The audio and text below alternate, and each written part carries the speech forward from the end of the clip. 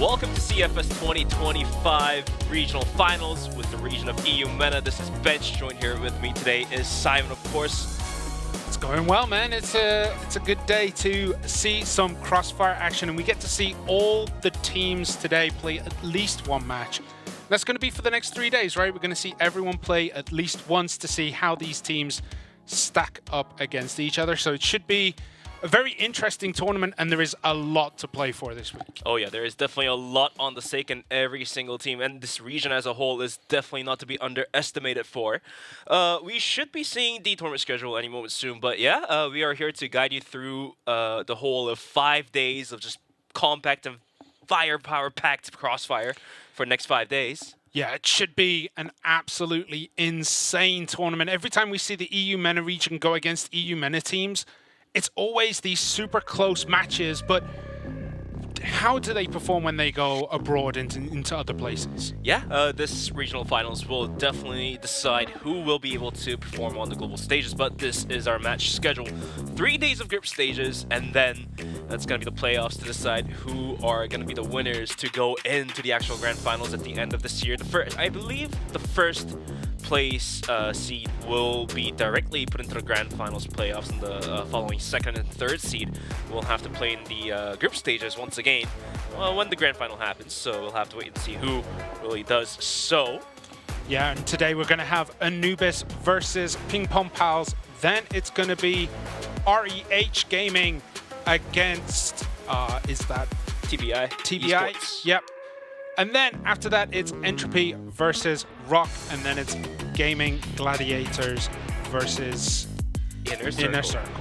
Yeah, definitely these teams.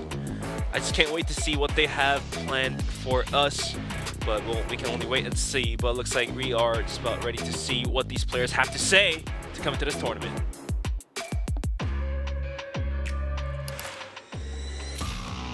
Hi everyone, I'm Dipsy from Egypt. I play for Anubis Gaming. I prepare for regional finals by working on our plans and skills, practicing more, and focusing on improving my individual mechanics. The hardest part was to keep balance. I had to work hard, but also take care of my health. Yes, there were a few surprises. The game rules changed fast, and we had to change our plans quickly. Actually, the Chinese teams, because they are very strong, and I want to see if they can compete with me. Dip or rise, I will always rise.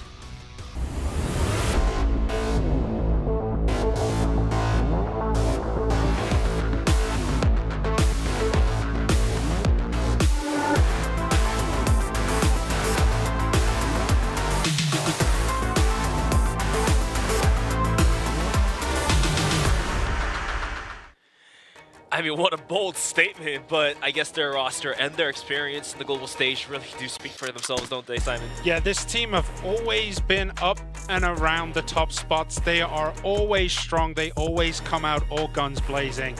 I mean, some of them are relatively new to the scene. I mean, we have, I think it's Comics who only joined last year. We need to see how he performs on the stage this time round, but the rest of this team have been around for a very long time, and they have been very successful. They have been definitely around for longer than enough, you say. For the roster, Jaguar, Dipsy, Doom, Sad, and Comics.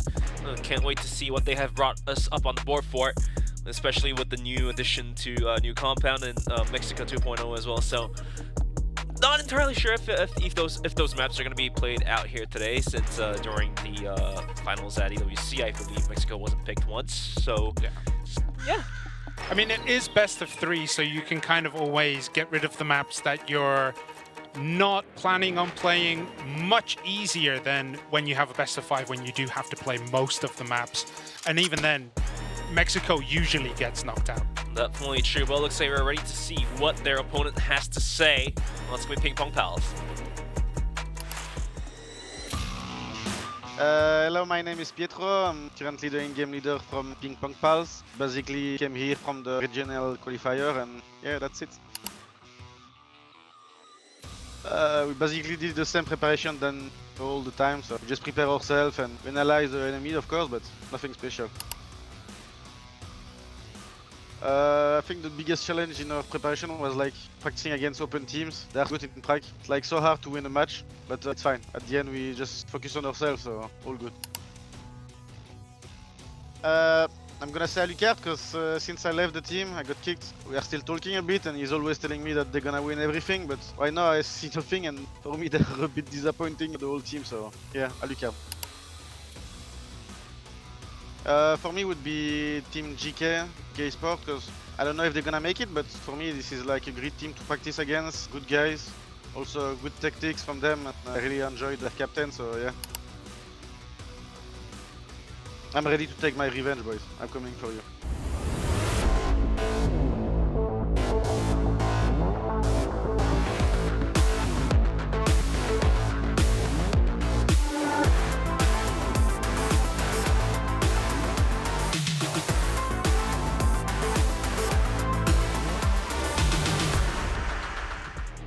Ready to take revenge, says Pietro. The vendetta is coming around for Pietro, MKZ, LSY, Gainer, and HDZ. Some of these names quite too familiar, Simon. Yeah, and some of these players have bounced around teams. I know MKZ was on Lazarus as well last year, as well as HDZ. He was also there. So now they're back together, and this is a team that absolutely thrives when playing against Anubis. Definitely a squad who has the caliber to just single-handedly take down Anubis, but gotta really wait and see how the whole story unfolds, I guess. Of course, HDZ been in the scene long enough as well, keeping his composure, keeping his calm, but their roster looking pretty darn good as well. And the stats as well do also speak for the team. Yeah, HDZ, his kill-death ratio is 1.34, and that was from Season 2 and the regional qualifiers. I mean, in Season 2, PingPongPals, they 2-1'd Anubis. That's who I was looking for there. So they've already beaten Anubis. They already know their game plan. So will they be able to do it one more time when it matters most? This tournament is the one that matters the most to these teams. Yeah, $100,000 on the line for the regional finals, as well as a spot to the grand finals at the end of this year. So a lot of things on stake. Like a good thing you said about definitely having had the history to beat them 2-0, 2-1 rather, is definitely a one-up.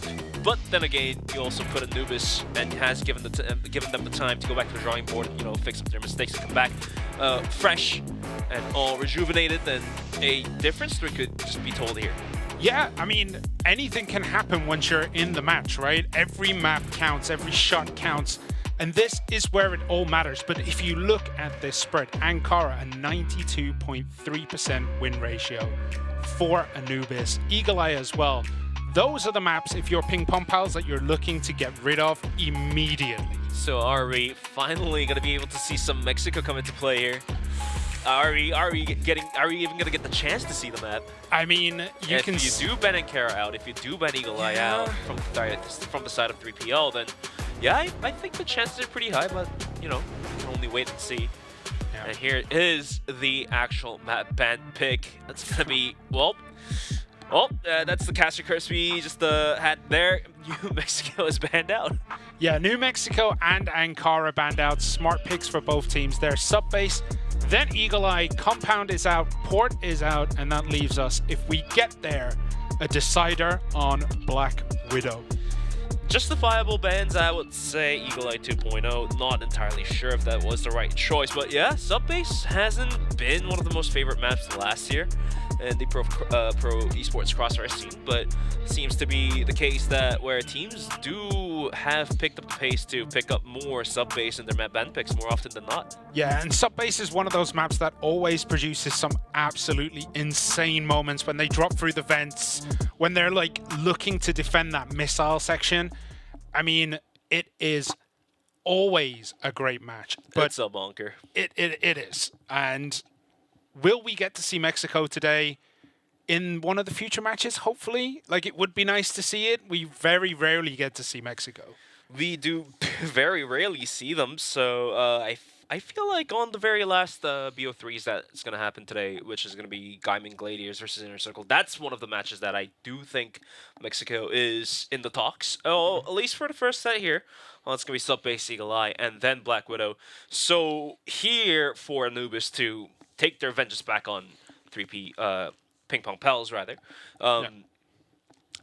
In theory, close out Sub-Base in their favor. Eagle Eye is their map, so they have a good chance of closing out 2-0. But if you do drop Sub-Base and then you have to go into Eagle Eye with a map down, then they really have to take the map back, because Black Widow is going to be a tough one for Anubis. Yeah, I mean, Black Widow is one of those maps that these teams have been around a long time. They've played probably thousands, if not tens of thousands of games on Black Widow, on Ankara, on Sub-Base. These are the maps they know the best. They have their movements down. They have the grenade points down. Everything they know is in these maps. So when you start, you know, you might throw in an Eagle Eye here and there and see how you can change things up. But these players have run the routes hundreds of times, and they've watched everyone else run the same routes. Maybe that's why the New Mexico ban is justifiable, because you want to play in the playground that you're more familiar with than not. So, yeah, solid picks here by the teams, but it looks like the players are just about to be ready to bounce right into the game here, which is going to be Sub-Base to kick us off. Looks like all 10 players seemingly all energized and ready to just shoot at each other. Absolutely, they are. They're getting hyped. They're getting ready. This is their first game of this qualifier. Will they be able to take a victory and kickstart their campaign? Or will they take a loss and have all that pressure back on them? We will see very, very shortly. And there you have it. This is going to be map number 1 of the day to kick us off in the regional finals. Anubis versus PingPongPals. And PingPongPals versus Anubis. It's going to be Sub-Base, as we do have an opening frag from HDZ with the AWM. The kill taken down on towards Dipsy, which is out towards A-Long. So already from the beginning of the very first round, Anubis is going to have to suffer from a loss. Yeah, we see Sad covering this doorway, but it is a very risky position, especially as 3P are looking maybe to run down that A road and get that bomb planted on A. But right now they're still sitting very deep, waiting to see, waiting to listen, hopefully finding a nice path through the Anubis line. Comics actually took a bit of damage there as well. Yeah, and that also does hint to us that Anubis will have to go for a weakened defense. Gonna have to put 2 players each on the bomb, so which does weaken the defense down towards middle. And in all that, PHO took a bunch to himself as well. About minute 11 left on the clock here, and 3P not showing a definite interest of which bomb site they want to aggress down towards just yet. Yeah, but they have the C4 walking in down towards double doors, it looks like. Yeah, this is a risky push. The grenades are out, the smoke, the flashes are down. Will they be able to come out? Comics has flashed up. He's going to start seeing things now. Grenades, more going into A, but they're pushing towards B. And here we go. Down goes Doom. And Jaguar trying to get something done here. He's going up against Gator, but we're going to switch out. Jaguar gets one more. And it's going all for Anubis here. Gainer has nothing left in the tank. And Anubis just have to wait a little bit longer. That was a quick round. We do still have Gainer with about 4 HP. The bomb held down. Gainer has nowhere else to go, and that's going to be a clean round. Being picked up by Anubis. That's going to be 1-0.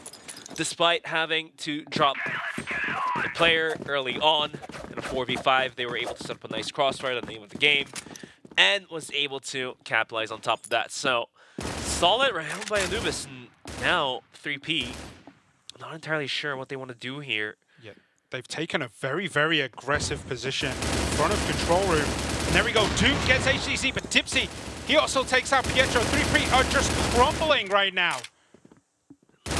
Done here. It does going to be MKZ taking a frag down onto Dipsy, and Gainer on top of the fence trying to find some ground for his team. Anubis may just have left the 7 area completely empty, and this might just pay off dividends. It's going to be Comics going down with the control down towards A, completely given away. The C4 rotating in from the Nook as well. Should be a sure plant. granted towards the side, for the side of 3P. There it is, the C4 is down as Gainer gets Jaguar as well. Doom is very low, and it's 3 against 2. And now it is a very hard push here for Anubis. They get one. That's LSY down. MKZ lurking behind the box. Doom picks up the kill through the box. Sad takes a ton of damage. Gainer trying to do what he can. He's flashed up. He gets one. Can he make it 2? Yes, he can. And 3P, they fight back. Fighting tooth and nails are going to be these two teams tied at 1-1. Even that last round, down towards middle, 2 players going down, but 3P still puts up the fight. And this time, Anubis wants to take the fight in the front yard of 3P. They were trying to push out towards Machine Room, but it looks like they are just going to fall back once after gaining control of Machine. Yeah, Jaguar is in a very, very advanced position for the Global Risk side, trying to see if he can see anyone coming through. He might actually get a peek on MKZ. He might get the drop here. They don't... Do they know he's here? Everyone's sneaking up together. Here we go. MKZ does look as though he's going to start pushing, as Gainer actually takes a couple of bullets, and LSY pops around the corner. He takes Jaguar. Comics tries to do what he can. He gets MKZ down, but LSY on a triple kill here. Anubis about to be down and dusted. Just the 2-player hold in towards Machine did not work out at all. Down to the ends of Sad in a 1v4. Not going to happen HDZ. Quick with the TRG. Quick scopes him out from the lobby. It's going to be 2-1 with 3P leading out. Subbase, of course, more leaning towards the Blacklist side. But some of these rounds we see here, Simon, is just not the best A game being put out by Anubis. They did really well. They come out all guns firing on that first map, yeah, but yeah, it just doesn't seem to be going well for them. They seem to be playing quite aggressive here, and they are getting punished by 3P. Are they going to have this tactical readjustment that they almost need here to try and come back into it? Going to require some sort of strategic, scrapping, I would say. Just some things not working out here for the side of Anubis, so gotta fix up those mistakes and see how it rolls. Gainer having found some success in the past couple rounds. Well, it's gonna be Pietro this time, sniffing down towards vents with LSY down towards middle. Yeah, they tried the grenades come out. That's going to give cover here, maybe for a big 3P push, and they're all go. They jump in. Jaguar picks up a double kill, but does go down. Doom gets one, but Pietro takes him down. Doom and Dipsy, their powers combined do take out Pietro, and it is a 3 against 1. HDZ has it all to do, and he's sneaking around the bomb. Oh, just about misses that shot and gets absolutely collapsed on. Dipsy makes it happen with Sad, and that is that. It is 2-2. Right on top of heaven, just by the pipes, and was able to quickly spray down 2 players before going down, buying enough time, buying enough room for his teammates to make the crucial rotation and wipe the round up, and quickly ties it back to 2-on-2. And Sad, I think he has spotted the tip of the head by Pietro. He definitely did. And the shot is there. Not quite there for Sad, but it is definitely there for Pietro. Quickly down goes. It's going to be Sad. Down to 5v4, and PingPongPals. Where do they want to take this one into this time? Mid to B didn't work. Double smoke out, but it doesn't cover the pillars. So this time, they might just think about just bum rushing it down towards Machine and see where that takes them from. Yeah, it felt kind of unfortunate for Sad because every time he scoped out, the top of the head was there, right? And every time he scoped in, there was nothing. So does get taken down. It is a 4 against 5 as it looks as though we're going towards B. Still, though, only 1 down. Little bit of a skirmish here. B is pretty well defended, to be fair. We do have Jaguar on site. And there's definitely enough time on the clock for a rotation to be made, which exactly is what PingPongPals might be doing. Not just yet, as Gainer does step in down towards B as well. If Ford is fixed to be sold, MKZ will have to make some noise any moment soon. But until then, still showing signs of interest down towards B is going to be 3P. Yeah, they're all sitting in that machine room. They do have MKZ just covering A-long on that A road as well, just chilling by the door, seeing if he can maybe cause the rest of Anubis to maybe push out or catch them unaware. And he pops out through the door, gives away his location. That has opened up B, actually, so we see the rush in, come in through 3P. Grenades getting from, but I think that was a misthrow. Ended up flashing himself there as we go down. Doom gets LSY, Pietro takes out one, Dipsy gets HDZ. It's 2 against 3. Jaguar has almost nothing left in the tank.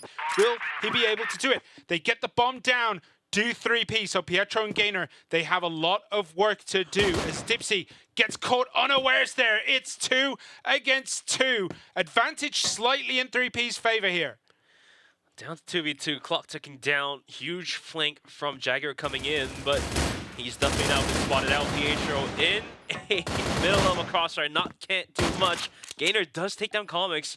Jaguar about 4 HP, nothing much could be done. And a rather clean round by 3P. It's going to be 3-2. Yeah, this is tooth and nail stuff. It seems as though Anubis, they looked as though their adjustments had worked, but now they're starting to slip again. 3-2. Will 3P continue? Because each round they win is so clean. Will they continue to do what they're doing? And it does look as though it's actually going to be an A push this time, but the C4 is still in the middle, but it looks as though it might be a quick rotation over. We see them going through the double doors, pushing down those stairs. Is Pietro. He's having a bit of a scouting mission here. He's going on an adventure. Will he be able to get back out? Dipsy has eyes on the long corridor, but actually moves out of the way. He's expecting something through the vents. Grenades go out. Comics is down at the bottom of the stairs. He's going to be the first to know if anything happens here as Dipsy is completely smoked out. And here we are brewing and cooking up a huge push down towards A any moment soon. Sure held down by Comics, but on a 1v4, 1v5, things could just turn out pretty rough for the guy down the stairs. And here comes the pop flash. Any moment soon, here it is. Comics versus the world. He just fails to take a single kill. Comics goes down. Eventually, Dipsy comes in for the rotation and does provide support. Pietro will be taken out in a 4v4. And Gator with a lucky shot on towards Dipsy will make things a little bit worse for the side of Anubis. C4 to be planted any moment soon here. The rest of Anubis trying to scrap up what they can. And they're going to be going on the counter push. Gainer is quietly having an amazing match as Jaguar takes HDZ down. But Gainer, he's 10-2 right now. He's doing absolutely amazing. As we see MKZ hitting this corner of the steps. But, oh, Jaguar sneaks on by. Can Sat do the same thing? No, he cannot. He gets taken out. But just like that, it's a 1v1. 20 seconds left on the C4, and we're on board with Doom, who gets taken out by Gainer. 12 kills. The guy is unstoppable right now. Smart play by Gainer. He was able to just move in closer towards the Nook and, juggle with his positions. Doom had too many places to watch for, and it's not going to work out. But Doom this time around will be able to find the opening frag coming into the round. MKZ will go down, and look at that. Dipsy going to be able to take down Pietro through the smoke as well. And that's going to be 4-on-3 thus far, as these teams definitely fighting tooth and nails. Like you said, Simon, seems to be the case where these teams are going to be exchanging rounds after rounds, and Gainer completely whipped there.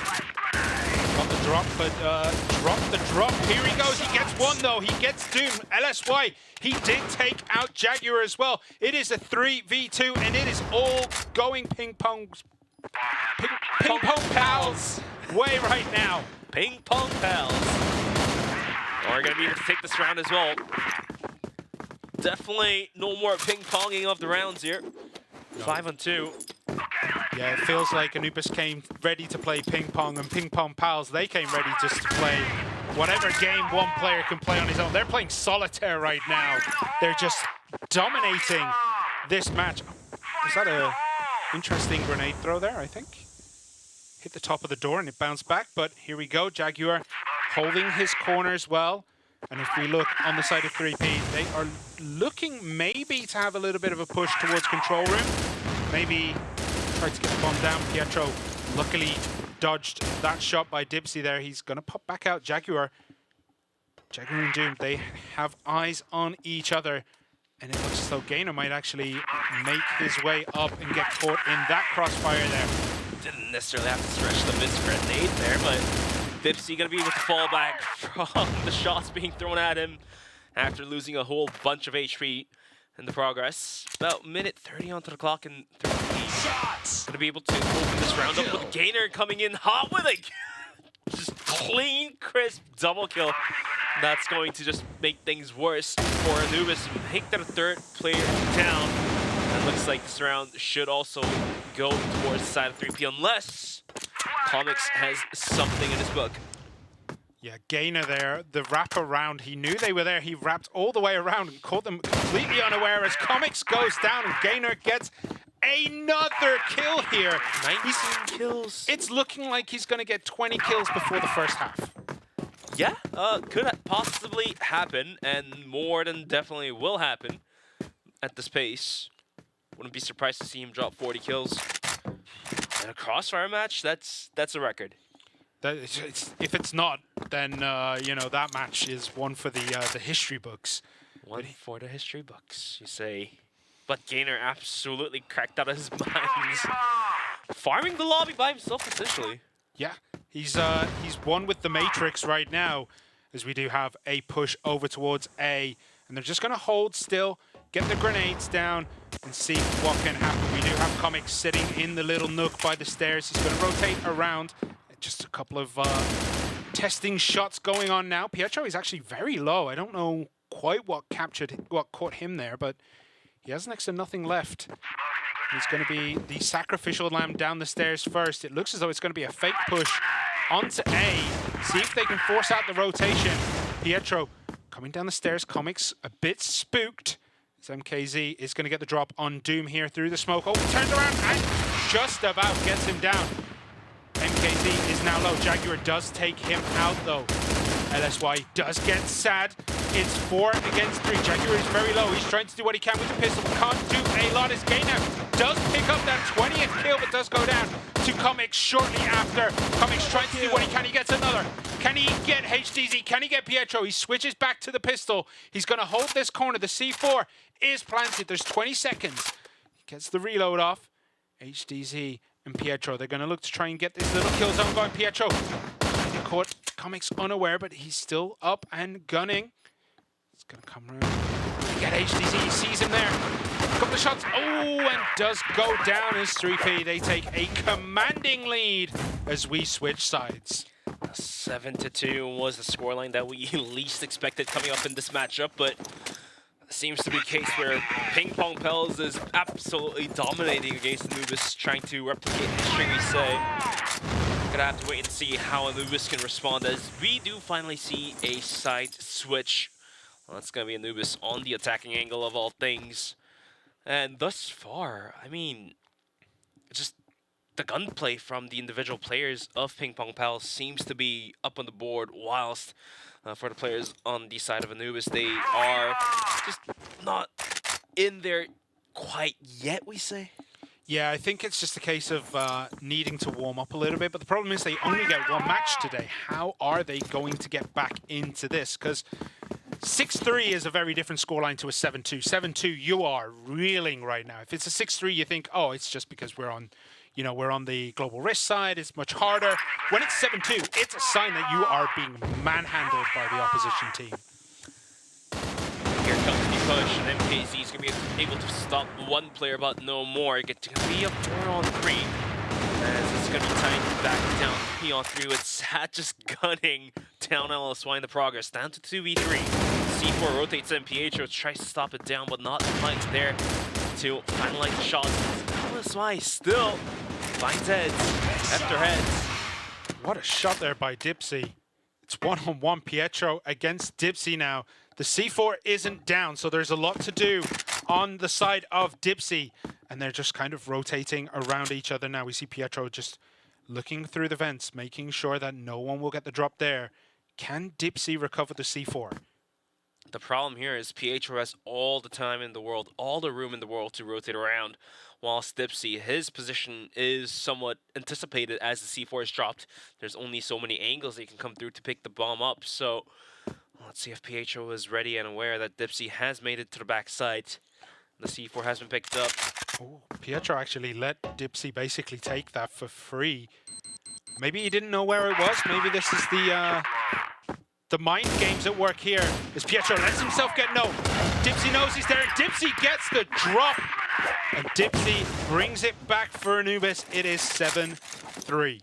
Maybe Pietro has just allowed too big of a room for Dipsy to play around. Gave the bomb site, gave the C4, but eventually that just came back to bite him back in the end.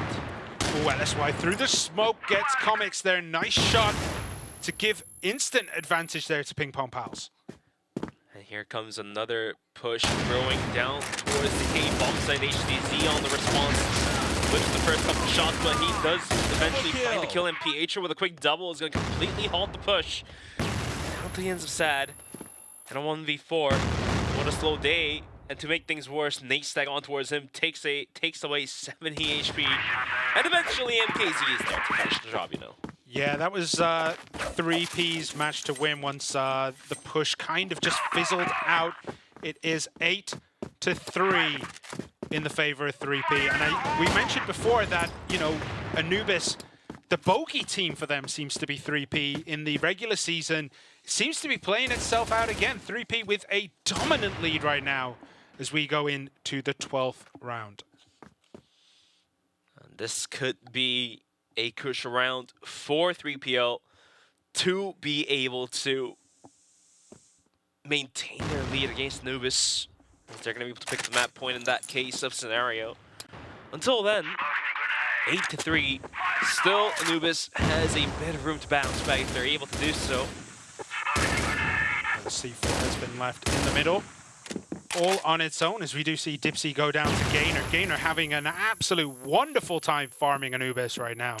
Let's see, where is he sitting at 21 kills. About need 9 more kills to comfortably sit at 30 kills, we say. Ooh, Gainer, what a push. And Doom was not expecting that. No, as Comics goes down as well, HTZ gets that. Jaguar's doing what he can to try and bring Anubis back into this. He does take down that lone gun of Gainer, who is at 22 kills. MKZ finishes it off, though. He gets a double kill, and it is set point here for 3P. 9-3 was the round, and first map pretty solid for the side of 3P. Oh. And I can't count. Yeah, it's 9-3. But you know, until then, gonna have to wait and see how everything else unfolds. Cause sub base, sure, if you do get lopsided and if you're just completely slide it down, then gonna be one of the tougher maps to bounce back. If Anubis is able to pick up some pace back in Eagle Eye, then you never know what's gonna happen. And even still, we do have one more round to be played on on sub base as well. Yeah, looking at the teams on the cameras, it is a two-sided story. You have Anubis here who are looking a bit kind of shell-shocked, and then when we looked at 3P, you just have Gainer who has a smile from ear to ear. Like, the guy is loving life right now, but you can see Anubis, they've got to be feeling a bit of pressure now. They've got to be feeling like, what can we do? I mean, look at that smile on Gainer. Oh, he's rocking it. They're couch surfing with nachos and salsa. What are you talking about? They know they only got to do it one more time as well. Like, they are just, yeah, timeout is called. I don't want to, you know, stretch anything, but in a 9-3, you will successfully close the map out 90% of the time, 100% of the time. 90% of the time, 100% of the time it works. 90% of the time it works every time. Yeah.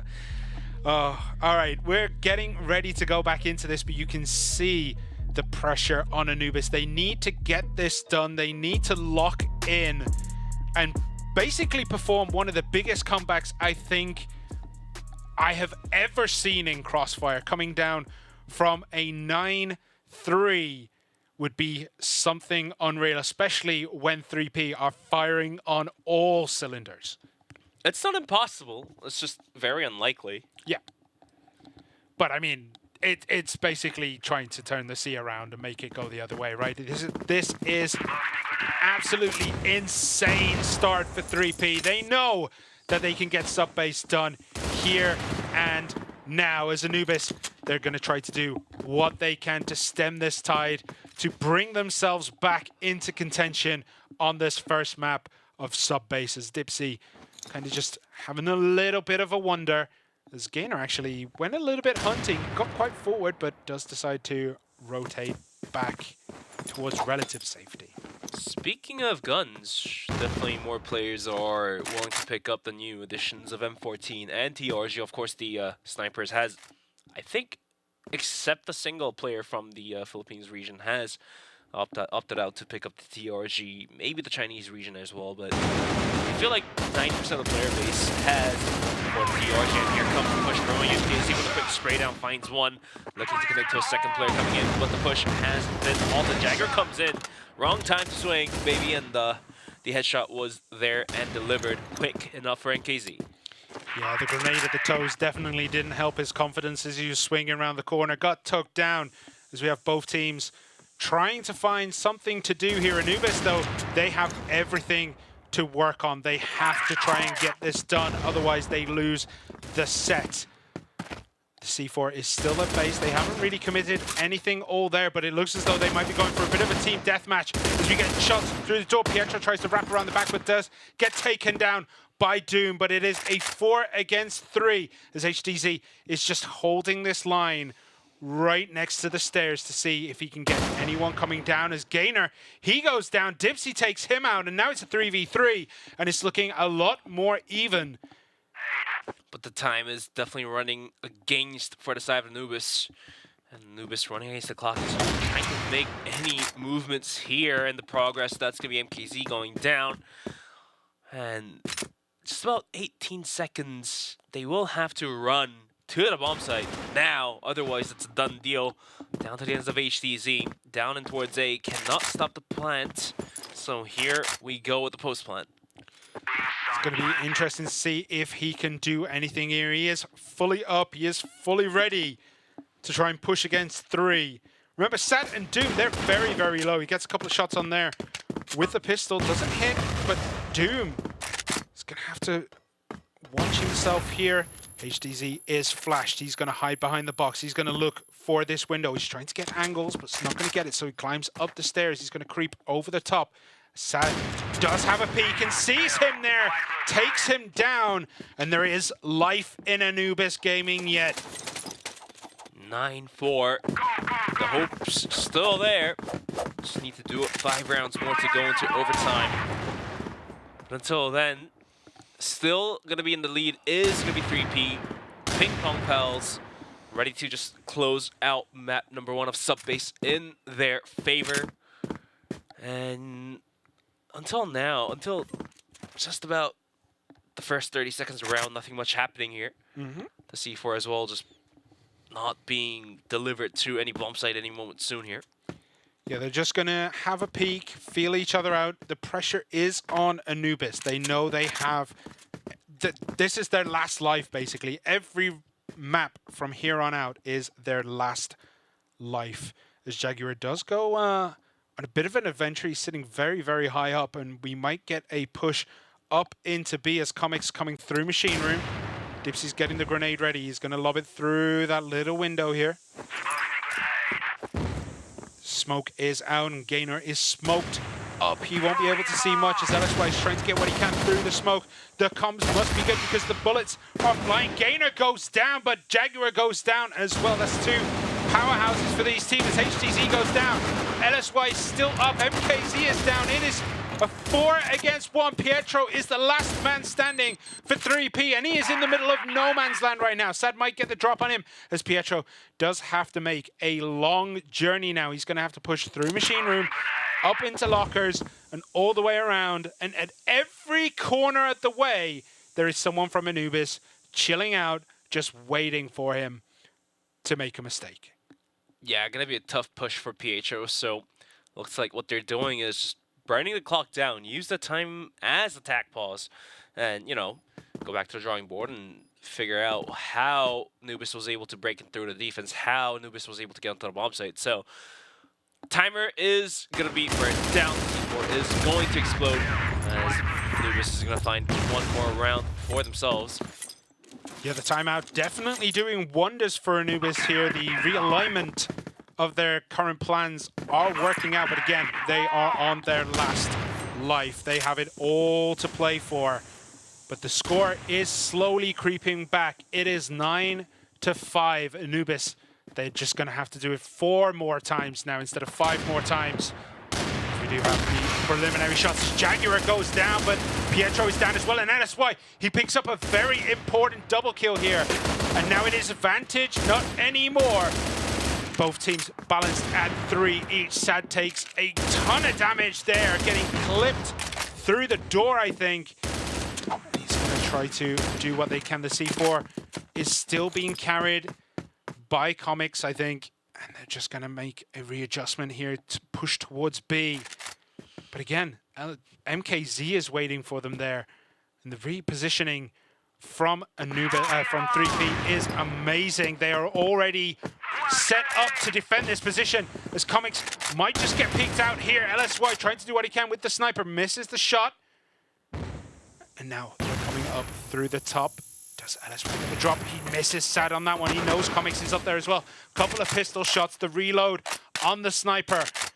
Comics is still dancing with death and comes out on top. LSY goes down. It is 3v2. Anubis might just be able to do this. Grenades come out from Comics. And he just has a little bit left in the tank. He's continuing to play with death by peeking over the top there. And there's 45 seconds remaining for this C4 to go down. Plenty of time for a rotation to be made. Well, the man advantage as well could leave a hanging player, but doesn't necessarily need to do so. As Comics is going to take down MKZ. LSY quick responds, but has to go find 2 more players to close this one out.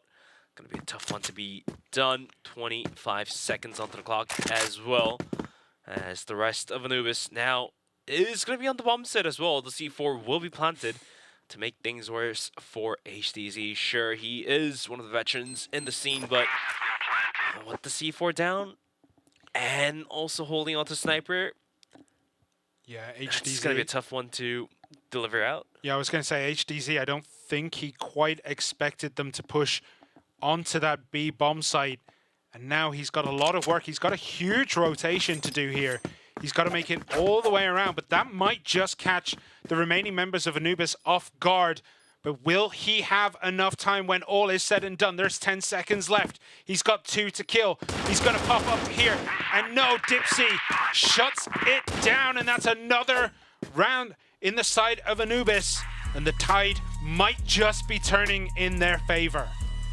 Gotta do it 3 more times instead of 4 more times for Anubis. And this pause will also help Anubis to be able to make the plan come truth. Yeah, I mean, the timeout being called by 3P here is smart. It looks as though they had it all going their way until the timeout was called by Anubis. So they're going to call one for themselves just to try and throw them off rhythm and to try and get back into the zone. I'm guessing during that last timeout, they were all just kind of chilling, having fun. Anubis went serious, and then 3P, they know they have to realign their mentality. They know they have to get this done. And yeah, it's not looking good right now, but remember, they only got to do it 1 more time. 3P, they just need 1 more win. And you can see there's a bit more relief on the side of Anubis this time. They know that they're making this comeback. They're getting more confident. They're getting their footing in this match. I mean, definitely not going down without a fight, we say, right? So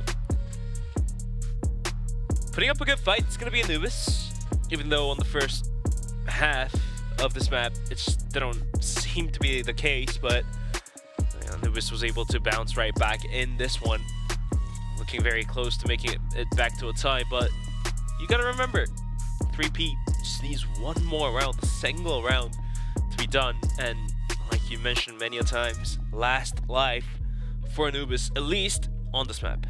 All it will take is 1 mistake from Anubis and it is all over for sub base.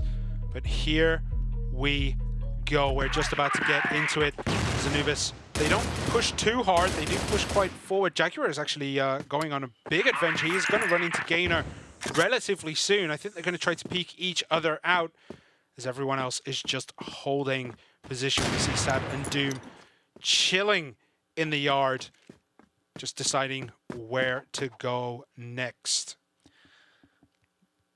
Where to go next is going to be the question, as Anubis finding multiple succession of rounds to be able to claw right back at the face of 3P. But the real question is, will the tendency continue? And Gainer is going to be adding another kill point to his name under his belt. Jagger will go down. Is that overextension one of the mistakes that Anubis really couldn't afford to make? The rest of the team now, they're going to have to play with their backs against the wall. It's LSY looking to get in position, covering probably the B door there.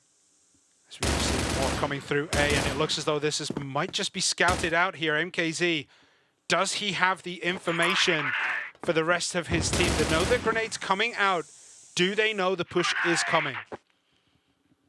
Even the push is actually going to happen down towards middle. MKZ under response gets completely clapped. Pietro will have to pull this one down. Good for one, not good for two. HTZ down in bomb site will have to cover every angle by himself. The rotation routes also has been cut off, as Doom about to sell a flank as well. Said will quickly clap him out. Down to 2v3 C4 to be planted, and Anubis keeping the hopes alive. Yeah, 3P, they had a bit of an advantage going into it, but they just didn't have the information available that this was going to be a big A push for Anubis. So now Gainer is going on the hunt. He's going to try to push down the stairs on his own as LSY looks to take control of the control room. But he has a sniper and a dream. There's 15 seconds remaining. The grenades go out and LSY doesn't know there's someone behind him. He might just get clapped here, and he does. Doom takes him out as Gainer tries to do what he can. He gets one. Can he make it two? Set goes down, but Doom cleans it up. Anubis take another. And now it is looking like we have a match on our hands. 2's easier than 3. 2's easier than 4. 2's easier than 5. So Anubis now in a more comfortable spot, still staying on the last life. And 3P just mightily struggling to close out a map which began in their favor, in their huge favor actually, and just now being put into the spot of, will we have to go into overtime? Yeah, 7-2, 7-2 if it does reach that point for the map, and we know it's Blacklist favored, but we didn't think it was quite that Blacklist favored between these two teams. And here we go, they're gonna have a little bit of a peek down the A road here. Is that going to be where they're pushing? Comics is looking at the machine room, just trying to get some information for the rest of his team, see if he can scout any movements. We do see Anubis fanning back out, just getting the spread. They're looking for information to see where the weakness in 3P's defense is. Throughout the history of tournaments in CROSSFIRE, we've seen knife kills happen here and there once in a while. Now, my question is, will we be able to see a shovel kill any moment soon? I don't. There's a shovel in the match, but I don't think that's going to be anyone's preferred weapon of choice. As HCC is flashed out, but Gainer, he takes Jaguars. Comics gets MKZ. Sad, he takes out Gainer.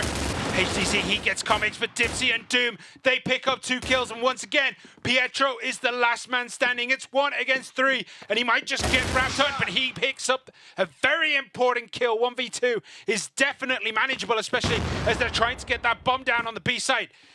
Does Pietro know quite where Dipsy is? The angle of that grenade kind of did suggest a very closed angle down through those grates. As Pietro does take relative safety, he's going to wait to see if any of them try to hunt him down to see if they push, but he has all the work to do. As Sad is actually quite far away from his teammate, he's going to allow Dipsy to see what he can do. Dipsy behind the box, behind the crate, behind the girder. Can he get it done? Pietro trying to do everything he can and just could not get the connection, but Dipsy stands strong. And that's another going in the way of Anubis. And it is 1 round away from being a absolutely stunning comeback for Anubis.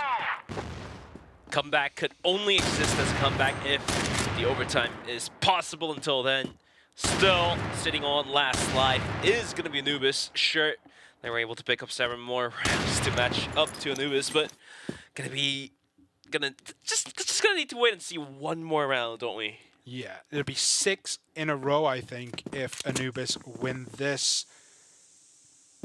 Both teams now have it all to play for. We have Anubis playing for that tiebreaker for the extra rounds. We have 3P looking to just close this one out and move us to the next map. That is going to be Eagle Eye, as Gainer getting those grenades onto the doors, just trying to cover any repositioning on the side of 3P. And we have a push coming now towards A as they sit on top of the steps.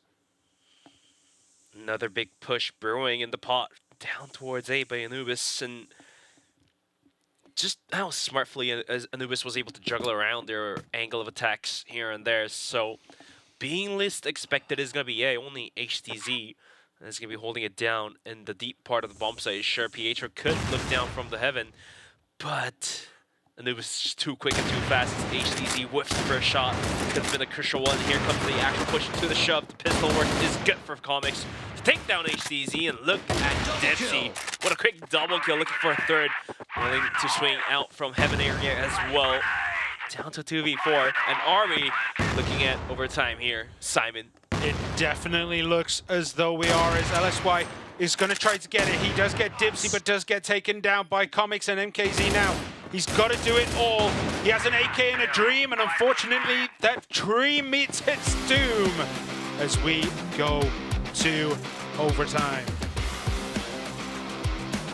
We're tied 9-9 as we are just about getting ready to move into overtime as well.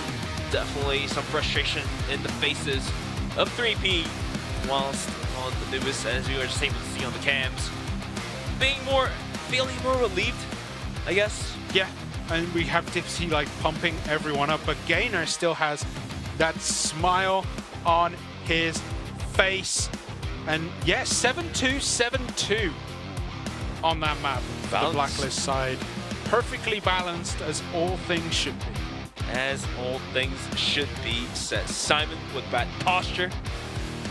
Or even then, is that also balanced? My posture is perfect, sir. I don't know what you're talking about. Well, only we can see, because we are not on camera just yet, but looks like we are just about ready to move into the first half of the overtime. It's going to be 6 rounds in total. 3 rounds in the first half, 3 rounds in the second half. So just gotta wait and see how it turns out to be, but thus far, both teams seems to be on the same level. Nobody's necessarily falling behind or anything, so. Yeah, we know HDZ has it in his pocket, right? We know that he can turn it on. How can 3P activate him in this? Because he's had a very, very quiet subbase so far. How are they going to be able to get him into it, get him fragging like we know he should? Put him at B. Why are you putting a sniper down in A by himself with no support? Well, is my response, but well, it's going to be 3P on Blacklist again to kick us off in the overtime. Now, I'd say in terms of speed, 3P was able to play faster than Anubis in most of the rounds, but that also comes to show that Anubis is better in terms of defense. Wasn't quite there in the first half, but let's see if being able to pick back up some pace on the Blacklist side will help them in any form or in any way coming into the overtime. Yeah, Comics taking a very aggressive position as Dipsy walks right past the door and gets shot for his troubles. Pietro telling the rest of his team, maybe we should explore what's going on at B if we can see them coming up through these doors here, as Comics does take more damage through the wall. Bombs coming out. Flashes. Dipsy trying to do what he can, does get in position. Waits it out as we see. I think that's Gainer having a bit of a journey through the AC here. Dipsy is on guard duty for that vent. And I think he did catch sight. Comics just chilling on the stairs. He's going to get punished for that positioning. He does decide to back it out, and both teams now just feeling each other out, trying to get what information they can. And 3P looks like they have decided it is a B push. Now Anubis, they have 3 on defense. Will they be able to hold this long enough for the other 2 to wrap around? Grenades come in as we do have MKZ making a push, and everyone is go, go, go on B. Doom gets 1, Gainer gets 1, Jaguar, it's back and forth. We're playing ping pong right now, but Anubis, they managed to get things done as Gainer does pick up a triple kill as well, and it is 2 against 1. Gainer has to get these kills. The C4 is left all alone in no man's land. Will he be able to pick it up and get the plants off? No, he cannot, as Dipsy and Comics, their powers combined, do get another win for the side of Anubis. I mean, for Gainer to win the round there, had to ace it out. Nothing else could have saved the round, and here comes yet another pretty fast push down towards middle. Comics being able to find some damage. Eventually, it's going to be HCZ with the opening frag. Like you said, Simon, gotta activate this guy. He's been pretty quiet, and he's been the power engine of the team, so to speak, to bring the whole team forward. Just wasn't quite there in the past couple of rounds, but here we go. Doom goes down. Pietro does nail him through the wall, and it's a 5 against 3. Doom and Sad are already disabled for the rest of this round, and it looks as though that might be the go sign for the rest of 3P to make that push onto A. They're creeping through the corridor. Comics is the only man trying to hold the stairs, and he's going to get a face full of blacklist anytime soon, but he runs forward, he gets double, he makes it a triple, he makes it a quadruple, he makes it a clean sweep throughout the whole of 3P there. Take them to Motown. It's completely mowed down 4 players with the rifle and the pistol. Good enough for the final kill for the ace as well. And eventually, that may just have driven out the final wind out from 3P. As this will make things even worse. What a shot. You saw that, just 4K spray down and the final kill with the pistol. Just cleaner and crispier than ever. Yeah, I mean, it was looking bad for him. It was 1 against 4 or 5 on the stairs. He runs up and just absolutely eviscerates 3P. Absolutely insane. And here we go again. HTZ is already taken off the board as the rest of 3P, they're looking to hold a couple of positions, see what they can do, but the blacklist advantage that we know exists is non-existent right now, as Anubis have found that 3rd gear they've been looking for throughout the whole of the first and half of the second half. Yeah, down a member is going to be 3P having to play a 4v5. Time has been burnt down to about a minute mark here, and I don't know, that last round just was too big of a round for 3P to handle. Another reckless push just completely halted down. All down to the hands of Gainer, finding a double kill, but once again has to ace this one out. And Dipsy eventually says no to that. Gonna be very lopsided first half for the overtime. Yeah, very, very lopsided. Anubis there making that map look GR favored. Like, that was domination from the side of Anubis. 3P, they really need to try and get themselves back into that gear they had in the first half, because they've looked all at sorts. Their pushes don't seem to have the cohesion that Anubis have. Like, Anubis are going in this together. They're covering each other. Whereas 3P, they kind of look a little bit lost right now. And now we took a bit of a turn here, and now that's going to be 3P against the wall. Between a rock and a hard place, just being dead stuck. Yeah, last life. They couldn't make it work with the global risk before. Can they do it this time round? Last life once again. Well, not again, as it's going to be first 3P, time. yeah. Yeah, for the first time, 3P are on death's door on sub base. PingPongPals will now really have to pick up any rounds in the door, in the pockets. Otherwise, they will drop a map. They were winning 7-2 and was also a map point 9-3. And they just have to watch the map fade away in their fingers. Yeah, I mean, they had advantage for so long, but Anubis had that spine to hold themselves in contention, and they are now at set point themselves, as it looks as though Anubis sniffing around that A door. Are they going to make a push, or are they just going to fan out, just trying to get that information that they so desperately need to break the defense of 3P? Let's wait and see how Anubis wants to take this one into. The C4 is going to be down towards middle with some pop flashes and nades out towards B. It buys a bit of attention for the side of 3P, and there's the rotation coming in from LSY. Will that be a fake, or will that be a real push coming to shove? I think it might just be a fake here. They are holding this very, very tightly. Will they rotate? Will the rest of Anubis join together? As we do see grenades, and there is that rotation back. It was a bit of a fake as they continue now to move over towards A. The C4 is picked up, and they are gunning for the A road and waits. Pietro actually just instantly gets eviscerated by Dipsy, and now it is all go for Anubis. They're trying to rush this down as they do have comics trying to get the wrap around. Doom gets HDZ, but LSY, he did get... Oh, Doom picks up a double kill. Gainer, he gets his own double kill, but he does go down to Jaguar and Sad. It is 1 against 2. MKZ has it all to do. He's got the knife. He's going to try to get the drop on Doom as the C4 is planted. 40 seconds remaining. Can MKZ do it? Doom walks out and just instantly pops MKZ. And just like that, Anubis, they take sub-base. They steal sub-base, what do you mean? I mean, that was a solid first half by PingPongPals, and all of a sudden we switch sides. Anubis just wakes up and logs into the lobby and just completely dominates on the board. On screen, Anubis Gaming taking sub-base. I don't want to say it's back to their hands, it was never in there, but they were able to take it away in the hands of 3P and take it for themselves. I mean, they won basically 10 rounds in a row to bring this back in their favor.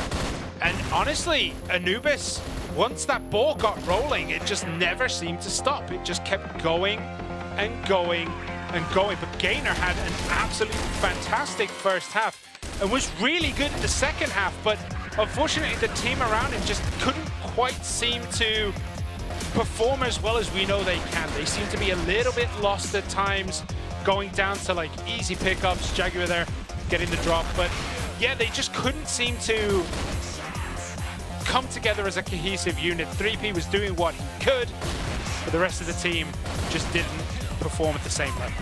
And now the frustration really kicks in for the side of 3P. Like, a map that was supposedly theirs, gone, taken, snatched away in their hands in a blink of an eye. So Anubis is definitely one of the teams that shouldn't be underestimated. Maybe that was the case here for 3P.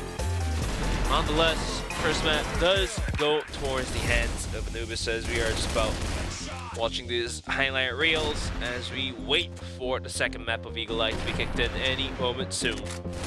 Yeah, this is going to be an interesting one. PingPongPals, they started strong, but the wind kind of just left their sails and they were left stranded in the middle of the ocean. And Anubis just, I mean, what can we say that hasn't already been said about Anubis? That was absolutely insane. Absolutely insane indeed.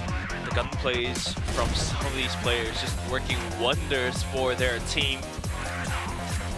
Just can't wait to see the 4K, 5K. This one here, Comics, just runs it up. 1, 2, 3, make it 4. And then he turns around, I missed one. Gets the 5th. And you can see what it meant. My God, he just ran up, chainsawed everyone, and someone got past him and he was just like, wait, that took away the soul. What are you doing there? That took away the spirit. Yeah, I think that might be the straw that broke. I think that was the nail in the coffin. Yeah. But as a pro, let's just hope that this map doesn't necessarily come back to bite in the mentality. 13-9. Dude, look at Gainer's. Surprising. It's going to be Anubis taking it away. And like I said, yeah, look at that KD. Gainer's KD 2.45, and he was on the losing side. Yeah. That's absolutely nuts. And that just comes to show that it was a map deserved by 3P until the final 13 rounds there. Yeah, absolutely. We all thought, you and I, and the viewers out there, we all thought that this was going to be a map being picked up by PingPongPals more than likely. And we switched sides and Anubis completely just wakes up from the sleep and logs right back into the lobby and just plows in 10 rounds in a row. Yeah, I mean, it just goes to show that CROSSFIRE is a team game. It's not just one man performing miracles, which is what Gaimin was doing, because 2.45 is absolutely cracked at this level. No, definitely not. But the rest, like, Anubis just had solid game plans in that second half and just executed flawlessly. Once they started to get back into it, they never let it go. They continued to push. And now we get to wait to see if that push is going to go through on sub-base, and maybe we could get a 10-0. Yeah, pretty not so clean first map as we are getting ready to go into the second map, which is Eagle Eye. And when we saw the map comparison, Simon, what do you say? Which side do you think is more favorite coming to Eagle Eye? I couldn't tell you. I think this is one where I don't want to say it's a favorite side. I think this might just be Anubis' favorite. But it was... The whole series. The whole series. Was this Anubis' pick? I think it was, right? I think it should be. But nonetheless, here we go. Eagle Eye, already a bunch of damage being put out, taking away some health from most of these players. And speaking of taking health away, Dipsy and HCZ exchanging bullets. Down to 4v4. Instantly here, and Doom just gets the drop on Gainer. Gainer just was not looking, and we have a bit of a shindig going on down at the hotel as both teams now looking to see what they can do. Grenades flying everywhere. They're looking to try and get Sad on top of the little cable car thing there, peeking out, just seeing what they can do. 3P off to a rough start. Once again, dropping Gainer, dropping LSY. Down two players, and realistically on Eagle Eye, all you can do is push one bomb site as a 3-man. Doesn't have the room to invest in their player to flank down through middle, flank down towards A. So C4 picked up now. Bum rushing in is going to be the B bomb site being held down by Comics and Jaguar, seems to be. And Jaguar eventually takes one player out from the lobby, looking for a second. There we go. For the third, not going to happen as MPZ quickly swings in. Finds the drop from Jaguar, looking for the second. There it is, Pietro quick with the kill. And make that a 3K. All right, Pietro. Bouncing right back. First round being picked up by 3P. Yeah, that was very well executed by 3P. The cable car push working wonders for them as Jaguar eats a grenade there right on the catwalk on that bridge. And yeah, it looks as though it might just be repeating itself as Gainer takes down Doom. Where is Gainer? He's in the middle, holding what they can. Comics is going to get a... might just push out here into his own Doom. But here we go. Comics holding the door, playing it dangerous. We can see that Gainer and Comics both just taunting each other around that spot as Sad does make his way over there as well to Pietro. As both teams just holding position right now, just footsying around. Seeing where we can get Pietro. Peaks just a little bit too long and does get taken out.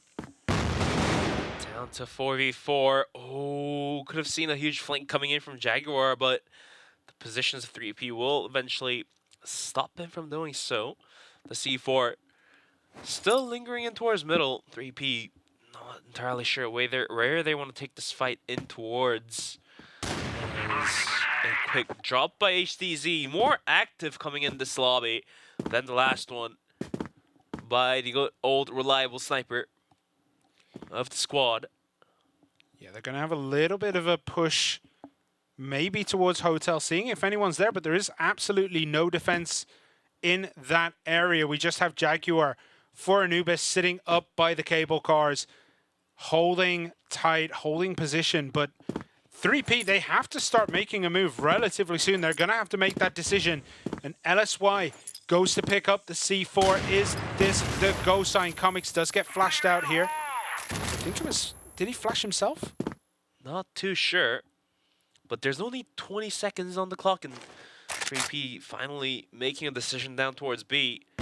Held down by Jaguar. Let's see if he is able to deliver once again. Not quite there this time. Gainer may have spotted Sat there. C4 will be planted. There we go. So now Sat gets one. Can he make it two? No. Comics goes down. Gainer, he gets his kill. And now it's Gainer and Sat dancing around here. And Sat is the winner of that. And it's 1 against 1. Sat against HTZ, but HTZ just quick scope Sad. And that is another round going towards 3P. 2-0 as 3P is going to lead out. But even that last round has to come down to the wire, down to the hands of HTZ once again. So going to be a little bit of a tough rounds being played out here. Yeah, Anubis instantly taking a lot of space, and 3P are pinned down in their own spawn here. Look how aggressive that is for Anubis. They just took 90% of the map almost instantly and just kind of forced 3P to sit in this position. They've got nowhere to expand into, and they're going to have to try to push against a very interesting Anubis defense here. Doom dancing around the tower, seeing what he can find. He's going to eventually run into Gainer. Who will get the best of that? We will soon see. C4 being held by LSY. Pretty quiet coming into the second map.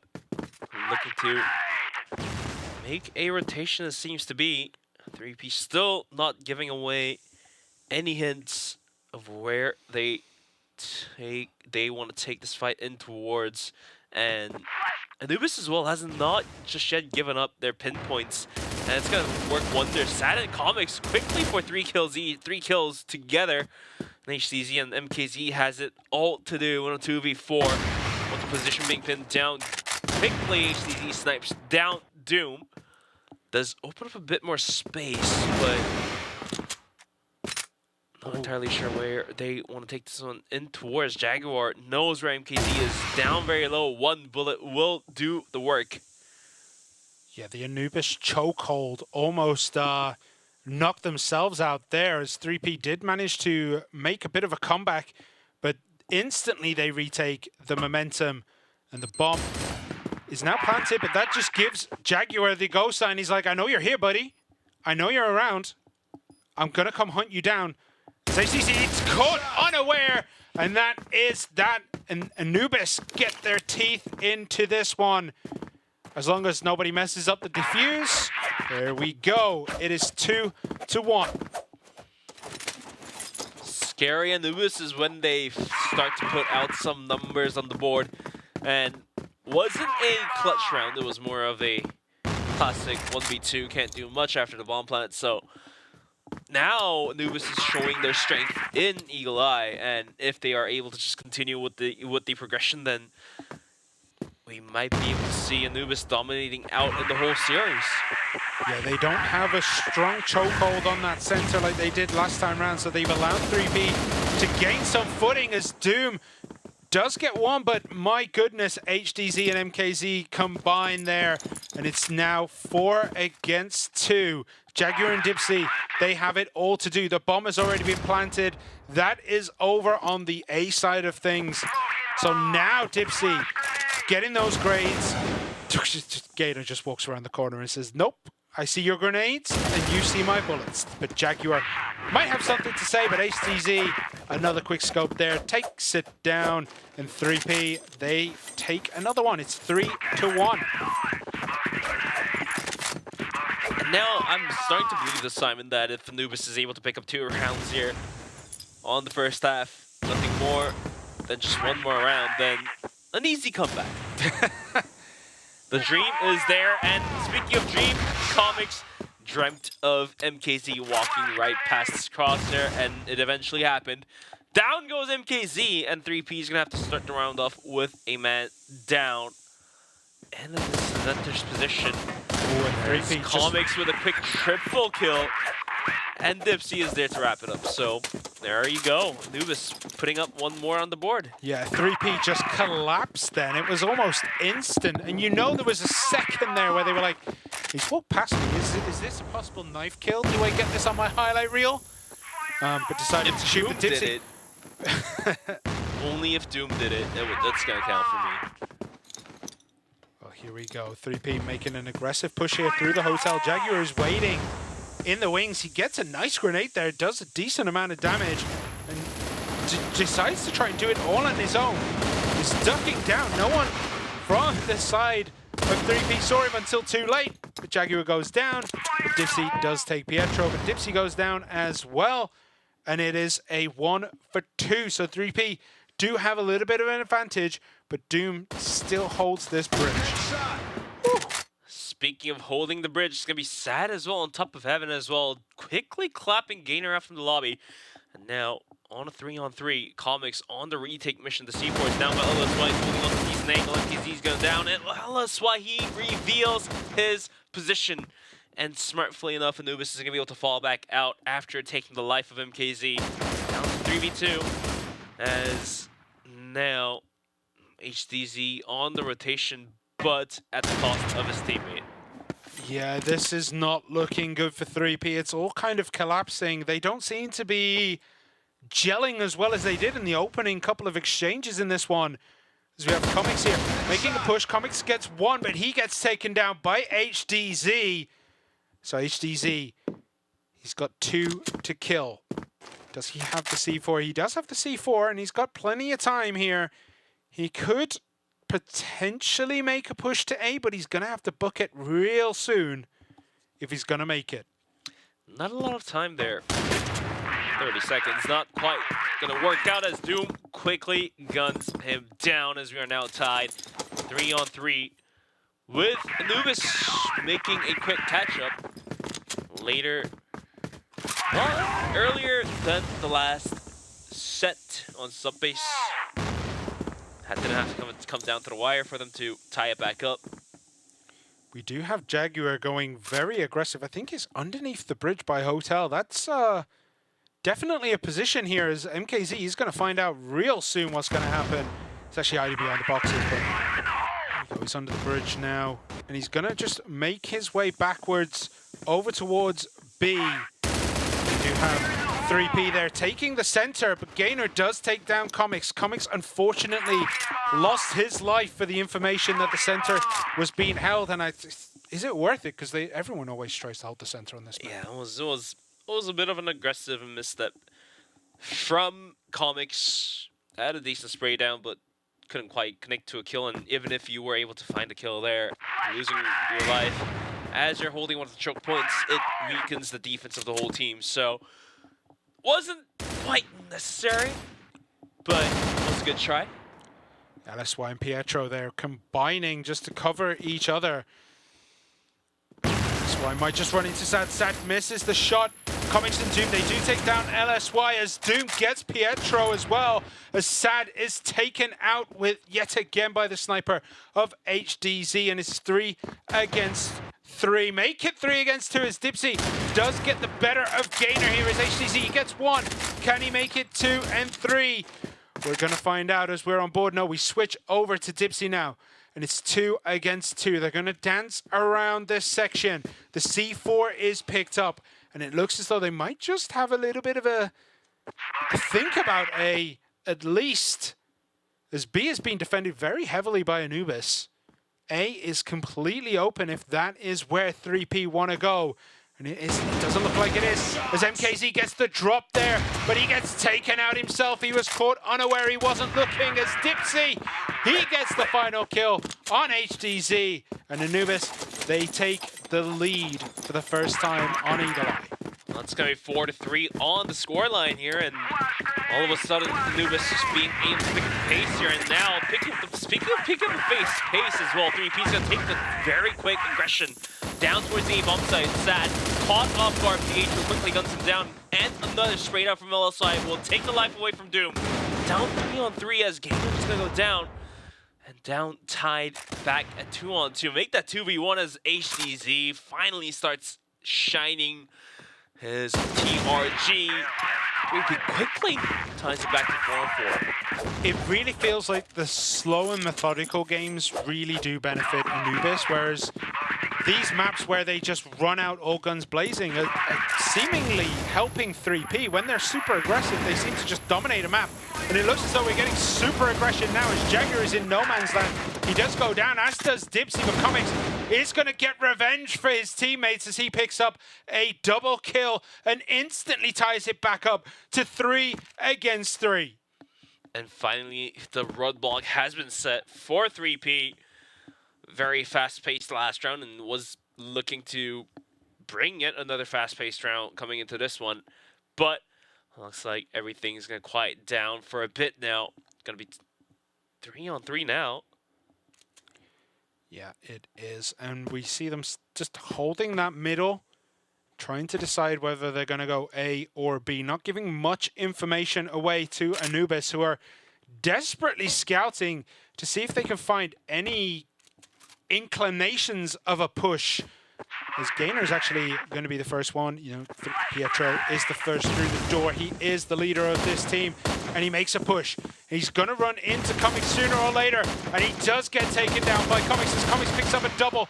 Gainer does eventually get that kill, but it's a 1 versus 2 situation. He's got Doom and Sad to clear through. He's going to pick up the C4. He's going to make it over to B, but he has 1 minute remaining. He can take all the time in the world to plant this.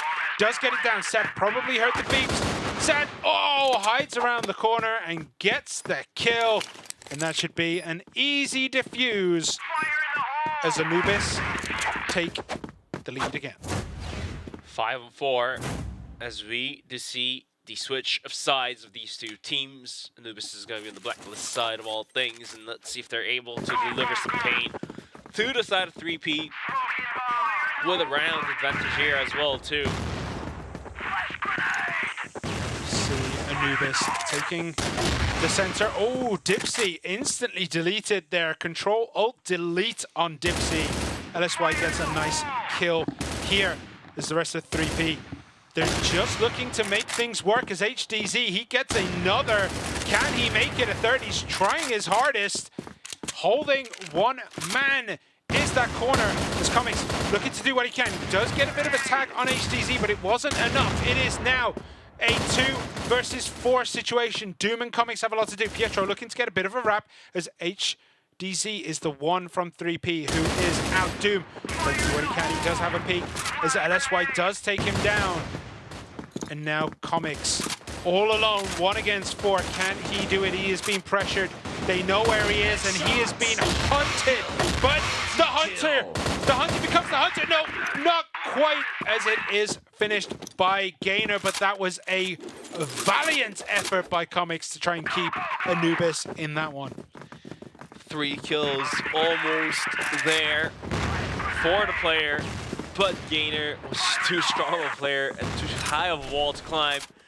Eventually, we're tied back once again, 5-on-5. Look at that replay too. Clean, crisp clicks for 3 players to be delivered. Not quite there for the final 4th kill. As though coming into round number 10, hot shots being thrown out. The C4 not being picked up yet as well, I believe. Yeah, just leaving it in the back while they're deciding where to go. But Comics is having a great map so far, 16 and 8. As Dipsy's just holding this corner, does walk into MKZ and gets the better of him. So now it is 5 against 4. HDZ is very low too, as Dipsy looks to do it with the pistol. He's just going to push up and find absolutely no one in that hotel. And here, what the thing about Anubis is that they are a strong team that can play with the clock very smartly, and is going to be burning the clock down to about the minute mark here. Has 2 players on the flank, has 3 players walking down towards the B long area, and the rest of 3P, they're just thinking about poking prodding out towards A long, but that may just open up enough room, enough gate for Anubis to pry it open, as it's only being held down by LSY. Kaner across the path with Doom, but Doom finds the better of him. Make that a double kill. Well, what? 10 HP? Yeah, Doom is unreal right now, but LSY completely missed the bomb plan. As he went to check a window, that is when the push came in from Anubis. As LSY does get down sad, he's going to try to do what he can. HDZ is wrapping around to help his brother out. The bomb is down, 20 seconds remaining. LSY and HDZ, they're going to combine, but no, Comics takes down HDZ and LSY goes bye-bye. And it is another round for the side of Anubis. 6-5. Anubis just willing to close the series up before going into Black Widow. Definitely one of the maps that they don't want to play against 3P. So better for them to close it out here. Otherwise, it's going to be a tough fight to be fought with tooth and nails. Yep. We're going to see if LSY can maybe get a pick here. He is in a relative position to see either Dipsy, Jaguar, or Sad. The line of sight is there. And Doom just having a bit of a peek around the corner. Comics as well, just holding the center. We see a very slow, methodical push here coming from Anubis. As LSY might actually just peek himself into trouble here. Whoa, caught in the leg.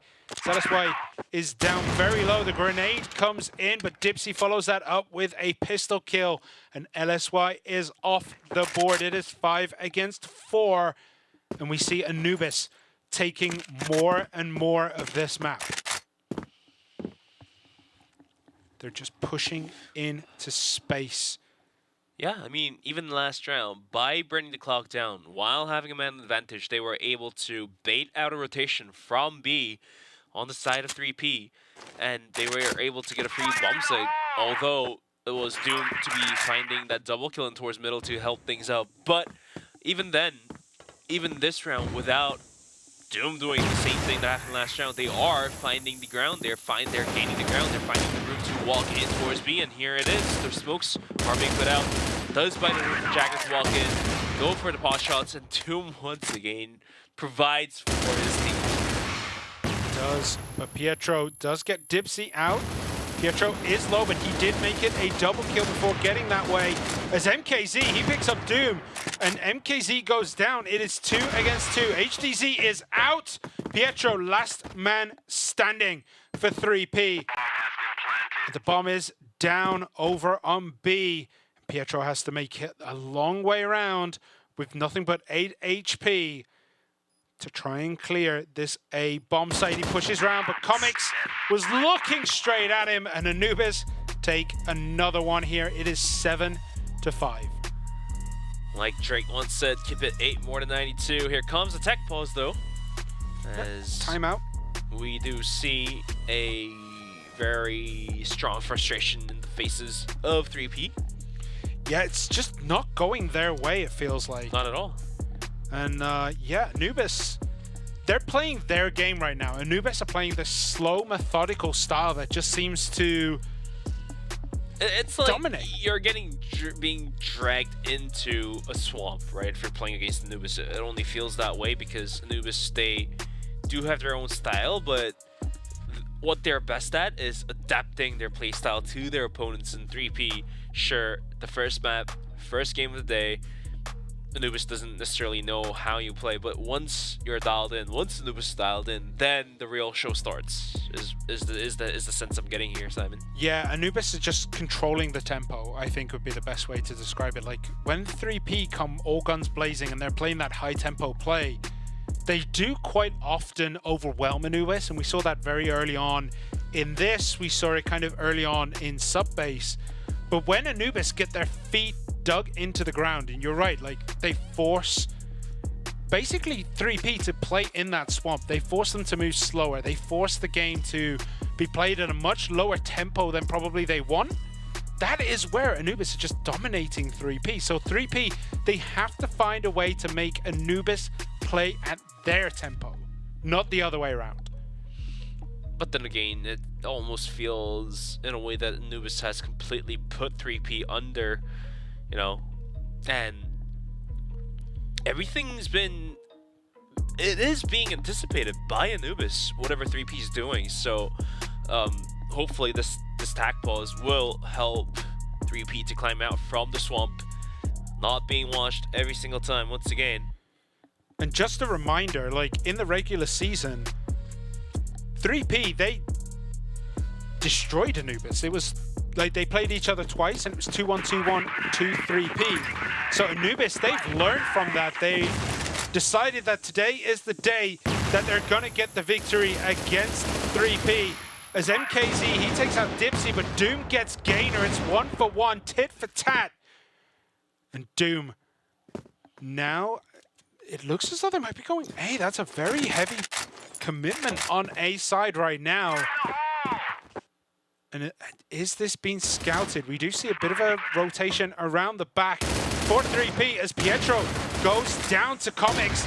But HDZ under, over. He gets another. Can he make it a third set? Does get LSY, but no, he doesn't get HDZ. 4-0 after the tac pause, 4 kills. What a map for him. What a map indeed, and getting close back to a tie once again. 6 is going to be scoreline. Anubis, after a failed push out towards Hotel, looking to give it a go one more time. But MKZ is on the watch. Position reveal, but here comes yet another swing. Jaguar with the spray down, not quite there to connect it out. The pistol out in his hands. Does a bit of damage, but allows MKZ enough room to fall back. Yeah, I think Jaguar thought he got more tags than he did, because he was quite aggressive with the pistol coming around that corner, and that could have gone horribly wrong for him. MKZ now just chilling behind the reception desk. He's still at about 50% hit points. Like, he's perfectly fine. Perfectly fine indeed, and Anubis opting out for a more slower tempo coming at this round. Not entirely sure where they want to aggress in towards. Could be B, but look at the stack coming out from 3B. 4 players strong, make that 3 now as Jaguar and Stat finding a piece each, and Dipsy as well, so they're just gonna brute force it down on the bomb site.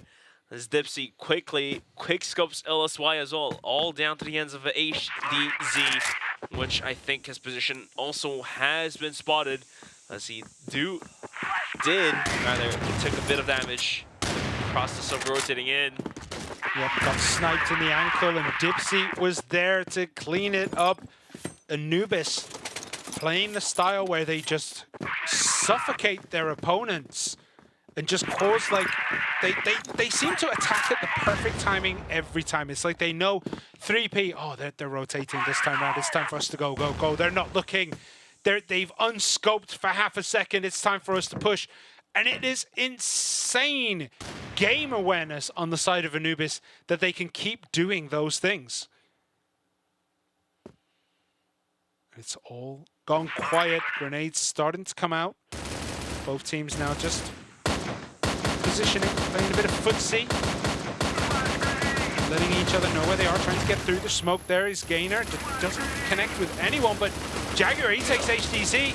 Comics makes it a double against Gainer. Pietro gets one, but then does get taken down as well. And it is a 4v2, and it looks as though this is also going Anubis' way as they take command of that A bomb site. 8-7, soon to be 8-8. As right now, the retake is going to be, it seems a little bit tough for 3P, 2v4, although a couple players on Anubis is barely breathing. It's going to be MKZ on the front charge. Gets completely clapped in LSY, trying to scrap up what he can. Finds one. Looking for a second. Not quite going to happen as Doom smartly hides himself behind the pillars. That's going to be down to the hands of Jaguar to wrap it up. And down goes LSY. Yet another round to the side of Anubis. Yeah, they set up an amazing kill zone there. I don't know if you saw the triangle of death that they created to protect that bomb, and it was just too much. There's no way you're going to break through that. 90% of the time, 100% of the time. 100% of the time. I mean, there is a chance that a miracle can happen, like a meteor falls from the sky, as we have a bit of an engagement here around the hotel, and we have a very, very quick push on the side of Anubis, and they're kind of getting punished for it. DeZelusY and Pietro, they're good on the defense. Pietro makes it a double. Doom goes down. Pietro makes it a triple. Super aggressive push on the side of Anubis, playing into 3P's hands. That's the tempo they like to see. And they do get another victory here. 9-7 seems to be the score here for Eagle Eye. Anubis about to close this one out, but 3P, they are dreaming to make a comeback and go into the overtime of their own. But I don't know, mate. It just feels to me that Anubis, like you said many a times, they are deciding the tempo of the game. They are deciding the content of the game even. So for 3P, they're just mightily struggling to hold onto the bomb sites at all, if not then ever. We'll see here. First engagement goes Comics' way as he takes Gainer out of play. And a bit of a weird situation going on here for 3P. They just look a bit all at sorts as Jaguar trying to do what he can with his pistol, but that's why he's got that angle covered on the stairs. But he's going to back out slowly towards that B site and let MKZ push underneath. Are they going to combine their powers? MKZ is actually on top of that bridge. And here we go. They are going to relocate themselves onto the B site and just allow Anubis to take as much space as they need in that hotel area. And whilst all that, the timer is being ticked down to the minute mark here as Anubis, they're brewing a B push 100%. 90% of the time, 100% of the time. Once again, coming in towards B, it seems to be being held down by MKZ at the end of the smoke here, which soon will dissipate. Here comes the pop flash, up and over. MKZ good for one, but not quite there to find the second kill. It's going to be almost my Rider to find a quick double kill. Look for a pistol kill, and he does find 4 quick shots. And Dipsy in a 1v2 now. HDZ will go down. And a 1v1 with Pietro, 20 seconds on the clock. The C4 has to be picked up, has to be planted. Doesn't know where Pietro is coming in from. And Pietro is spotted out, but eventually he's going to be able to find the shots accurately. Dipsy will go down. Yeah, and we do get another timeout called by Anubis as things started to slip from their fingers there. And they're going to call that right before it matters. Wow. That was... We were saying that 3P, they looked kind of out of sorts, and then all of a sudden they just pull it out of the bag and bring the game to Anubis, and here we go. We're almost tied up again here on Eagle Eye. This has been insane between these two teams. What do you think is going to happen on the very last round? Like, what do you think Anubis is opting out to play for? If I was Anubis, I would be looking to do that slow strangle of the map that they've done to good success for most of this. And whenever they try to go toe-to-toe on tempo with 3P generally seem to get out on top. So I think a slow, maybe even a B push, because like A seems to be the one place they want to go, right? A is always the location. It's one of the better ways to push. You push through hotel, you can push under the bridge. It has a lot of different open avenues to attack and wrap around. But if you swing everything on B, how would that play out for you if you're Anubis? I mean, this time around, I mean, sure, Anubis for them, well, not every, but most of their fast-paced plays has been completely put to a halt. But maybe 3P would least expect on one of the very last rounds another fast push coming to the work. Is that gonna happen? We will see 3P on the screen now. They're locking in. They're getting ready. They have to do it one more time to take us to those extra rounds. Or will Anubis, who are on your screen now, manage to close this out and bring the victory home for themselves? We will be finding out very, very shortly As here we go. We have Anubis on the blacklist side. We have 3P on the global risk side. And it seems to be a very standard state of affairs as Anubis just spread out, looking down those alleyways, getting those lines of sight set up to try and punish any misstep by 3P, who were set up in a very normal defensive position, one in hotel, one at B, a couple hanging around the back, and one at A. And looks like Anubis is going to go for the slow-paced play, like you said, Simon, as they are going to be creeping out down towards middle connector. Mostly, it was Doom holding it down in global risk, but this time on 3P, nobody is necessarily putting a pretty strong guard on that specific angle. Some overnays to distract the players on 3P as well. The pop flash is going to hold catered in no man's land, and what a swing by Comics. And Doom comes up on the board pretty hot as well. Comics make that a triple kill for the Sky, and all of a sudden 3P mightily struggling to go into map 3. Yeah, bomb is planted. LSY catches the, let's just say the hit there with that shot on Doom.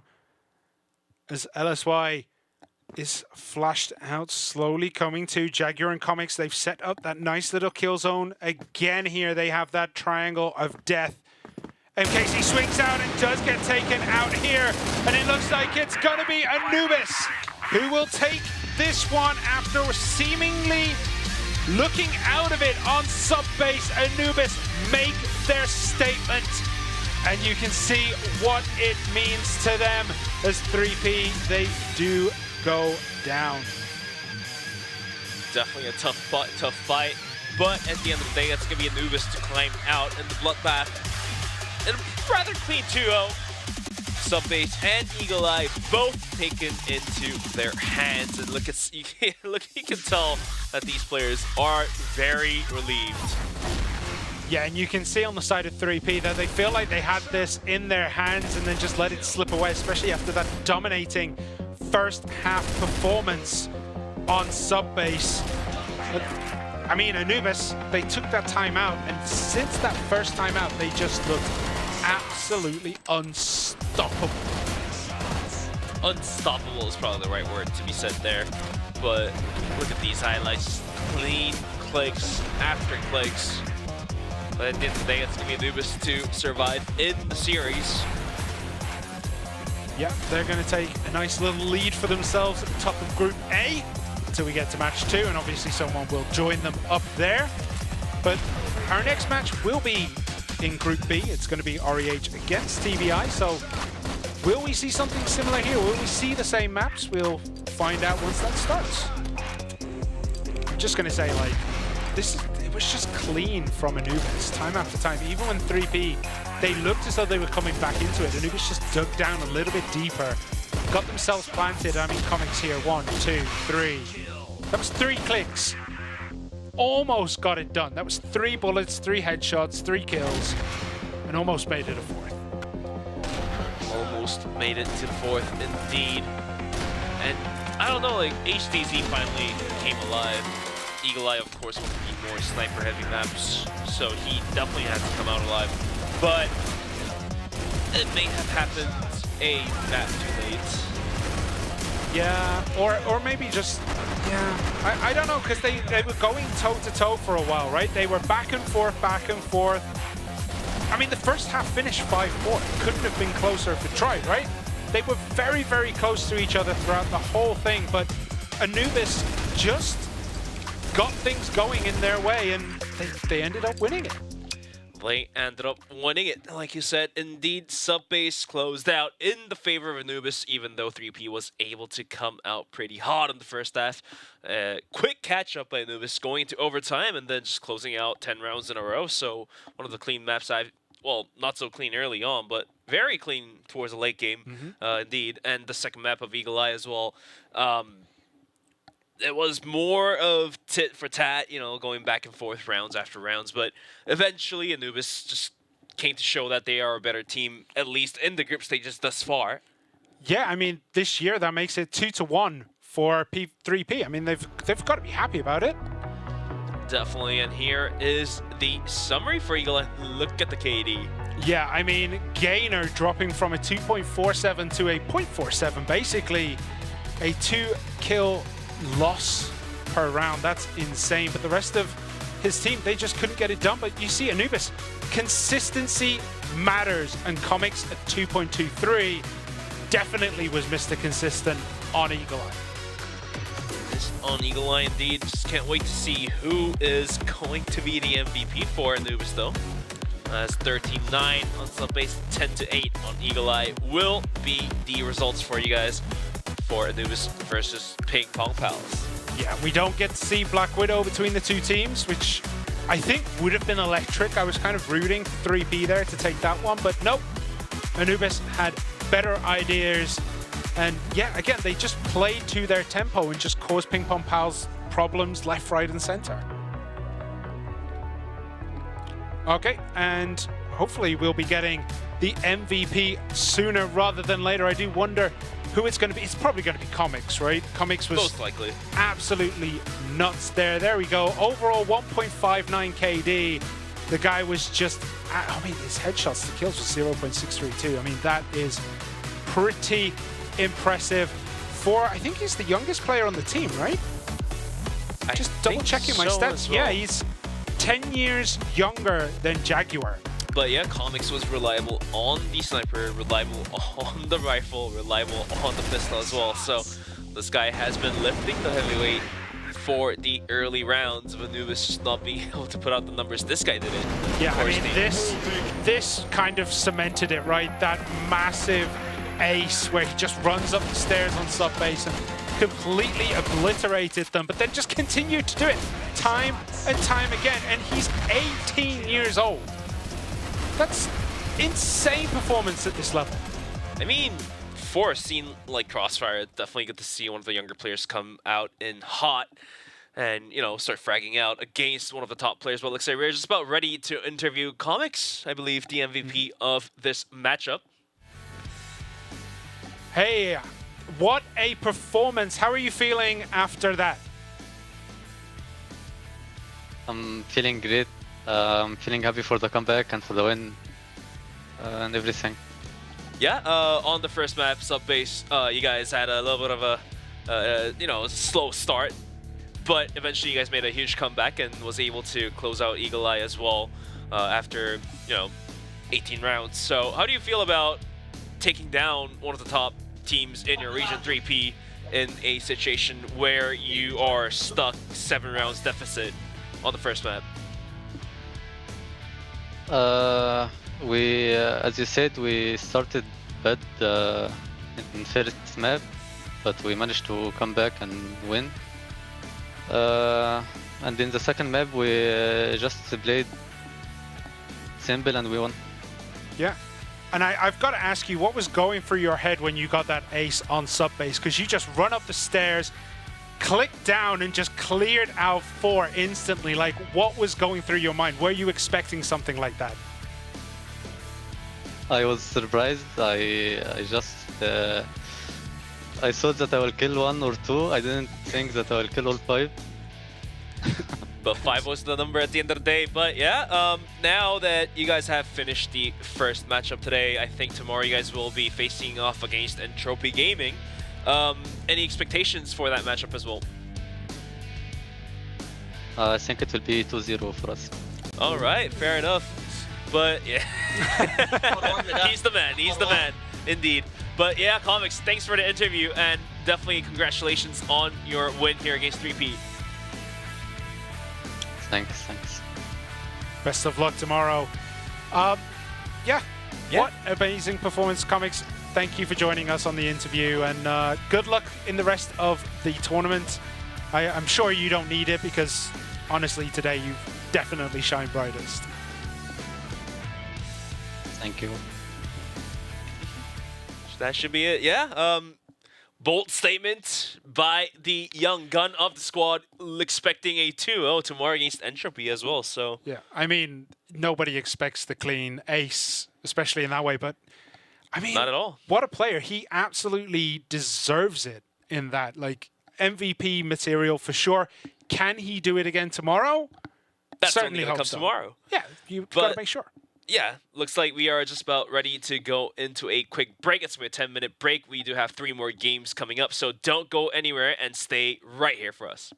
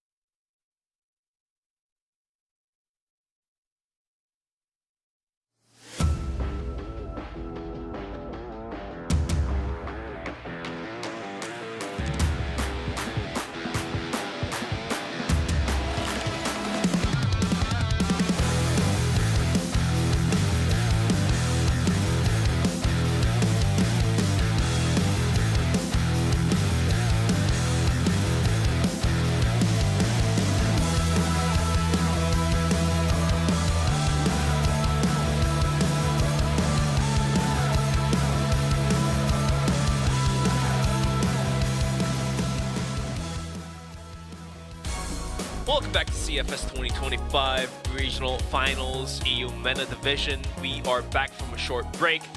We just had a flyby against Anubis versus 3P. In the process, it was a 2-0, 13-9, and eventually 10-8 on the second map of Eagle Eye. And we are just waiting to get into the second match of the day. That's going to be REH Gaming versus TBI eSports. Yeah, we had a quick 2-0 basically last time round. Sure, sub-base went 21 rounds, 22 rounds, but it was really, really quick. And now it's time to see what REH and TBI have for us. And looks like we do have a short clip from the players from REH, and let's see what they have planned to say to us.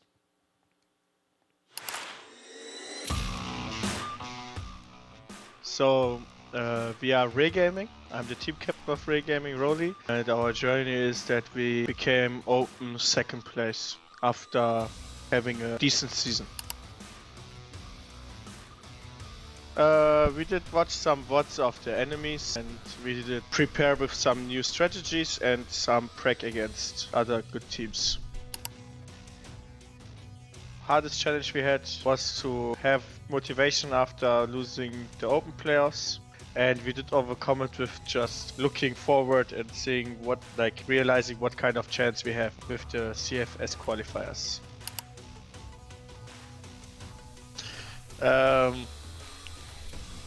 Myself.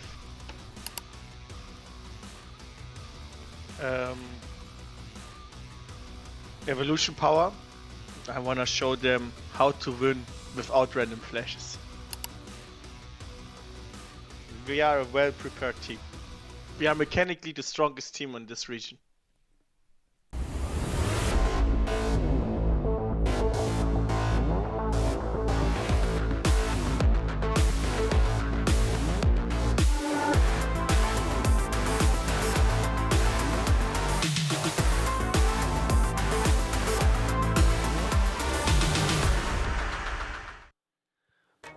Mechanically the strongest team in this region is going to be a statement being put out by REH Gaming, but let's see if they're able to prove their point going against TBI, one of the top teams as well. Really, there, Muffin, Bone, Laz, Berserk is going to be their roster. Yeah, I mean, saying you're the most mechanically sound team of the MENA region is big game being talked. Against teams like Anubis, I know, right? Especially. He also said, like, hey, I took big smack and then disappear in the match. So, I mean, let's see how that plays out for them. But they're looking confident. They're looking happy. This is their time to shine and take a look at the stats here. Everyone doing relatively all right. They're a pretty strong team. Definitely a strong team. Muffin as well will be the player to put out the most number out on the board. It's going to be 1.25 on the KD. As REH Gaming, they seem pretty ready. But let's go take a look at what TBI has to say for this matchup. My name is Yusuf, I'm 19 years old, also known as Han. I'm playing for TBI eSports. I guess our journey through regional qualifiers wasn't challenging at all. For me, I prepare mentally and then individual, playing free-for-all, warming up my aim, and then with the coach watching replays and fixing mistakes. We didn't face any kind of challenges. The preparation between regional qualifiers and regional finals are a bit different because the regional finals, the teams are much better, so we have to focus. There is no one specific in my mind, but the one I remember is Rolly from REH Gaming. In the qualifiers, after winning a match in qualifiers in the interview, he said he's gonna win us 2-0 because we are the underdog and he's the favorite team, but I guess this didn't happen and we won 2-0. The team I would like to face in CFS 2025 would be Falcons from Vietnam, because I wanna take revenge because I always lose to these guys. I guess the word of determination would be stamina, because we weren't doing well in the last 2 seasons in the league, but I guess we can do it and fly to CFS.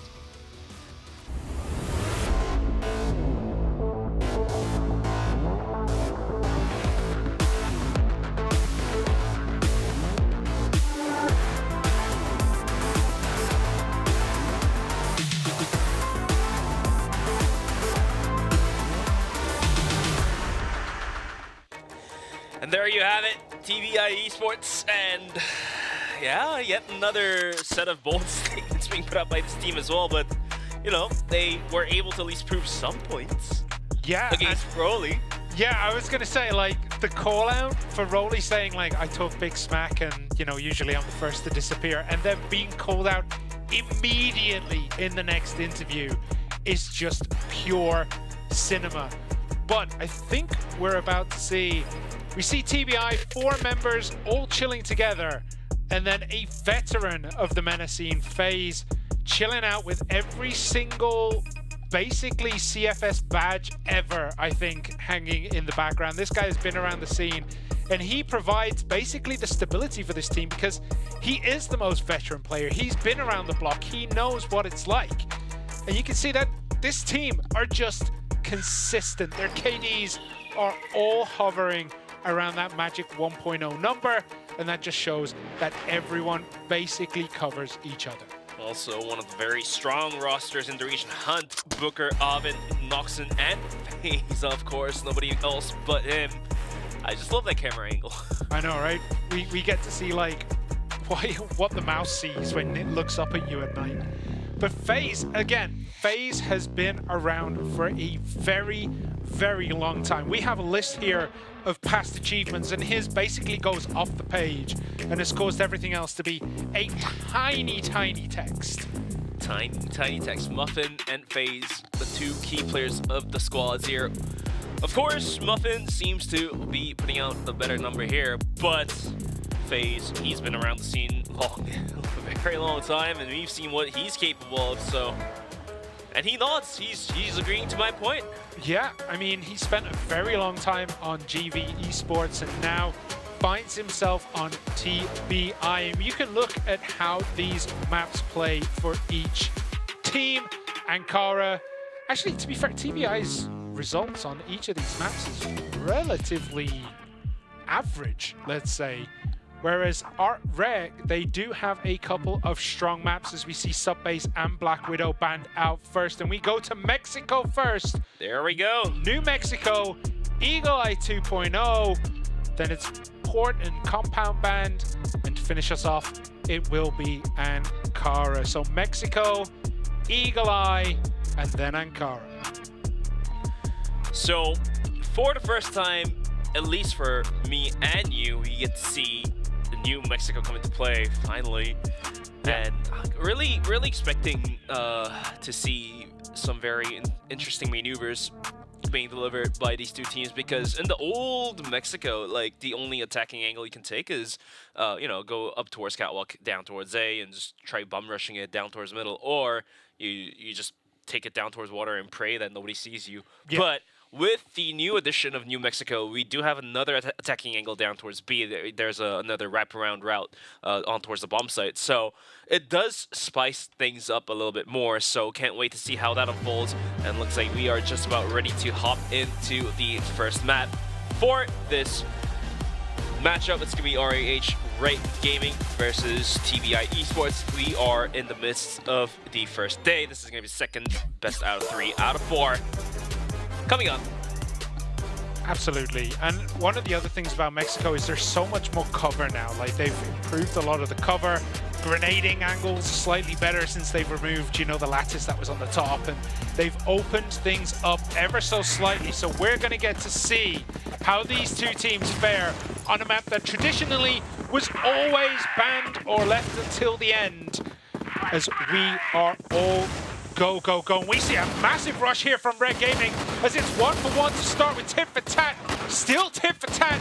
Both teams losing 2 players. It's 3 against 3. Make it 3 against 2 as Noxon does go down to bone. As Rolly, he gets a good kill on Hunt. And now FaZe has it all to do. The veteran of the team is all alone.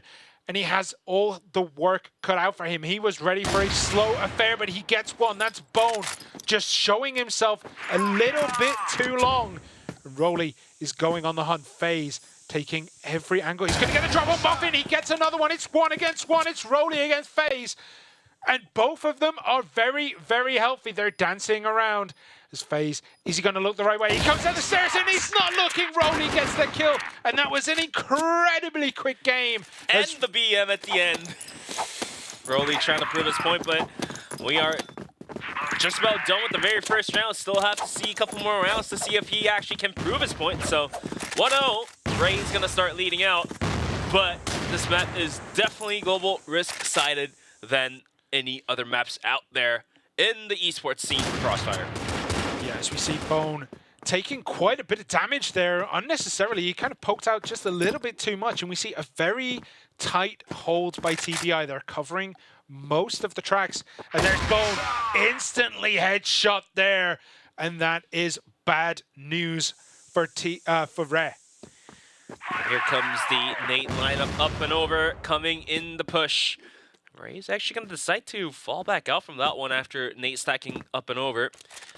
Wasn't able to finalize any value as well. Rolly, though, quick with the headshot, will find the refrag on towards Noxon, so water is somewhat opened up. FaZe is going to keep his eye onto it, but until then, TBI will have to leave B open for now.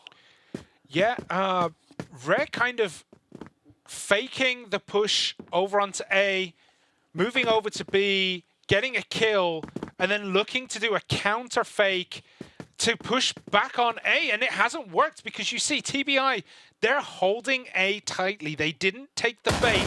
They didn't move over to B, and Booker, that's the first kill he needs. Will he be able to get a second? Berserk is looking to push up into him. Booker almost got caught there. Up the boxes we go, over the bridge as Hunt getting shot at through the boxes, but nothing doing, no connections there as Muffin takes a sniper position. And Avin trying to do what he can from down low. Missed his shots, I think, or just didn't quite finish it off as Berserk pushes around the corner and he gets Avin down. Booker, not the last man standing, it's 3v3 as Booker gets a double kill, one with a grenade, then follows it up with the shot. And just like that, it looks as though it's going TBI's way. It is 2 against 1. Rolly has it all to do. He's going to turn around on FaZe, and FaZe gets revenge for the last time. An instant revenge on the BM there for FaZe. Oh, the karma strikes right back at it, doesn't it, Simon? It really does. Rolly's tried to prove his point, but not anymore. Bone with a quick collateral. It seems to be Noxon and Avin both kicking off the lobby here. And all of a sudden, TBI in stuck between a rock and a hard place, down 3 players. That's going to be Booker with 1 frag and 1 only before going down to the hands of Laz. FaZe versus the world once again. Last time was a little bit better. It was a 1v3. He wasn't able to find 2 kills, but this time he's going to find 3 more to make it down to a 1v1. So let's see how this one rolls out to be. Rolly waiting. And the BM strikes once again. So these guys are... Oh, the knife is... Oh, you shouldn't have done that, Rolly. You should... I'm calling this right now, Simon. You shouldn't have taken the knife out. I mean, these are the 2 veterans of the team, right? These are the 2 oldest players, and you can see the fun they're having. The oldies. They're still younger than us, but, you know, they're still veterans of the scene. Let's see who gets mad first. Going tit for tat, right? Oh, it was all just a joke, you know. Nonetheless, everyone's having fun until you go down 3 or 4 rounds, and then it's serious time. Absolutely, but yeah, shots being exchanged, and TBI utilizing their smokes, holding REH Gaming at bay for now. Yeah, I mean, they knew a push over onto A was probably likely, and you see every time they're just holding this as tightly as possible. They don't want to go down as Bone does get FaZe off the board. So now it's a 4 versus 5, and we're going to have a big push come through. Noxon does catch Rolly unaware. Booker waiting through the smoke. He gets 1. Can't get 2, but Muffin gets it with the sniper. But Noxon gets 1 in return. And it's 2 against 2. Noxon is very low. Berserk and Bone, they have a lot to play with. They still have basically all their utility as well. They have smokes, flashes, and Bone does have his frag. Noxon booking it in towards the bomb site. Couple seconds too late, he might have went down, but wasn't the case this time. And that may have just bought enough room for TBI to make a rotation if it is needed. Bone and Berserk trying to deliver the C4 in towards middle, deep down in towards B it seems to be. But Avin is also waiting on the watch, I believe. Have to wait and see how this one goes, as Berserk is still checking his corners, checking all the angles before posting out for the plant. And here we go with the post plant. Yeah, and B-side is a very hard nut to crack because there just is a lot of boxes down there as Noxin is going to get spotted out here by Berserk, and that is where the utility is coming into play here. Noxin walks around the corner and is instantly taken out. And Avin now has a lot to do. He's all on his own. Got to break this site. Gets one. Can he get second? Bone is right there. Bone has to play time. There's only 10 seconds on the clock. Avin, he has to tap the C4, bait a peek. The peek is good. There's enough time for him to go for the defuse. And TBI is going to be able to tie. Oh, no. It was the caster curse. Just the out of caster range. curse. Once again, I kind of feel bad now.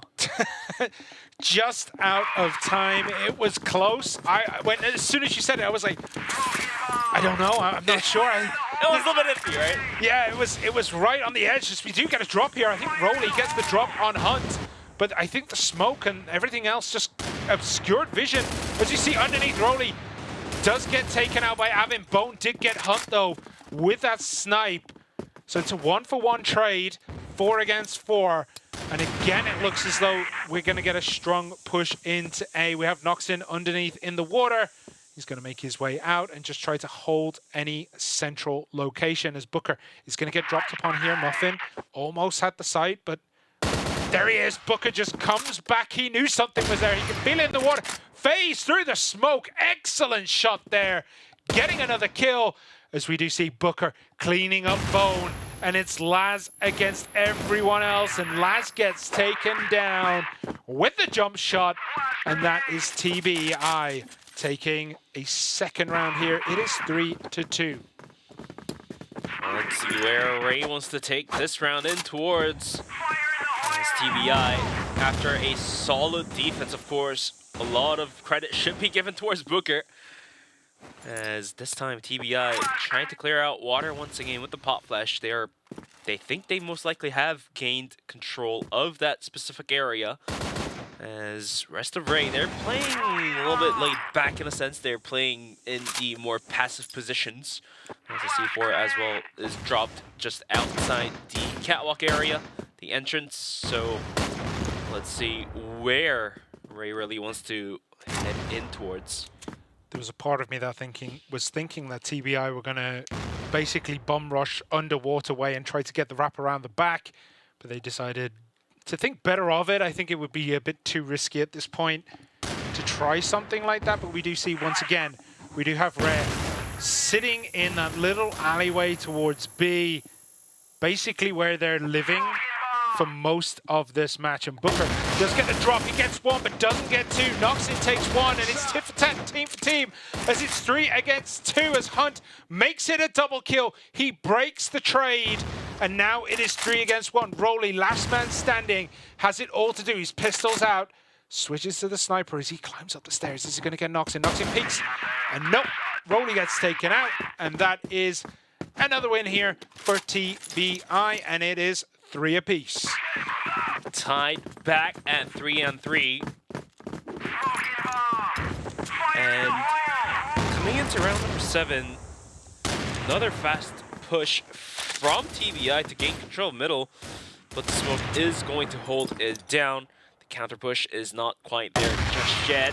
Bone, though, is just being able to find better of FaZe time after time, round after round, and FaZe goes down once again. And look at the angle Noxin is taking. Quick headshot and smartly repositions. Eventually goes down as he re-peaks. Maybe was a little too stretched for his side of all things. And now Booker tries to go out aggressive as well, and this might catch Ray off guard unless they are waiting with open arms on the other side of the corner. Booker just peeking out. Berserk's wise to it, and it looks as though we're going to get the rotation over to the completely undefended B side here. It looks as though TBI bought the bait, and they have stacked everyone over on A. forcing REH into B, but Avin might just catch wind of this. He's in the area. Is he going to be able to hear the footsteps? Hunt as well is right on top of them, and I think they felt it coming. They knew B was undefended just a little bit too long, but look at this. I think REH is just going to go right up the middle and go towards A. A complete fake here. TBI bought it hook, line, and sinker, and so did we as the bomb goes down in A, and now Booker and Avin make it. Booker alone has it all to do. He gets one. Can he make it two? He does make it two. That's bone down. Booker has a lot to play with. Grenade comes in. Misses. Window is definitely one of the tougher angles to go on a retake, but looks like Booker is going to continue on walking in towards the steps here. Goes peeking. Rolly goes down in a 1v1. Berserk is going to be able to finalize the kill, and Ray secures yet another round. 4 on 3 on the scoreline here. Yeah, and to me, it just, yeah, go on. I was going to say, just didn't quite catch that angle right as he looked through the boxes and nothing was there, thinking he was safe, and just got caught with his pants down. And this time, FaZe is going to be taking on a more passive angle, you know, just accepting the fact that Bone is just finding the better of him time after time. And maybe the passive angle eventually pay off dividends as Bone goes down. Muffin as well with a quick spray down, taking down Laz and Muffin. So down to the hands of Rolly and Berserk in a 2v5. We might be able to see yet another tie come through unless Rolly here is cooking something up in his pockets for a quick triple quadra kill and see where that takes them in towards. Yeah, they're just waiting now, Rolly. Trying to get back up to Berserk just to provide a bit of team support, but Noxin takes him out, gets a double kill, takes out Rolly as well as TBI pull another one back, and it is 4-4. Tit for tat once again. And that's basically the story so far, right? It's tit for tat. It's one kill for one side, one kill for another. It's one round for one round for another. There is nothing between these two teams so far on this map as Booker gets a big kill there. He sees this coming, but his team are just a bit too slow to respond. REH managed to break through that defensive positioning and are trying to quickly wrap around to B. They're going to run into Noxin, who's going to turn around. He gets one, but does get taken out. And tap for tap. Once more, it's 3 for 2 as Berserk starts to take quite a bit of damage. And Hunt does get Rolly, but Bone gets Hunt. It's Avin. Has to do it all now and gets caught from around the corner by Berserk. And that is 5-4. 5-4, and we are going to be switching sides, and the real question is, can Ray continue on with the trend of a round up, or will TBI be able to capitalize on top of the side switch and bring more rounds up on the board? That will be the question, as right now, FaZe just waiting as Rolly this time is going to be sitting on the sniper, takes down Hunt. Yeah, on that B long as Noxin is thinking about pushing the same area. Rolly, is he going to get caught out here? I think he senses Noxin there. But the Sixth Sense is good, and the Sixth Sense works as Rolly gets Noxin. Will he get FaZe? FaZe gets taken out as well. Rolly picks up another here. He's putting up big numbers right now as Last does get taken down by Avin. It's Avin and Booker left for TBI. REH, they're looking just to lock things down, make sure no one moves as Muffin gets a big kill now. It's 4 against 1. Booker basically has to perform a miracle here with the HK to be able to bring his team a win. Oh, he leaped the footstep. Muffin was waiting, but the whiff to Kershaw. There is the first of the 4 to work wonders. Booker eventually walks into the crosshair of Bone, goes down, and TBI, for the first time, is going to be down 2 rounds in a row, and now there is the tactical pause coming in. Tactical pause or a timeout? Because a tac pause to me is like when you say, oh, sorry, I'm getting a bit of an issue here, and you pause the game. Oh, and that's then technical. No, but you basically do it when you need it. Or rather, the timeout will be used on the next round as we are live back on this round once again. Seems to be the case. So yeah, 6-4 on the scoreline as Ray is now leading out 2 rounds on top of TBI. As look at the position of Rolly. He is so deep on the wraparound towards B, and this might just catch TBI off guard. Rolly definitely one of the players who is capable of going even deeper from this position. Yeah, and it looks as though that's what he's planning. He's moving and creeping himself slowly forward. As TBI, they are making their way over to that A bomb site. They're going to move across the bridges, trying to get the grenade angles down as they make their way across the map. And this is a lot more aggressive than we're used to seeing Mexico. The old Mexico would have been a Mexican standoff for a long time as FaZe gets Rolly off the board. Rolly just did go a little bit too deep as Berserk looks to get the wrap around.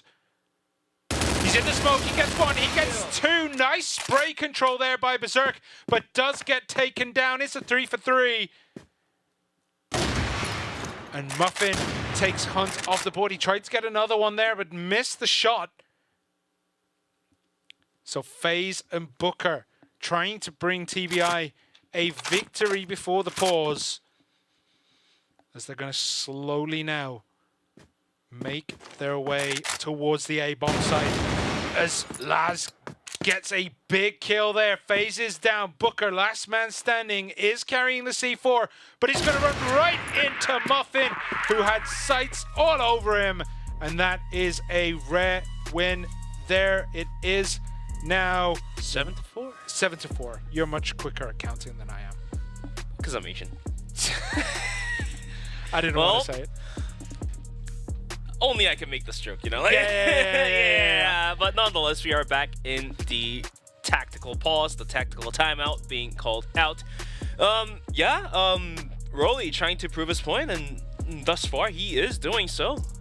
Because he, of course, one of the oldies, but he is one almost top fragging, so.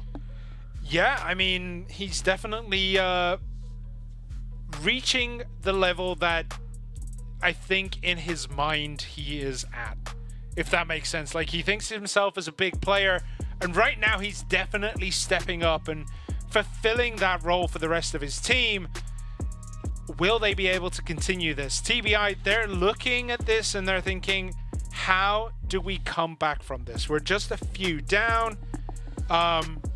So yeah, we're just waiting to see how this will work. There's about 20 seconds left of this timeout.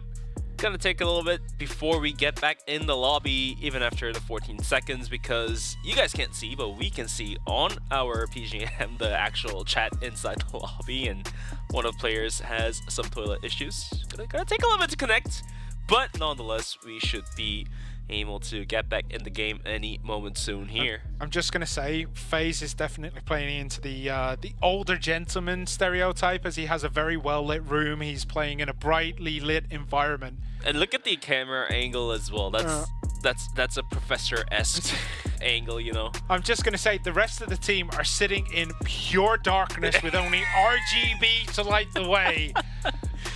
True gamer. We don't need no sunlight. We're a gamer, you know? But true gamer. I like my room well lit too. I don't like playing in the dark. It scares me. And all it takes is one flashbang and suddenly your retinas are damaged for life, you know? Like, you know, that's actually quite true. I mean, especially as you get older, man, like, our eyes just aren't as strong as the youth. And you see, like, all these 18 to 24-year-olds sitting in the dark. Yep. Us old men. The same logic applies to Anubis. Comics was playing in pitch black darkness, and you see some of the older guys, they're playing in a bit more light, you know?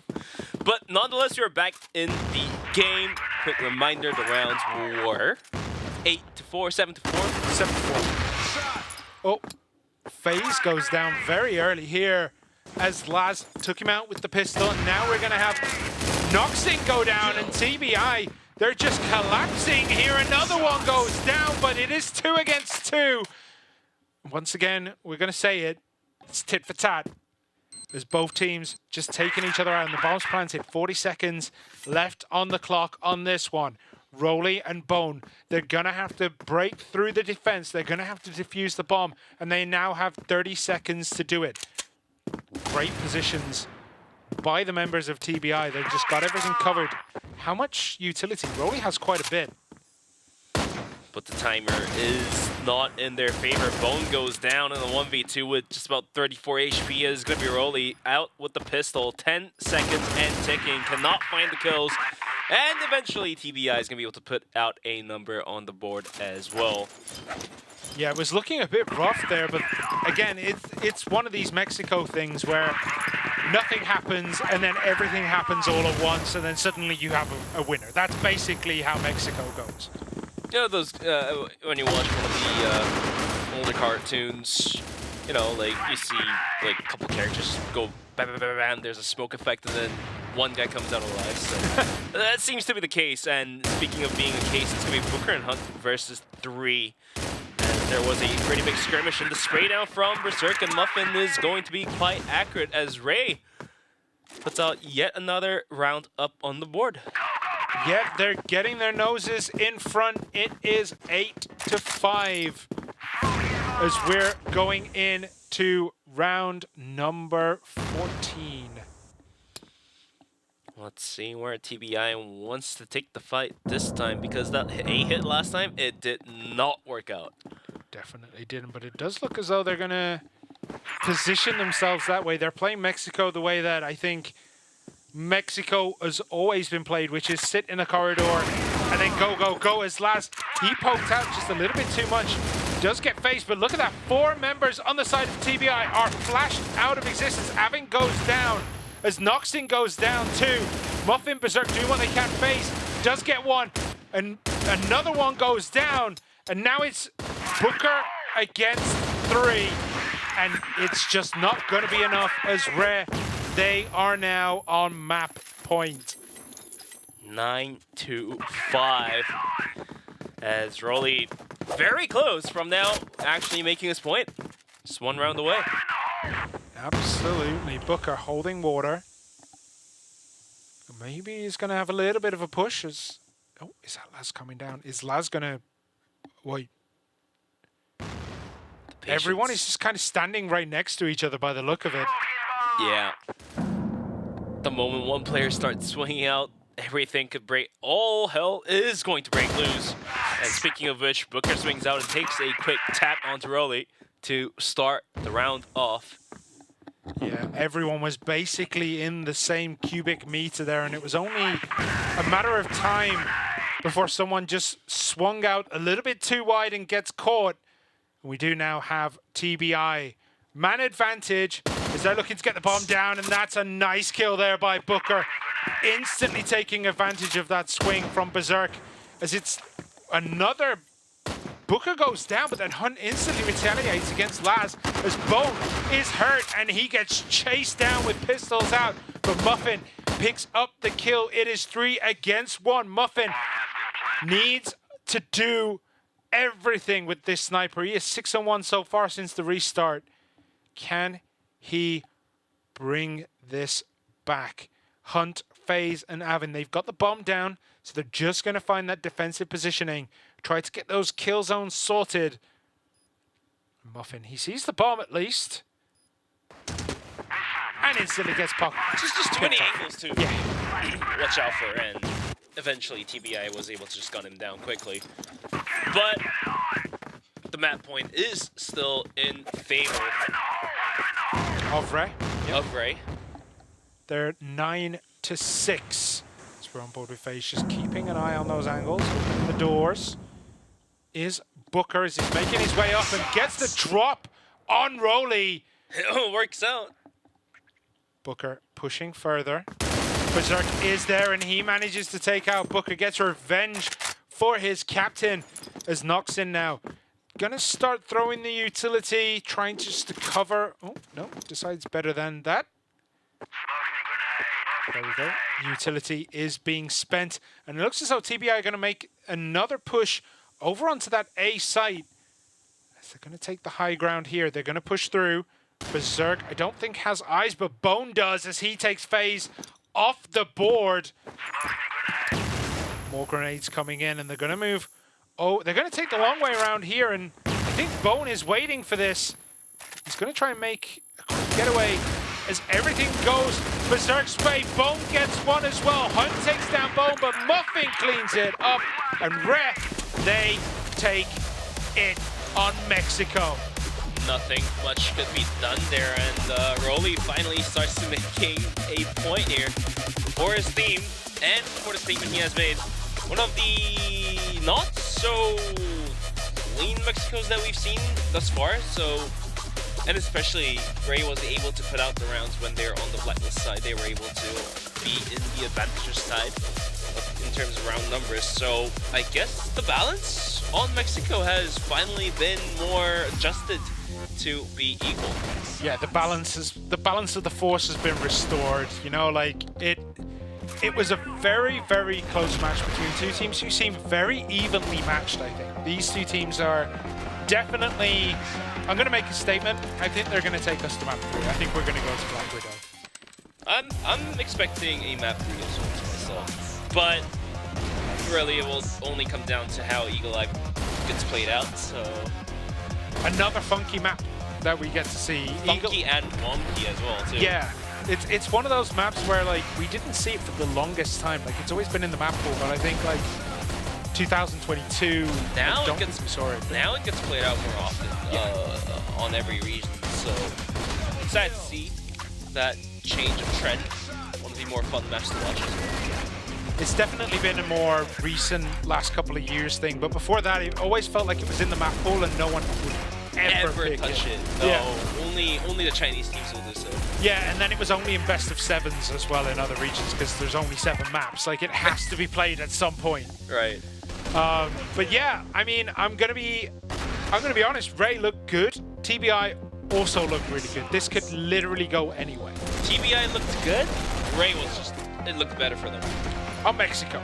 On Mexico. Which we know is a map that a lot of teams don't have as much experience as your Sub-Base, your Ankara, your Black Widow. Like everyone knows those maps. So I saw you've been you know, digging through the data sets. What do you say? What's your expectations on Eagle Eye? Honestly, Eagle Eye is just one of those maps where it's got more balance because people have learned new routes and new ways to walk around it. I think it's a very balanced map between the two. In terms of team performances, I think this might just play into Ray's favor. Yeah, it definitely looks like the case. 10-6, Ray closes out New Mexico in their favor and takes the map point back into their hands as we are just waiting to get into map number 2 of Eagle Eye. And yeah, continue on with whatever you were saying on Eagle Eye as well. So yeah, Eagle Eye is one of those maps where it can go absolutely wild aggression. Like you can see a massive push through Hotel trying to push up to the A bomb site. I think it's AB. I can never remember off the top of my head. It's just cable car in the other place. Like that's the way I remember it. But like it'll either be a massive push there or it will be that big central holding. And then you just kind of see this war of attrition where people are just trying to eke out a little bit more detail, to learn a little bit more about what's going on, to get that map information, because information is king on this map.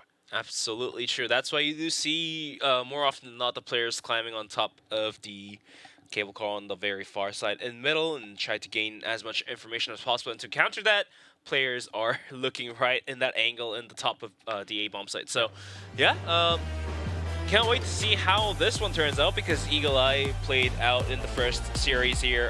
Today it was Anubis versus PingPongPals.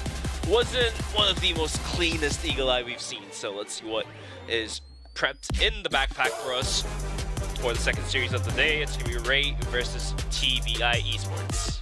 It absolutely is. And I think we're ready to go. And it looks as though we have a very aggressive start once more here. Nobody's down yet, but everyone is fighting over by the hotel phase, looking to see what he can do. Does he see Bone? Does he see Laz? They're right next door. Berserk's actually sneaking around up there as well, as Noxin is going to try to break through the hotel. He's having a peek. He probably knows someone's hiding behind reception. Hunt spends the utility. Is he going to push? Is he going to follow it up? He decides to sit around the corner.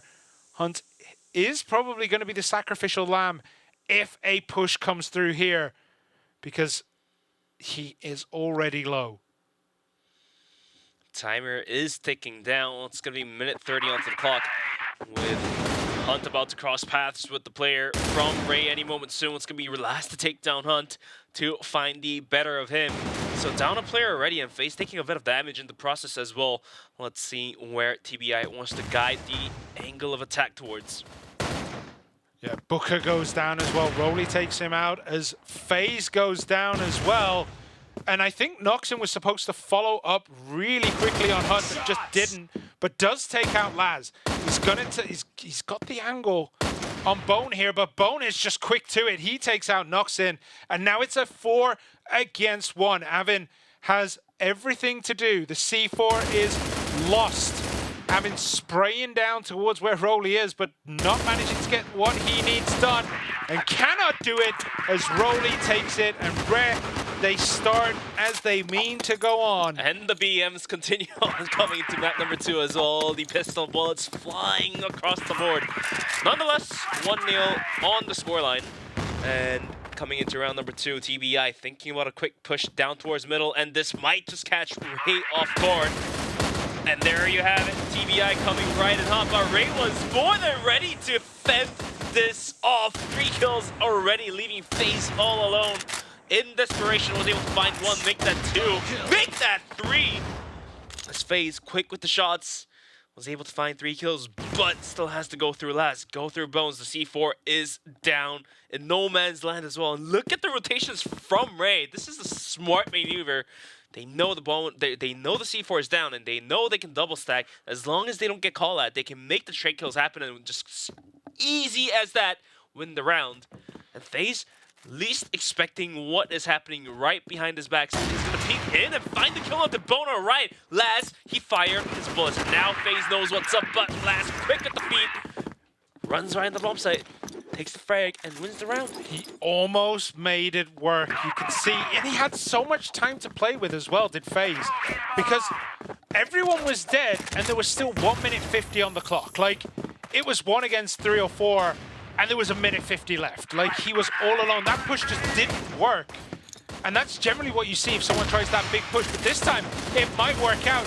But Hunt gets taken out instantly. But TBI, they retaliate. It's a 3 against 3.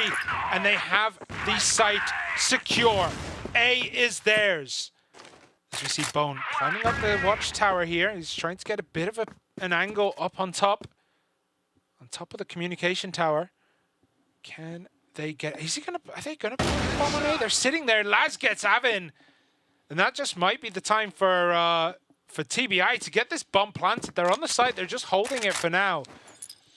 And they're going to get wrapped on real soon.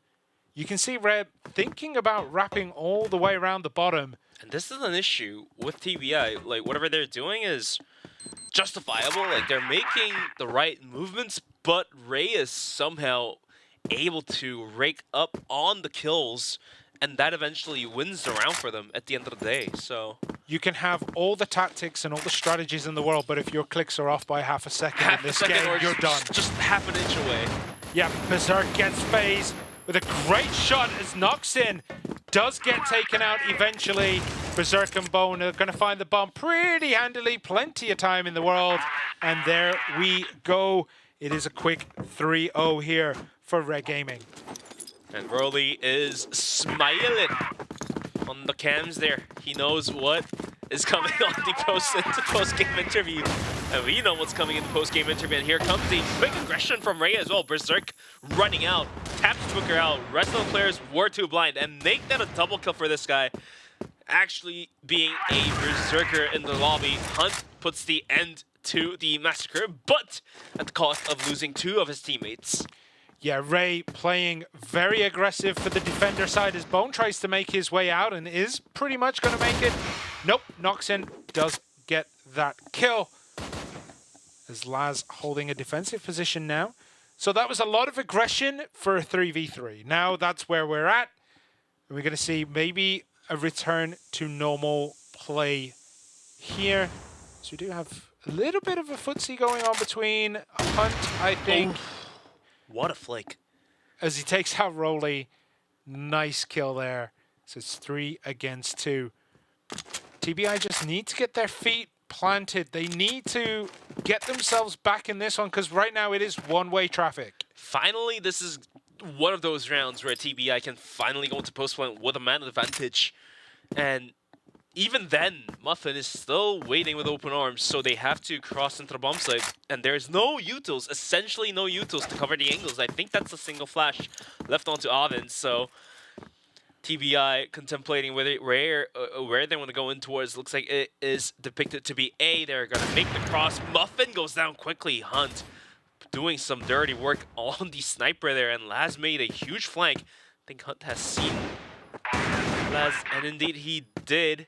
And here comes the aggression, counter-aggression rather, but Laz quickly finds one, looking for the second, goes for the tap shots, not going to connect. Has about 10 bullets in his gun.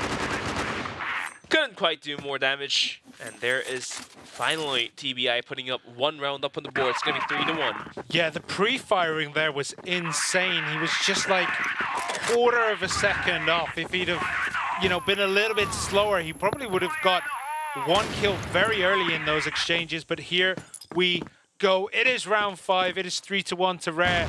As Booker is holding the angle here, holding the middle, just making sure that any scout for information is getting captured as last. He swung out just a little bit recklessly there, and I'm not sure he got punished.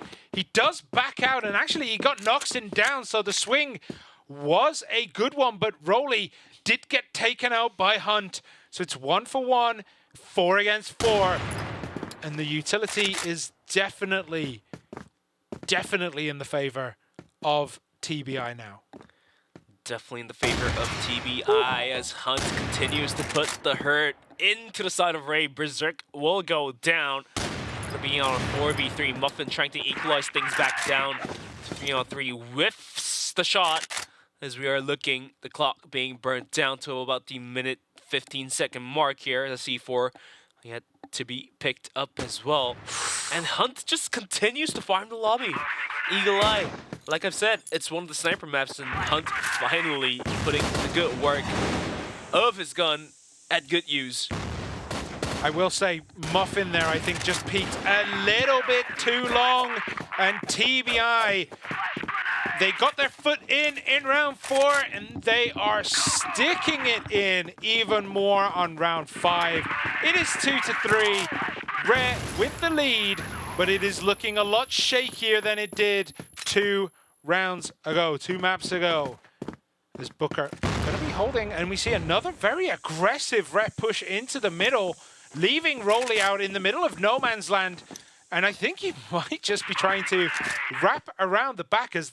It might just work out. That's the scary thing. Yeah, TBI, they're going towards Hotel. They're going to push up. And Rolly might just be rewarded for his aggression. He has decided to chill back as the rest of his team, they're going to try to hold this Hotel. And it is a big push incoming phase. First round the corner, he gets taken out.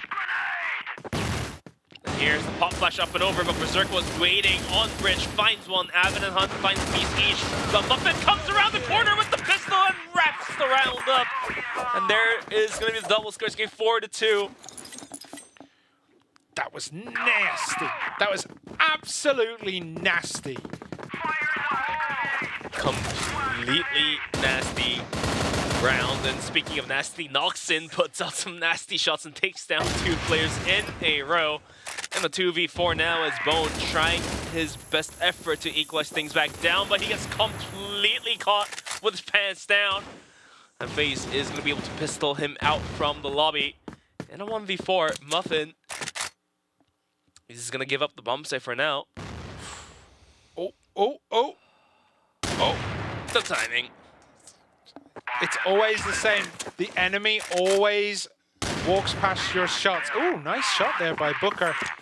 Catching with the gun, and that is, as they say, that is a nice win for TBI. That was a very quick, very clean operation there. And we see again a very quick push into middle, just making sure that they have their locations set up. Bone being pressured there by the util.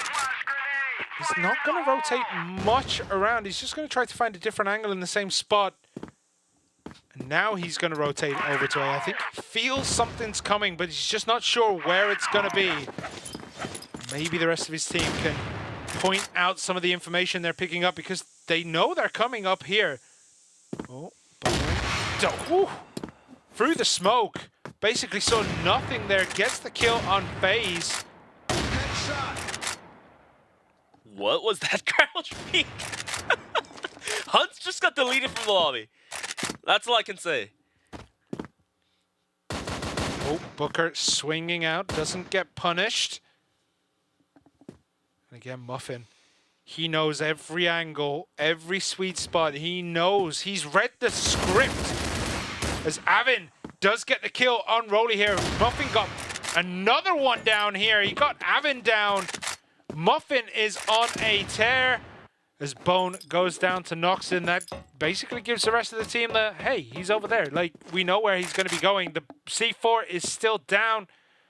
Noxin gets instantly defeated by Muffin. And as I said, I think Muffin had his script ready because he knew where everyone would be at exactly the right time. Too much of a doubt to be casted, but nonetheless, Muffin played pretty well. And look at Laz and Rolly going in aggressive. Booker at rest goes down.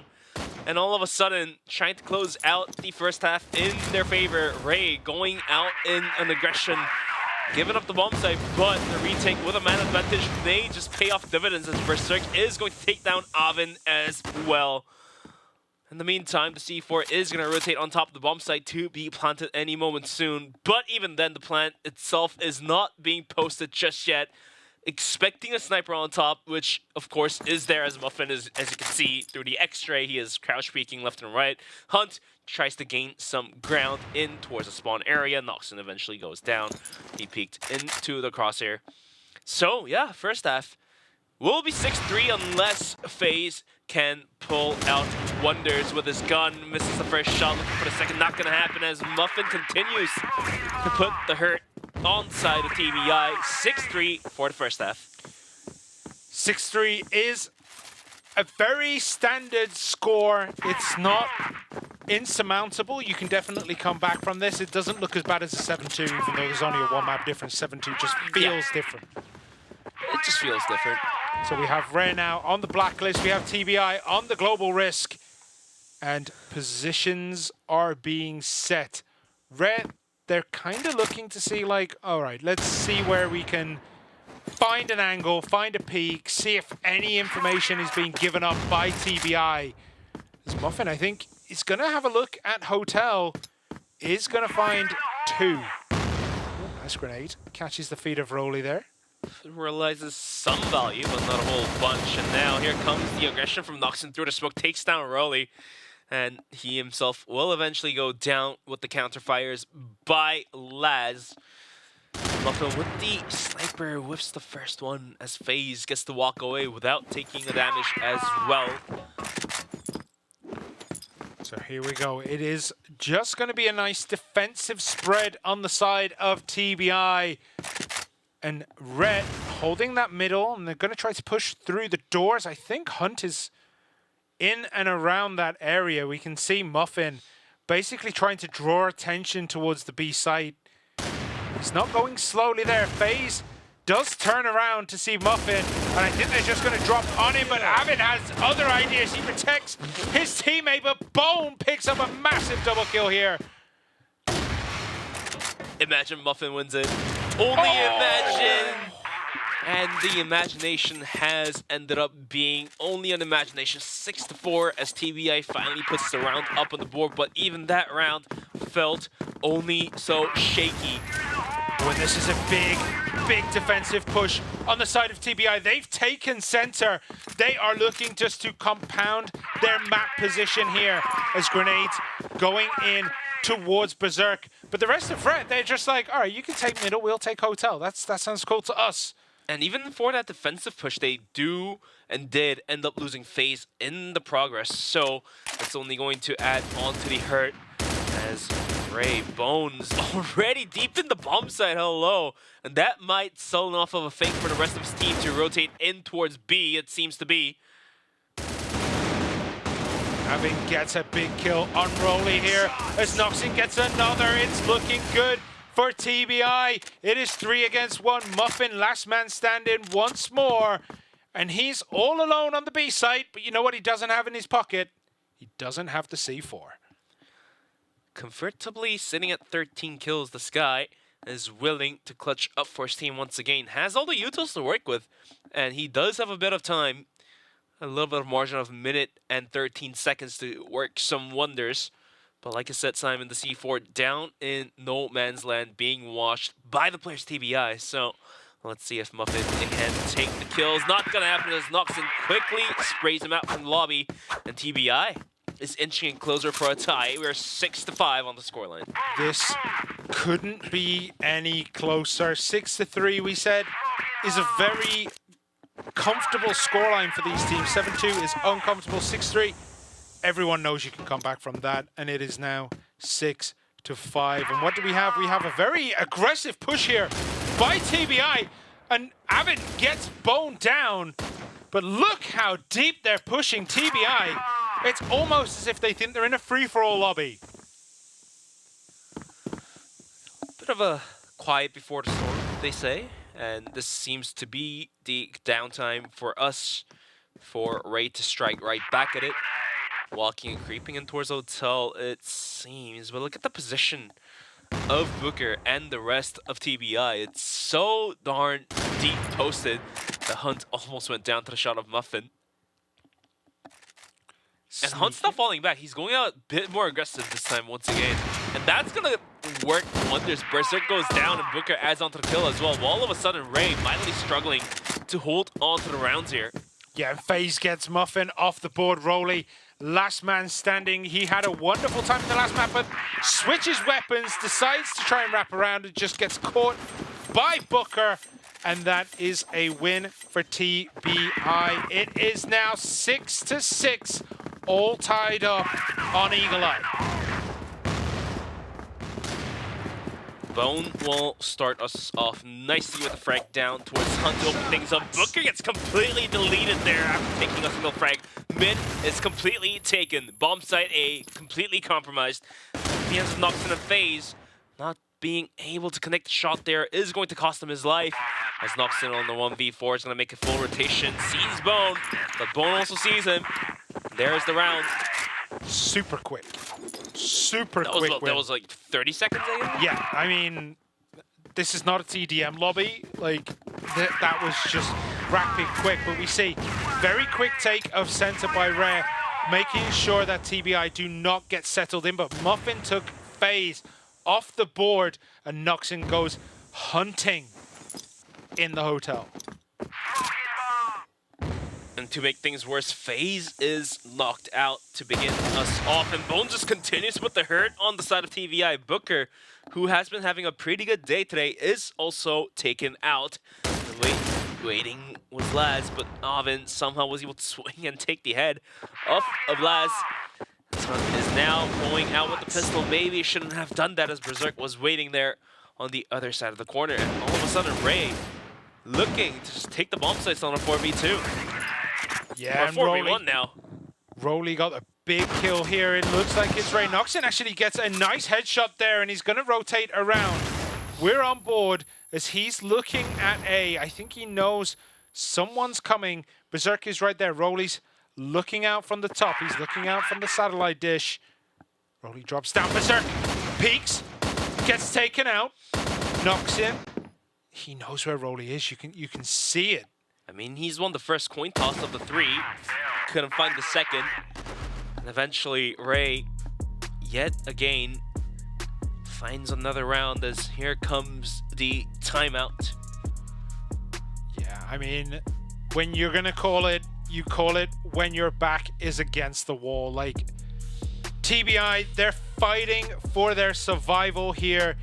It is, I think, 8-6. So it's getting close. Can they do basically what Anubis did with this timeout? Settle the nerves, get everyone ready, and make sure you can come back and win this.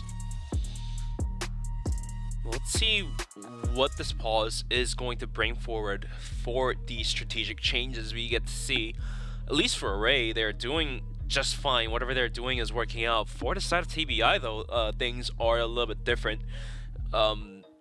Say they play default, they play holding onto the bomb sites, they aren't able to hold it down, so they switch things up. They were going out aggressive on the defensive angle, and they weren't able to capitalize on top of the kills they made while pushing out towards middle. So whatever is not working out has to be identified, because even for myself or you who are casting these games, we can't exactly tell the issues being put out on the board. Is it because they can't aim better? Is that because they aren't finding the right positions to stay in?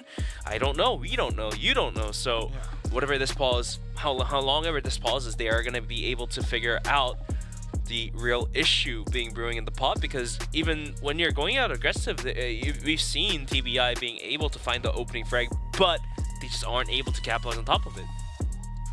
Yep, it's unfortunate. I mean, it kind of does feel like TBI are just second to every shot, right? Like, they seem to be playing a little bit off tempo. Can they solve their issues before it's too late? I mean, they're getting close to the end. Ray can see it. Will they get a bit bloodthirsty?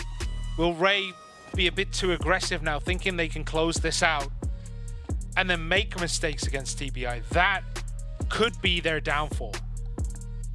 We are just loading into the lobby soon, so hopefully things are going okay. It looked a little bit like FaZe was having a couple of issues there, but seems okay now as we're getting into this one, and we're on board with the Rare guys as they push mid, and it is all out warfare. Oh my god! Berserk with the triple grenade kill, followed up against Avin. What an opening by Ray. TBI just did not settle their nerves. They decided to go all in mid, and it cost them dearly. But FaZe cannot do it alone, and that is REH Gaming. They're looking at match point. Look at the expression of Berserk. This guy keeping his composure after a huge round. I think that's the first in my casting career for CROSSFIRE with the triple nade. I mean, I've seen double nades more often than not, but the triple nade is the first. Yeah, it absolutely doesn't happen very often, but when it does, it tastes absolutely delicious. Yeah. It is like ambrosia itself as TBI's collapse seems to continue now. They just need to hold still. Rolly is a little bit low. He does take a little bit of damage. Bone is also low. So we'll see what can happen here as Noxing gets deleted off the board. Muffin is in full control here.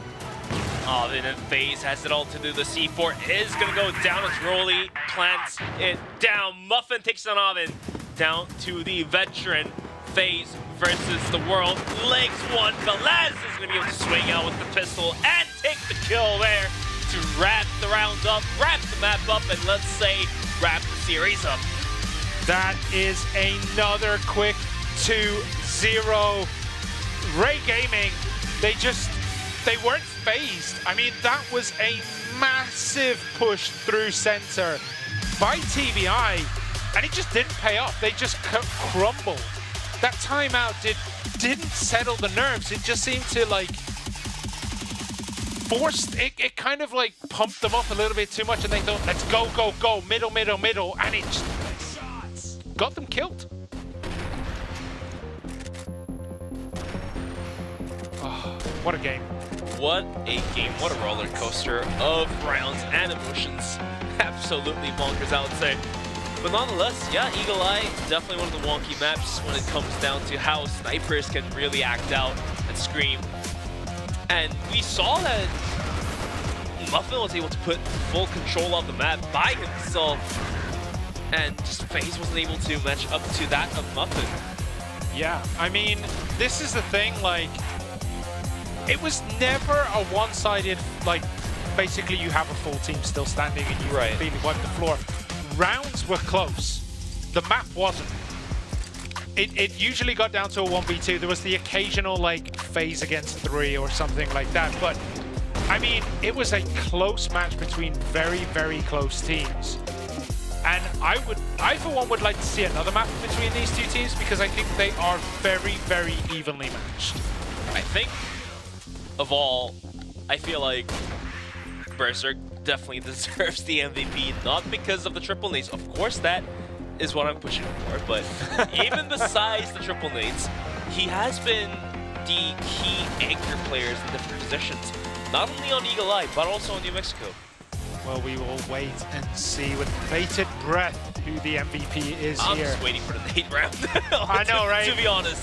Show me the triple nade. I think, did we already miss it?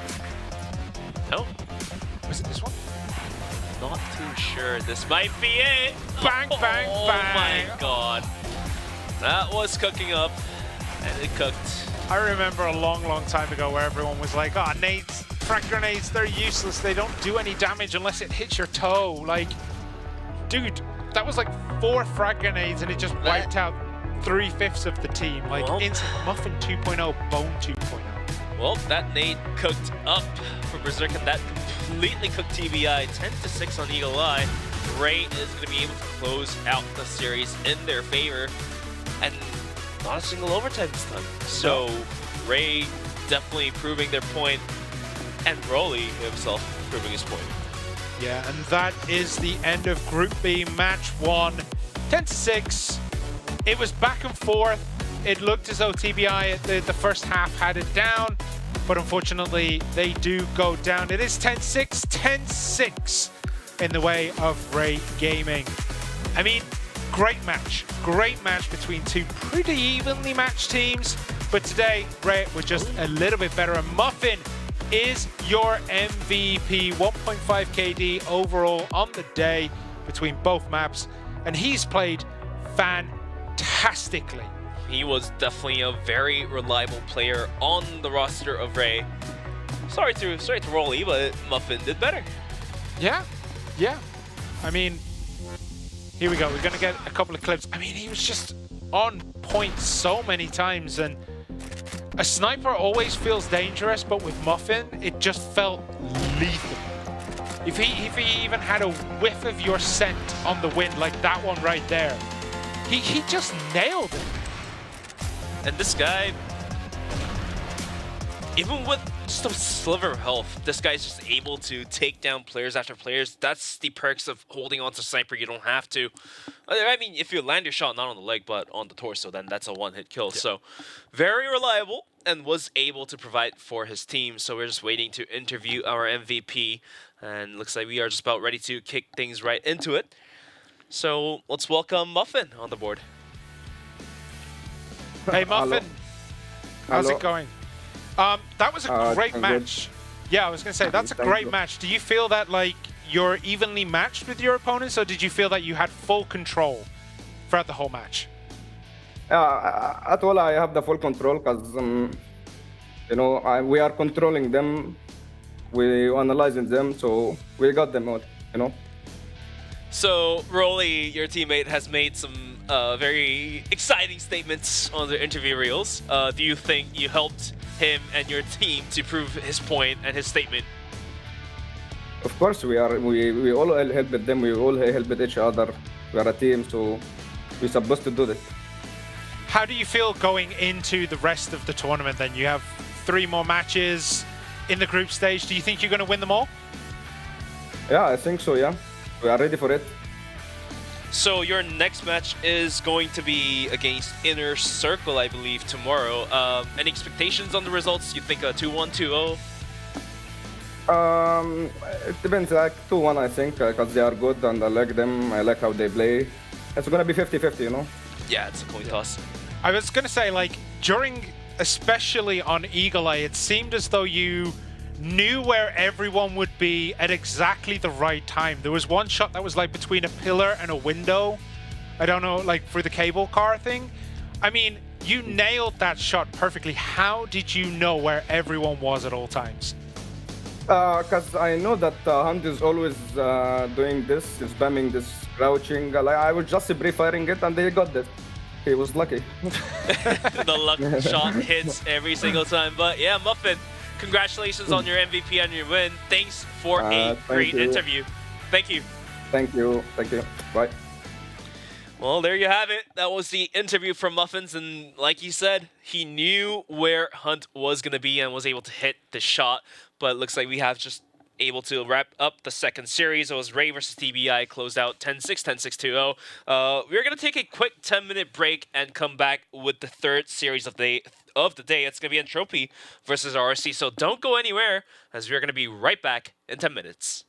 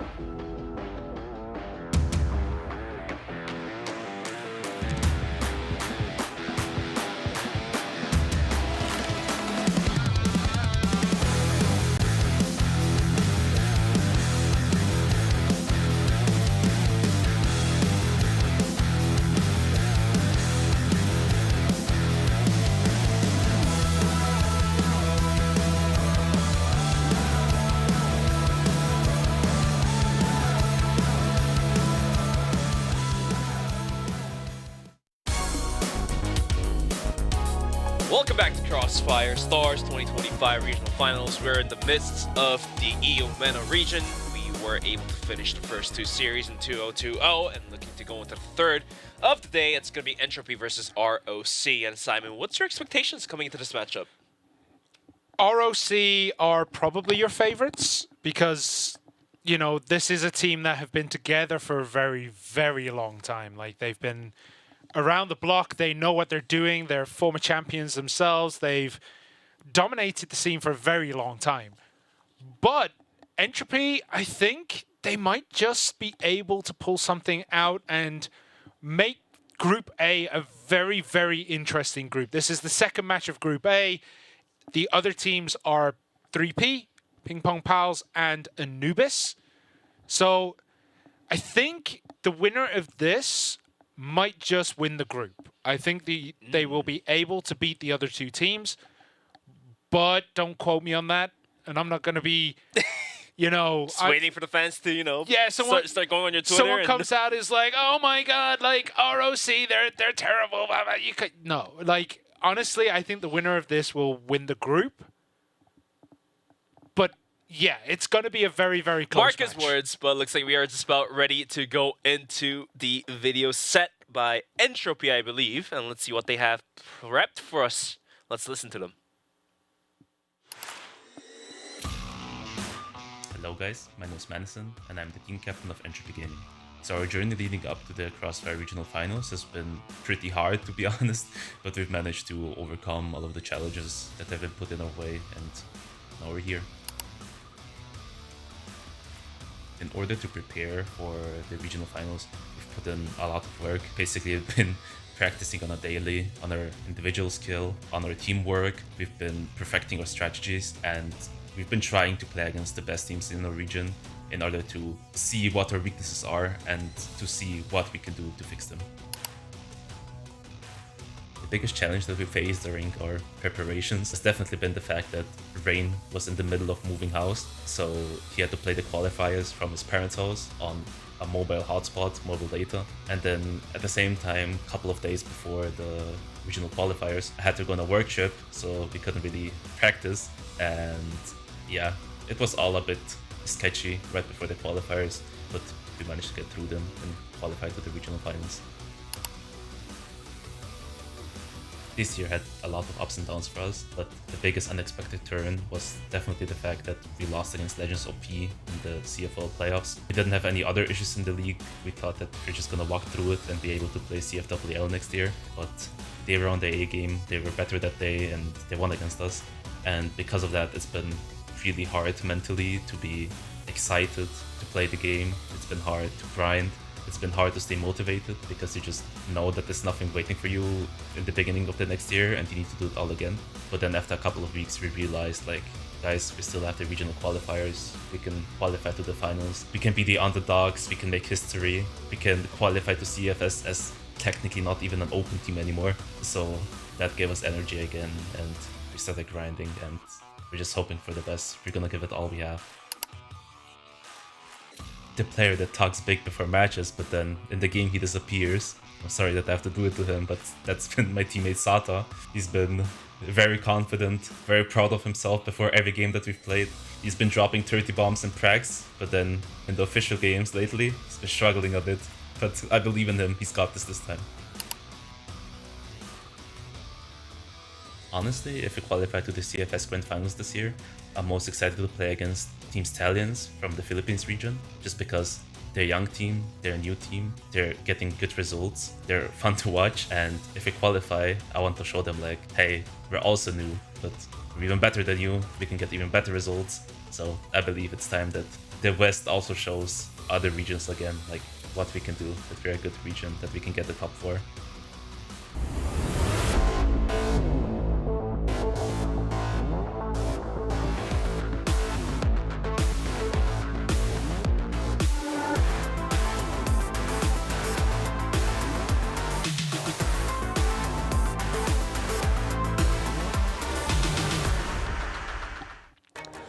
Oh, some great and wise words from the man, Madison.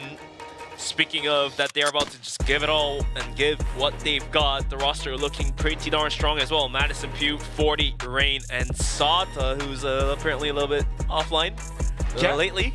Yeah, I mean, I'm just going to say throughout that whole interview, the only thing I could look at was Madison's dog in the background. It was absolutely adorable. Like, it's just chilling there on the bed. I thought it was like a teddy or something, and then it moved, and I was like, oh my god. It's unbelievable. This team, though, they are veterans of the scene. They've been around, and that is one close monitor for Sata. But yeah, like, they've been around. They've done the business. They've played for so many different teams over the last like 4 or 5 years. It'll be interesting to see how they can come together. And I mean, 40, look at that, 1.21 carrying the rest of his team. But the team itself, again, they're hovering around that 1.0s, that sweet spot, right? Yeah, so they have been very consistent, and you can see they're ready to go. But speaking of ready, let's go take a look at what ROC Esports has to say about this tournament. Hello, my name is Mohammed Mahrous, aka Horus. I'm 24 years old and I'm playing for ROC Esports. I'm the entry flag. Our journey in the first season of the CFWL was a little bit tough at the end, and in season 2 we had a little bit pressure to continue to get the 16-0, and we finally get it, but the playoffs was like so easy. When we qualified for the EWC, we gained a lot of experience out there, and now we're about to show them the experience that we had there in the regional finals. We grind more, we see our mistakes and we fix it so fast to stay a little bit more with the coach. We try to analyze our enemies and see how they play, and we try to counter them and see whatever we can do. The most important thing, we try to make our individual skills at the maximum. The biggest challenge that we have faced is that to be consistent in our aim, in our focus, in everything will make us win. So hard, like they say, it's not hard to be the top one, but it's so hard to stay the top one. So we are trying to stay as we can in the same level, even higher if we can. So this is the biggest challenge that we have faced. Only the unexpected thing, it could be like some problems with our families, and someone got the electricity off, and his PC like got a shutdown or something like this. So this is the only unexpected thing that happened to us. Our enemies, bro, our enemies, they are too big before we start, and they shot when we start. So our enemies, yes. I want to face EP, Evolution Power Gaming, to get our revenge from what happened in the EWC. I hope you guys train well and hard, because this is not a ranked match.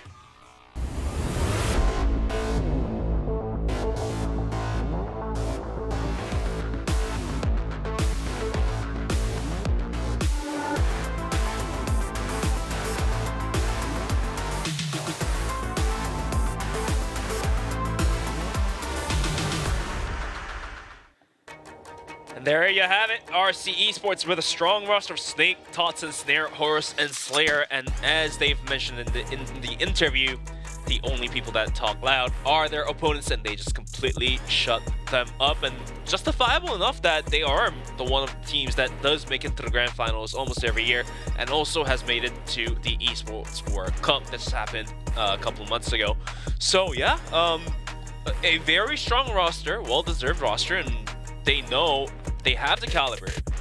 They definitely do. They're just consistently good. They perform at every level as well. That's one of the things about this team, is that they are just going to dominate this region because they've been here so long. Like, they have been around the block, and their numbers basically tell the whole story of this team. They are the, let's say, premier team in the region. This is the team that everyone wants to beat.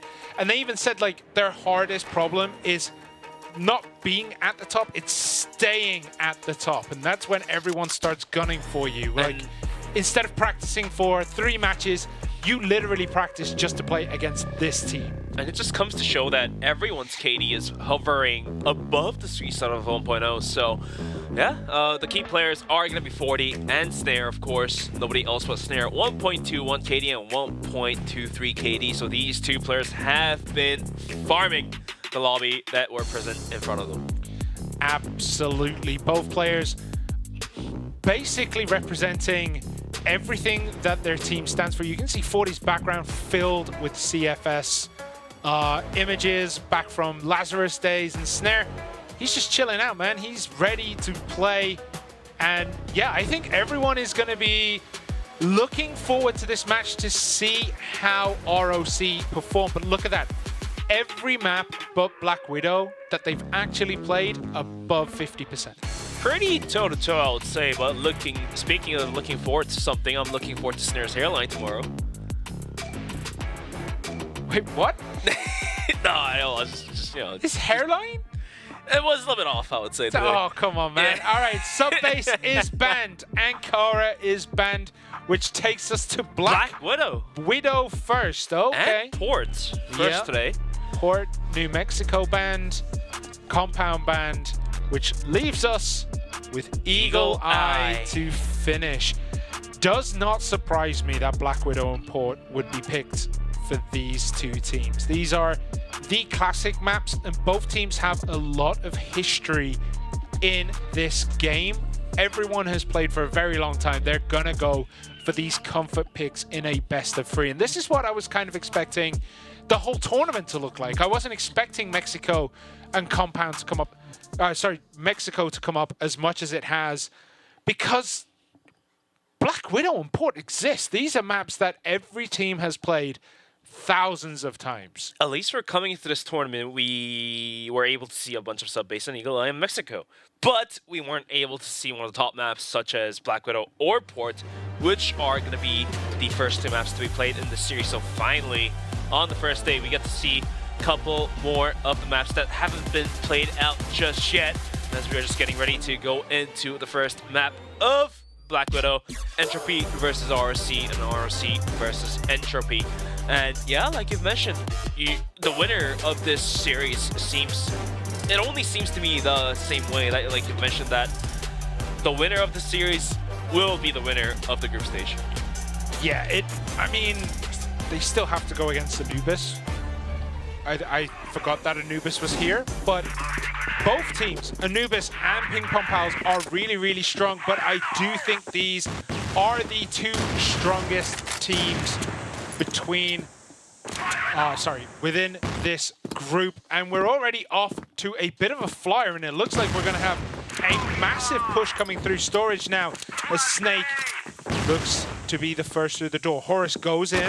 Oh, Snake jumps over the top, gets the kill. Sada gets one, but gets taken out immediately. And everything is just going to... Oh, wait. Snare got sniped down by 40 from way downtown.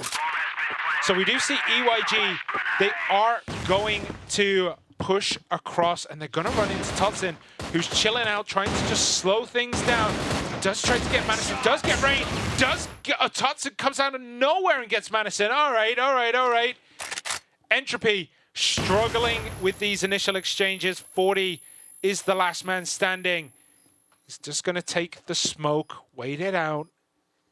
But 1v3 on to be Bombset with 10 seconds left, as the sniper is probably the worst nightmare you're sitting at. Let's find the drop. Not enough time. We'll have to retreat back. And the first round will be taken by the Blacklist side, as ROC is going to start leading out in a pretty clean sweep, I would say, for that round. Yeah, that was the quickest aggression down towards B, and eventually it worked out wonders. So Pew had nothing to do about the swing out with the flashes. So there is going to be that. And look at the position of Snare. He's going to be using the smoke to creep out towards Long, but does he realize Pew is in the deep corner of Long? Maybe not, because Snare gets the drop, and Pew had nothing to do about helping out his teammate. And Snare about to find the second kill, whips the first shot, but somehow gets managed before going down. This is one-way traffic right now, as ROC are just cleaning house. 2-0 in super quick rounds. Critical mistake by Pew. He was tucked out towards long, but he wasn't able to scout out for the rest of his team, costing 2 players at the end of the day, and eventually costing a round. 2-0 on the score. Yeah, and this is pure aggression from ROC. They are just not taking their foot off the gas, as it looks as though Horus might make his way across the crosswalk here, across that catwalk, and maybe push into A. It is pretty well defended. We do have Madison very deep on A long, just making sure that they can get as much information as they can. Salta was dancing around that central door, but I don't know if he saw or heard any movement from ROC as they're looking now to move over towards A. They are all on the right-hand side of the map as the C4 goes deep, and it looks as though A-Long is going to be their preferred path. Madison is so deep here. He pops out, gets one, but is taken out. But that's all the information his team needs. 40 doesn't turn around. Slayer wraps around perfectly. That was a well-timed execution.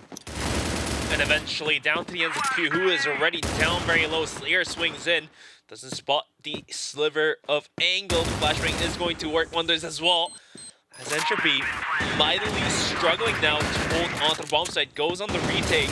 Rain does find one, but eventually is traded out. Pew sitting with 7 HP and nothing else more. Swings in, gets pistoled out.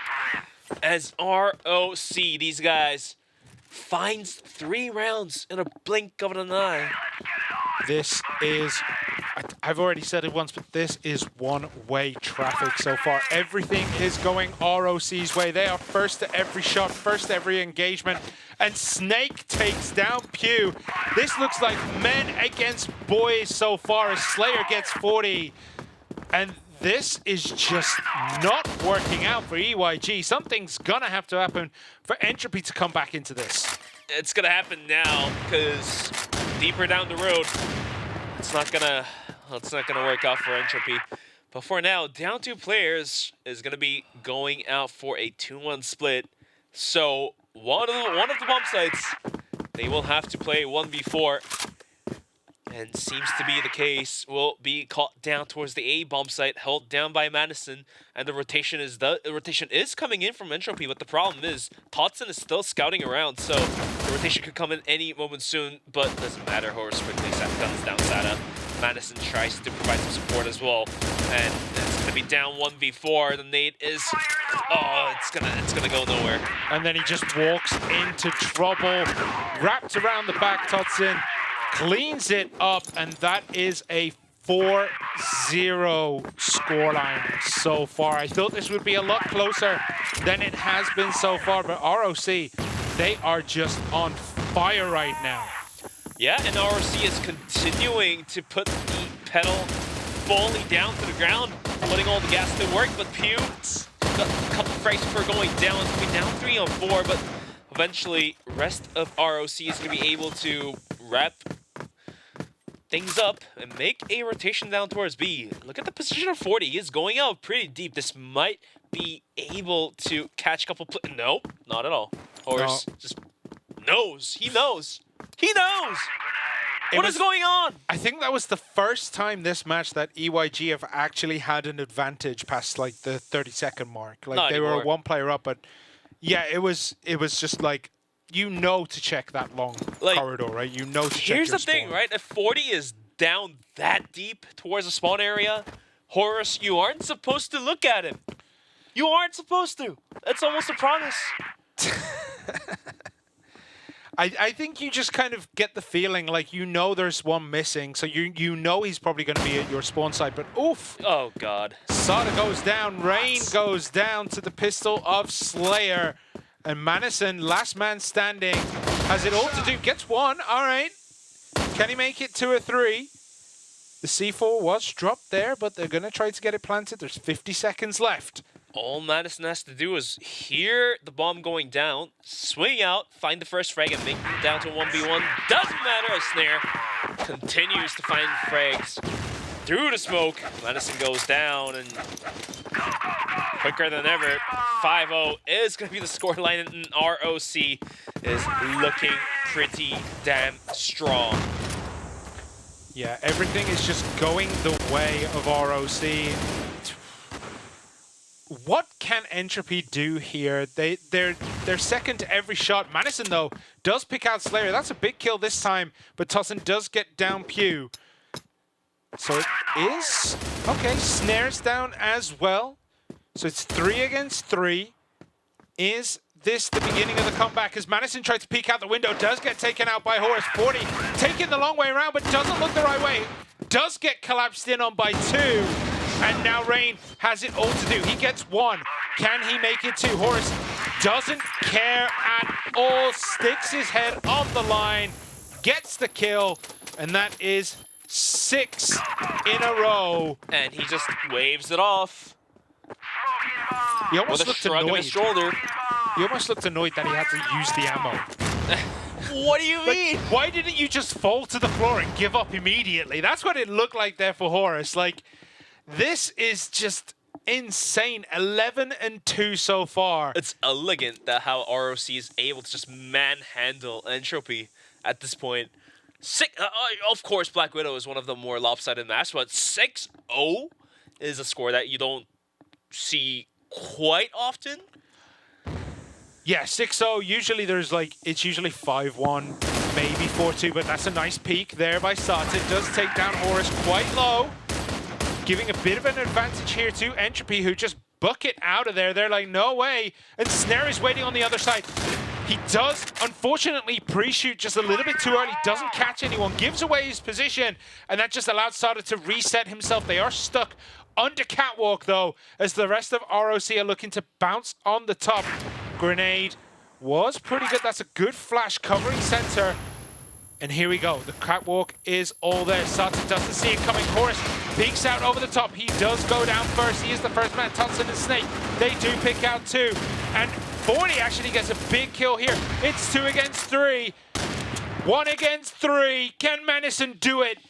Sure, the rest of the players on ROC is down very low, but a click of the head is all ROC needs, and they are master of clicking heads.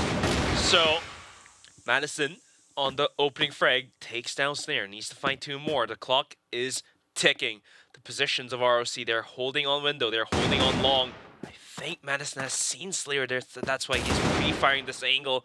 But the rest of ROC, Snake can swing out any moment soon. And there you have it, the trade kill is there. And we are looking at nothing but a 7-0 scoreboard. Yeah, and least expected coming into this matchup. Yeah, and I mean, Entropy, like, they know that they're going to have to reset at the change of halves, like the change of sides. And Slayer, super deep, picks up a great double kill as Pew gets his own, but Slayer continues. That's a triple kill for him. As Madison picks up the sniper, he does get down Thompson, and there goes Slayer. Is this what they needed? Madison on the sniper. Finally, Entropy have a bit of an advantage as they come in. Oh no, Snare has something to say about this. He does get the kill, and now it's 1v1. It's Snare against Madison. Madison's gonna... Oh, he doesn't see it. He doesn't see it. They're back to back. Oh, he missed the shot. He took the shot. Oh, but still gets it. Madison, finally, something goes Entropy's way, and he is 9-7 right now. Entropy is increasing. It definitely is. It's always increasing. That's why it's Entropy. But here we go. Flashbang out. Madison is kind of disabled for now. But look at this. ROC, they fake the grenades over on A, and this is a very aggressive push. Horus gets one, but Pew picks up a double kill before going down to Snake. Snares takes out 40, and now it's 2 against 3. Madison once again. What? Madison, you weren't... Oh, there we go, finally. Yeah. But it didn't buy enough of a room for the rest of ROC to get the bomb planted. And what are you doing, Snake? Through the smoke, finds the tip of the head of Sata. What are you doing?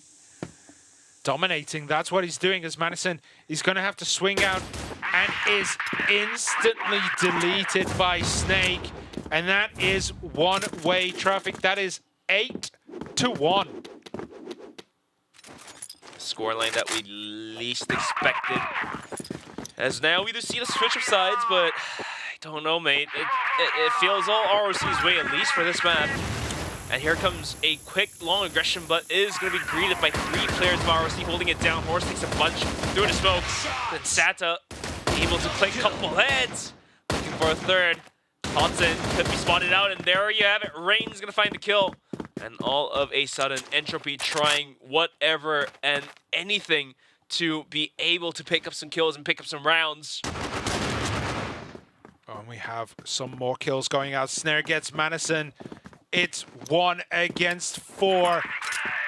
Entropy, they know what they're doing on this side. Blacklist is the favorite, but 8-1 is a mountain to climb. Psychologically, just how they've been losing these matches, it doesn't seem to matter. They are ready and willing as they get another win on the board. It is 8-2. 8-2 is going to be the scoreline. As we do get to see the beautiful faces of the players. For ROC, they're completely relieved. You know, no pressure whatsoever. And just waiting to see if we get to see the players from Entropy as well. But nonetheless, yeah, whatever Horus said on their interview, I know, I feel it is very justifiable. Yeah, absolutely. It is insane how strong they started, but now the shoe is on the other foot. Can EYG, can Entropy finally get a footing in this map? It has been one-way traffic so far. Will it turn around? As we are on board with Snare looking down. Oh, he dropped the shot. He saw it. He got the information. And Horus swings around the corner, gets one, but is instantly deleted. Madison gets another kill here. He gets a double. That's Totson off the board as well. But he is very, very low. As Snare gets a wicked shot off there. And it's all going wrong. It's 2 for 2. Snake and Slayer against 40 and Pew. 40 lining up those shots. Pew on the bomb site. Do they know where each other are? That's the question. 40 spotted out. Slayer is waiting. And the wall bang is good for a bunch of damage that allows enough room for Snake to start creeping in towards Catwalk. Pew has to post a plan. And gets it. He does get it. Indeed. Slayer swings out with the pistol, gets the job done. And now, all down to the ends of 40. Not anymore, as he has fallen. And ROC is going to be able to pick up the map point cleanly. This is a intense match between two good teams, but ROC are just so on top of things right now. They're playing at a tempo that we generally don't see. This is super high tempo for ROC. Definitely high tempo, and EYG is also picking up the pace here. They're going to send it down towards long, but is halted completely. Totson Slayer Horse picks up a piece each. Slayer looking for the second, does find the quick scope, and then add another quick scope to the kill point, and ROC single-handedly closes out Black Widow with their favorite 10-2-2. First in this tournament. Yeah, that was absolute domination. I was hoping, praying for Entropy that they could maybe stem it at the switch. It was looking good for them. They got 2 in a row. Until the first half. Yeah. Happened. The first half just happened. But you know what I mean? Like, Entropy, they looked as though they were coming back into it. The side swap, maybe would have been enough to kickstart it, but unfortunately, they're just second to it. ROC are just too good. They made that look all too easy. And this highlight reel, it's mostly comprised of frags from ROC because the rounds went mostly towards ROC side. So, man, it hurts to see that Entropy falls like this. They have to pick the pace back up. They have to fight back. And Port is definitely one of the maps that Entropy picking up more rounds and picking up the pace to take us into map 3. Yeah, this is also psychological damage, let's say, because like Mental damage. I mean, why not both? This is gonna just destroy everything that you've had planned. Imagine spending weeks planning for this match. You know you're going against the strongest team. You've prepared, you've planned everything. No matter what you plan, everyone has a plan until you get shot in the face. And then it's just chaos, carnage. ROC made that look like men against boys. But the question is, can ROC continue on this trend of homeschooling Entropy in map number 2? You know, it's going to be hard to come back. Like, the mental game is cracked, right? Your mentality is broken. You're going to be second guessing everything because you were just second to every shot. It was almost as if you were playing with 180,000 ping. Like, it looks as though the other team are just playing on a different time zone to you. You know what I mean? Like, ROC, they're playing from the future, man. Like, they're so good. And I mean, if you look at that, 2.5 for Snake, 2.0 for Slayer, 2.0 for Horus, only Manison managed to put up a positive KD on the side of Entropy, and everyone else it just didn't work out for them on that map. Yeah, the first map was definitely in the favor of ROC. Entropy tried their best to climb and crawl back in, but the rounds were 10-2, and ROC was able to secure map number 1 in a single-handedly sided manner and favor it towards them. Just waiting to get into map number 2, which is going to be Port, but extending on what we were just talking about, sure, the mental has been cracked, but Port is one of those maps where if you're able to just drag it out long enough, then you can turn things around. Definitely. It's one of those maps where we've seen the underdogs beat the Titans. We've seen the Davids beat the Goliaths on this map. It is a map that definitely throws a spanner in most people's works. So let's hope that maybe that was just a one-off. Maybe Entropy knew they were going to struggle on that map and they picked this map because this is what they're expecting to win on. This is their map. So hopefully we can see the Entropy the Entropy Gaming team, come back into this one and show us that these teams are evenly matched. And Black Widow was a one-off. Thank you, Bill Nye. Gonna be a quick A push cooking up by ROC, having 3 players to climb on connector. But look at this counter boost by Sata. It's just working wonders. And Snake will fall quickly.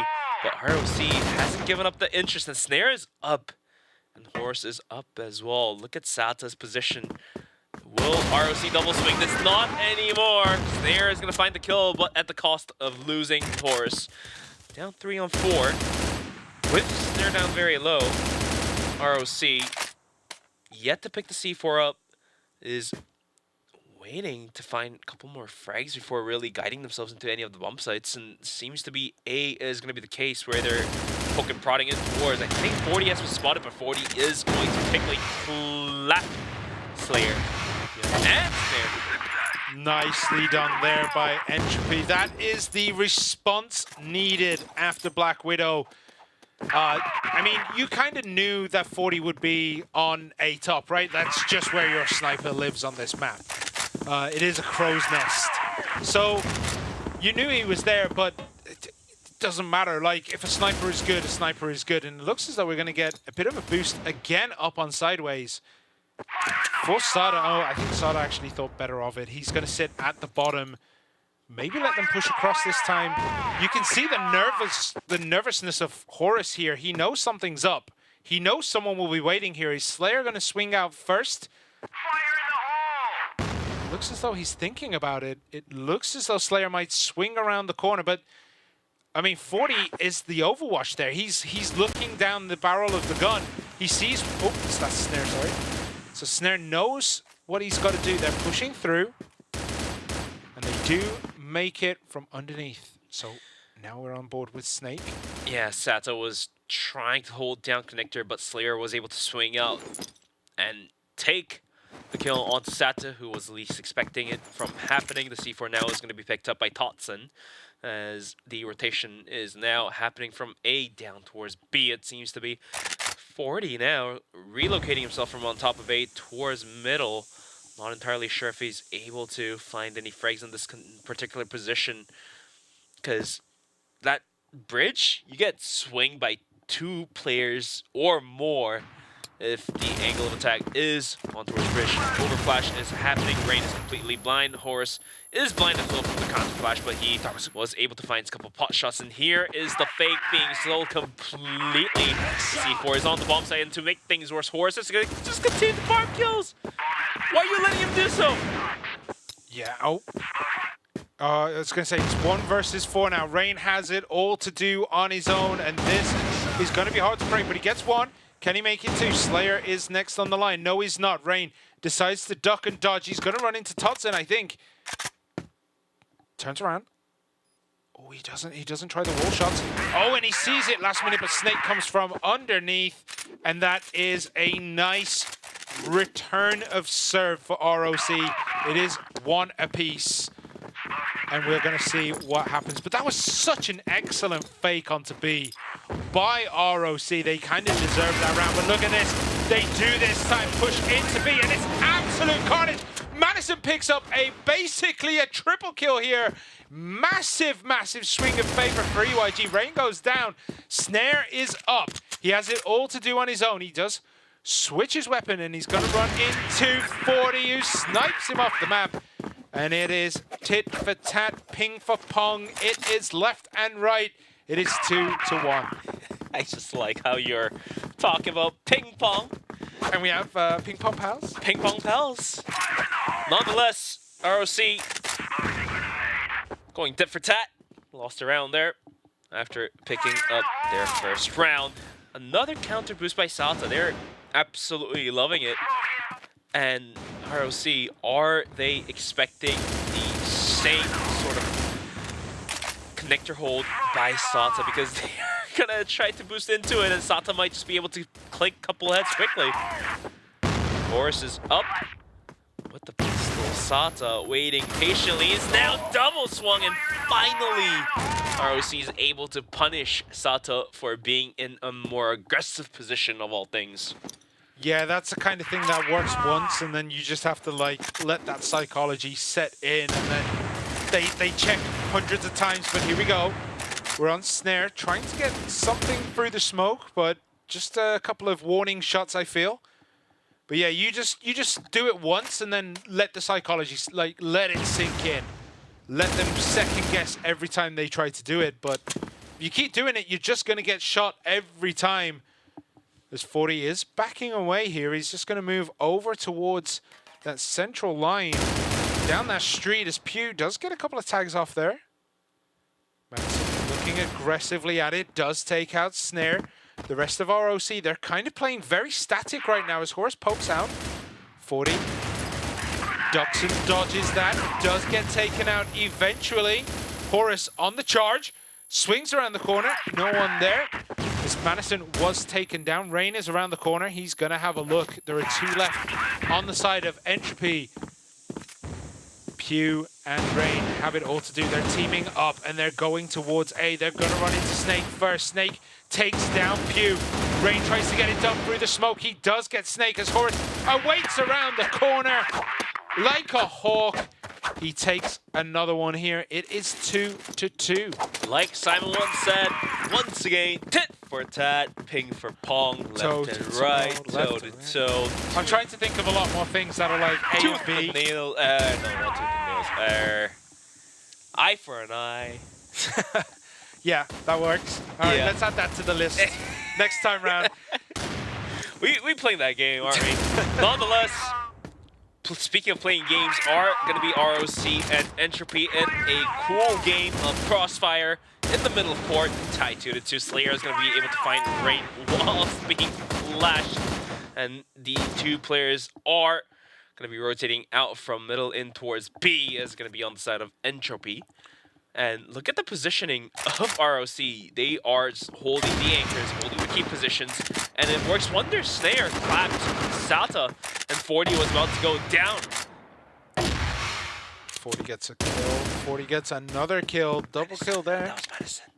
Oh, sorry, Madison got a double kill. My bad. And ROC, they instantly retaliate here. It looks as though Pew might have his work cut out for him as Totson, Snake, and Horus are still standing. Are they going to get the C4 down? It is swinging over towards A. Horus takes a couple of pot shots, does connect. Pew goes down, and that is the first step ahead for ROC. On port. Worth saying on port because they dominated Black Widow. It's also saying the rounds are going tit for tat, toe for toe, A to B. Yeah. yeah, no. No, let's drop that. It was funny the first couple of times. Yeah. I think we're stretching a little too much. But speaking of stretching things a little too much, is going to be ROC sending another player on top of connector once again. I think they've done it almost every single round. And the rest of players are also leaning their body, leaning their position towards closer, now towards A. So, Arby will be able to see another A hit brewing in the pot. Is it going to be though? Like, could this be a fake? You can see that Entropy, they're thinking maybe B will be the push. They're settled down on the warehouse. They're looking to keep everyone very mobile and flexible towards that B side. And A is being looked at by Sata and 40 as Madison taking a couple pot shots through the middle and does get punished for just revealing his location as Snare takes him off the board. And that could be the go sign for whatever ROC want to do. And they still have plenty of time to work with. They still have a whole minute on the clock. After taking down Madison, who has been top fragging on the team last map, and ROC has the C4 up on connector. Oh, and Sata will go down. That's gonna open up the gate on towards the A bomb site. 40 struggling to hold the bomb site, and Pew caught with his pants down, all down to the ends of rain in a 1v5. And A-Dream, while the rest of ROC is coming on for the hunt. And the hunt is done. Slayer takes down Rain. And ROC is going to start leading up 4-2. Yeah, this is just going ROC's way now. They found their footing in the blacklist side on port. So we're going to see what can happen now. Can Entropy like settle themselves, or are they starting to think? Here's the thing, it's not because their defense is weak. It's just whatever aggression they want to take on the global risk side is fighting them back at the end of the day. So they have to play more default, even this round right now, right? You see Sata was counter boosted, and you see two players are deep in B connector. Why are you investing players in the aggressive positions? Play defense when you're on the defensive side. Why are you playing offense when you're on defense? That's the issue here. I mean, sometimes you have to take the game to them, but I think... Not on port. Port is definitely not the map to do so. I mean, you're right, but it's also a map where, oh, Snare and Horus just see the two players showing. in B connector completely gone. Why? Well, we'll find out sometime as Rain picks up a double kill. Salter actually gets one. Rain does go down. 40, last man standing on the side of Entropy. And he's looking towards that bomb site, thinking of hanging around the warehouse here. As we see the C4 starting to wrap around. There's a lot of dead bodies in the way. Is there a window of opportunity here for 40 to bring home the win? He's low. Snare sees him. Slayer's going to wrap around the other side. Does take him out. Just perfect overlap there by the side of ROC. And it is 5-2. And just like that, it's going to be 5 rounds, going to be being picked up by ROC. And this time, keeping the composure, finally Entropy is going to be playing on the more defensive angle. And as I say that, we do see Pew all the way deep in connector and peeking out towards middle. Let's see if that pays off dividends, because I don't believe in it. Well, it was starting as the traditional 2-1-2 defensive line, but yeah, you're right. Pew did go a little bit off kilter here. 40's going to have his work cut out for him. There are 3 looking towards that A side. They're going to have a little bit of a peek, and they might just catch Sada off guard again. He does seem to be struggling ever so slightly in this one. But here we go. Here is that rotation towards B, and we know what the warehouse push is like. We know how strong this B side can be, and especially once you take it, it is very hard to break. A snare actually goes down. That might just be the information needed, but we don't see 40 rotating over, and Sada is still sitting on A. They're slow to react, but the push, I mean, it's still deciding where it's going. I thought it was looking like a very strong B push, but smartly Entropy didn't take the bait as strong as I did. But now this warehouse push is coming in. Pew is going to be the first to find out about it. Rain is there. Madison is around the corner. But the rest of the team, they have no information. There's nothing coming. And the rotation, it's good, but Rain doesn't care about the rotating players on his side. He's going to do it all on his own. Does take two. Madison then takes two. And Entropy, they do take a very good map there. Still, they have to find one more round to close the first half to be close to a tie. It's going to be 5-4 if they do so. And for ROC, if they are able to pick up this final round, it's going to be double score 6-3, I believe. And for now, Pew is caught while swinging out a little too wide. Maybe a misstep, maybe a tactical maneuver, but that's going to benefit ROC as a whole. Yeah, and we got to see how Entropy will react to this. They're still holding their positions, and they're pushed very deep in their own side.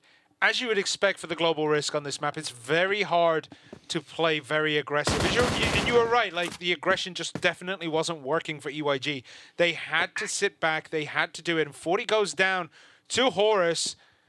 And I mean, it is all unraveling here for Entropy as ROC look. Oh, menacing. Throws the grenade through the window, turns around, does get Horus down. Does reveal his position. How can the rest of the team support him? Snake trying to get the pot shots off. Doesn't manage to connect anything really. And that is Slayer and Sada having a bit of a standoff. Is Sada awake? Oh, Sada hasn't seen Slayer coming down from connector. But doesn't matter. Sada finds one, looking for the second. Does put out a bunch of damage, but eventually goes down. And Snare with the flank finds one. Oh, the timing on the swap. He's going to be able to fall back without losing his life, though he took a bunch of damage. Rain versus the world. Once again, I think we've seen the round happen a couple of rounds ago, and looks like we are at it once again. Sada has to find Snake and two more players. The bomb timer ticking down. He's good for one, looking for the second. Has to go for the pistol. Sees Totson, taps him, but the damage isn't quite there. 6-3 on the first half as ROC is going to lead out on a double score. Now, as we've said before, 6-3 isn't a bad score going into the second half. It's a lot better than 7-2. But after you got kind of manhandled on Black Widow, how is that going to affect you? You kind of do want to be within touching distance of your opponent if you are Entropy. But now we swap roles, we swap sides. What can ROC do on the global risk side? And can Entropy get their footing on the blacklist side and finally bring home a string of victories? We will see. This 40 goes a bit deep and does take a bit of fall damage there. Nothing, yeah, that usually happens in port. Yeah, nothing to sing home about, but you never know. That could be the difference between someone tapping you in one shot and someone tapping you in two. Maybe that one bullet makes all the difference. Nonetheless, minute 30 on the clock, and Entropy is thinking about a B hit, which might be the right decision, only being held down by Slayer. Totson could rotate in, but that's two players all in all. Rest of ROC, they're holding closer and deeper in towards A, sending Snake towards middle seems to be, and so far they're going to be pushing it down towards middle. It seems to be Entropy setting out the overnades. Are they going to go for connector push, or are they opting out to go in deep towards middle? But here is the Ghost and Horus while being finds two, finds three huge kills to stop the push. Snake comes in hot as well, and Snare on top of the bomb site took a beating, but eventually he was able to jump up and over with the pistol to take the final kill. And we are looking at a 7-3 scoreline here, Simon. Yeah, it's looking rough. ROC definitely playing this side well as we do get a wallbang there. Madison is down for the count in this round. And Entropy, they're left reeling. How do they come back from this? They're pulling back. They're going to try to reset, but it just feels like ROC are everywhere all at once. You know what I mean? Like there's someone around every corner.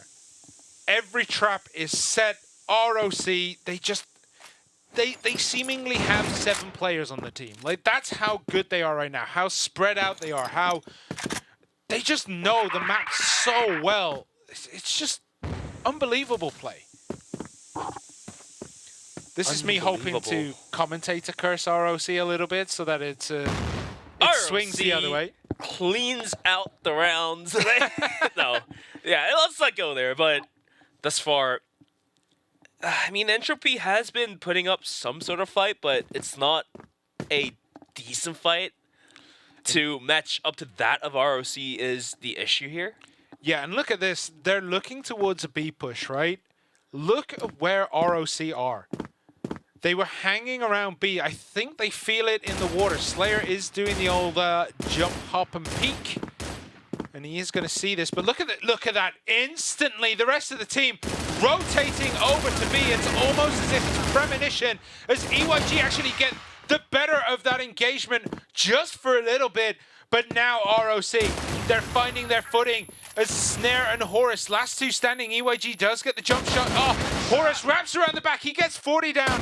Sada is next to fall. And ROC make it look almost too easy.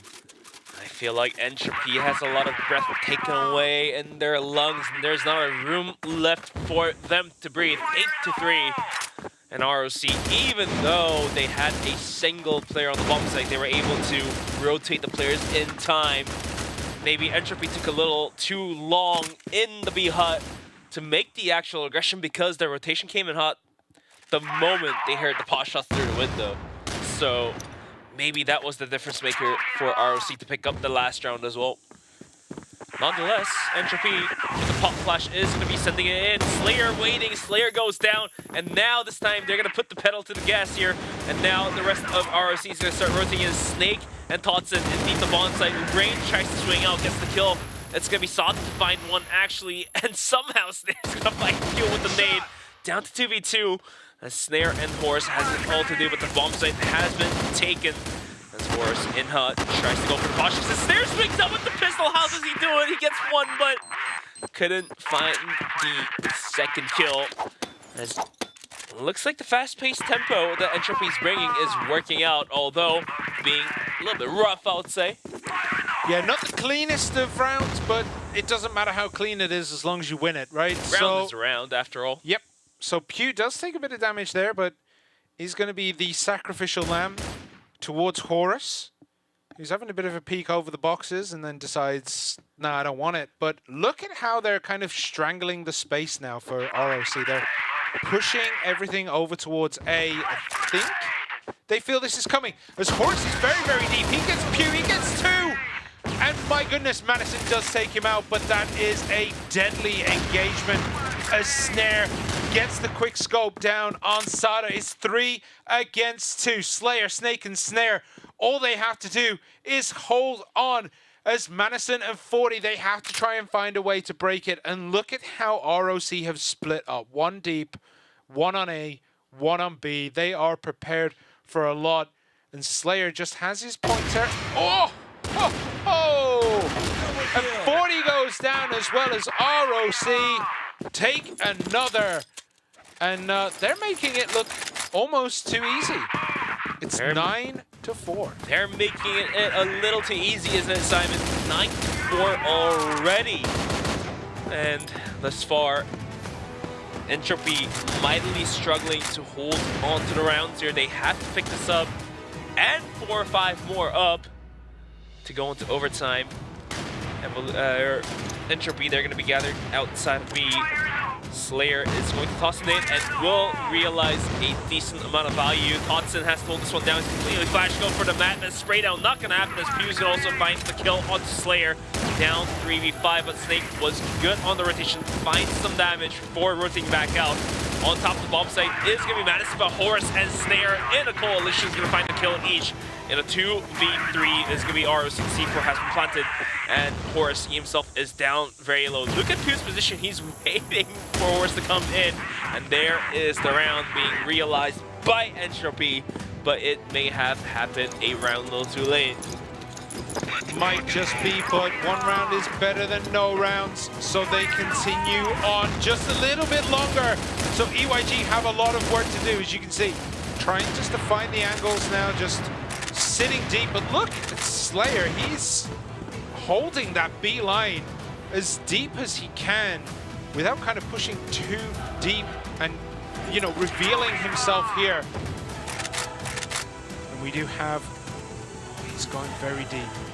There's 4, 5, actually all of Entropy. They're all towards that B road as they are looking to have a push. Grenade comes in, grenade is good.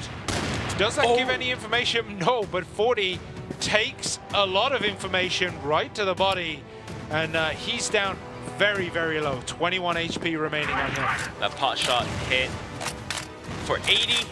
Not good for a kill, but it looks like Entropy is thinking about a possible big push. Yet another pot shot, but the rotation from ROC not happening just yet. And maybe this is going to be the difference maker as ROC. They're expecting that Entropy will be rotating out from B, and maybe that is the case. We do see Pew, who was peeking out towards middle, but now they've gathered themselves back up in towards B. Look at Totson's position. He is deep in B, and Slayer is waiting with a sniper. Sata's going to be able to find the spray down on towards Totson. Slayer, not good for 1, not good for 2. He is about to go down. This is yet another round to be picked up by Entropy if Snare and Horus can't find much kills. Yeah, Snare wrapping around here. He's gonna find it. He does, but he doesn't get any kills. He just finds a whole world of hurt. There's Horus, last man standing. I think he knows that his time is up, and he's just gonna go for a little bit of a journey. Take a look at a couple of ships. Tech pause. Yeah, well, we'll see. He's just, I mean, it's a tack pause in a sense that you're not. You're running down the clock. Yeah. Yeah. Just making sure everyone is happy. And he might just play some games because, like, yeah, maybe he's just having to look around. I think that's what it is. I think he just wants to, you know, be a tourist for once and take a look at the boats and see how it's going as the bomb. Nice boat. Does go off. And there we go. Entropy. They do get another win here. And is this the start of the comeback? It is 9-6. And I can tell, Simon, you're max jinxing it with the caster curse. As ROC this time is going to be going out aggressive and towards middle and has gained control of the B connector. But none of Entropy Gaming is waiting in the B huts, so it didn't pay off any dividends just yet.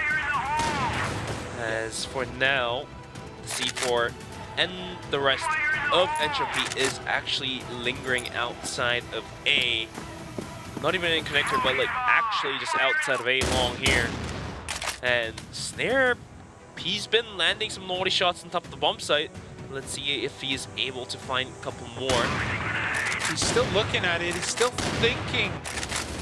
Both teams just kind of toying with each other right now as we have Rain doing the old wall run. Are they gonna go A? That would be kind of risky at this point. Rain is on the connector. So Pew is rotating around, and yeah, they're gonna go B. There's a nice little kill zone here set up with Slayer. And I think that's Totson. Yeah, Totson's gonna wait on the bottom. He's gonna give the first call. He's gonna see something. Slayer's gonna wrap around. There we go, there's 1. There's 2. And there's the wraparound. There's 3. Make it. Nope, I thought it was gonna be 4. Madison does manage to get 1, but Snake goes down. So 40 and Madison, last 2 surviving on Entropy. ROC, they have 2. It's Snare and Horus. So it's 2 against 2, and you can't cover a lot of the map. So they are sticking together. 40 is barely alive with 1 HP, as you can see on the left of the screen here. He is a dead man essentially, but still alive, was able to find the kill with 1 HP. And like you said, Simon, not a lot of map could be covered with only 2 players. Going to be ROC, but Horus waiting by the bridge side can definitely hold on to the bomb site if he's able to see the tip of the heads. And there's 40 going down. And Madison has it ultimate, has the C4, but not a lot of time. Has to cross into the bomb site. Has about 10 seconds, will be jumping up the staircase and post for the bomb plant in a 1v2 and a dream to keep the tournament life alive. Madison has the flash, wall, frags it, swings out, gets a good damage done, but not quite there to find the kills. As ROC is going to be able to close port out in a 10-6. It's going to be 2-0 for the series. Wow, wow, wow. ROC have come out swinging in this one. And you can see Entropy, I mean, it almost feels as if, you know, they didn't have time to settle in at all. ROC brought their A game immediately and just didn't give Entropy a fair chance to really warm up. So that is a very quick 2-0 for ROC. And I mean, who would be your MVP in this, apart from the whole team? Because they've just done, essentially... I gotta say Horus.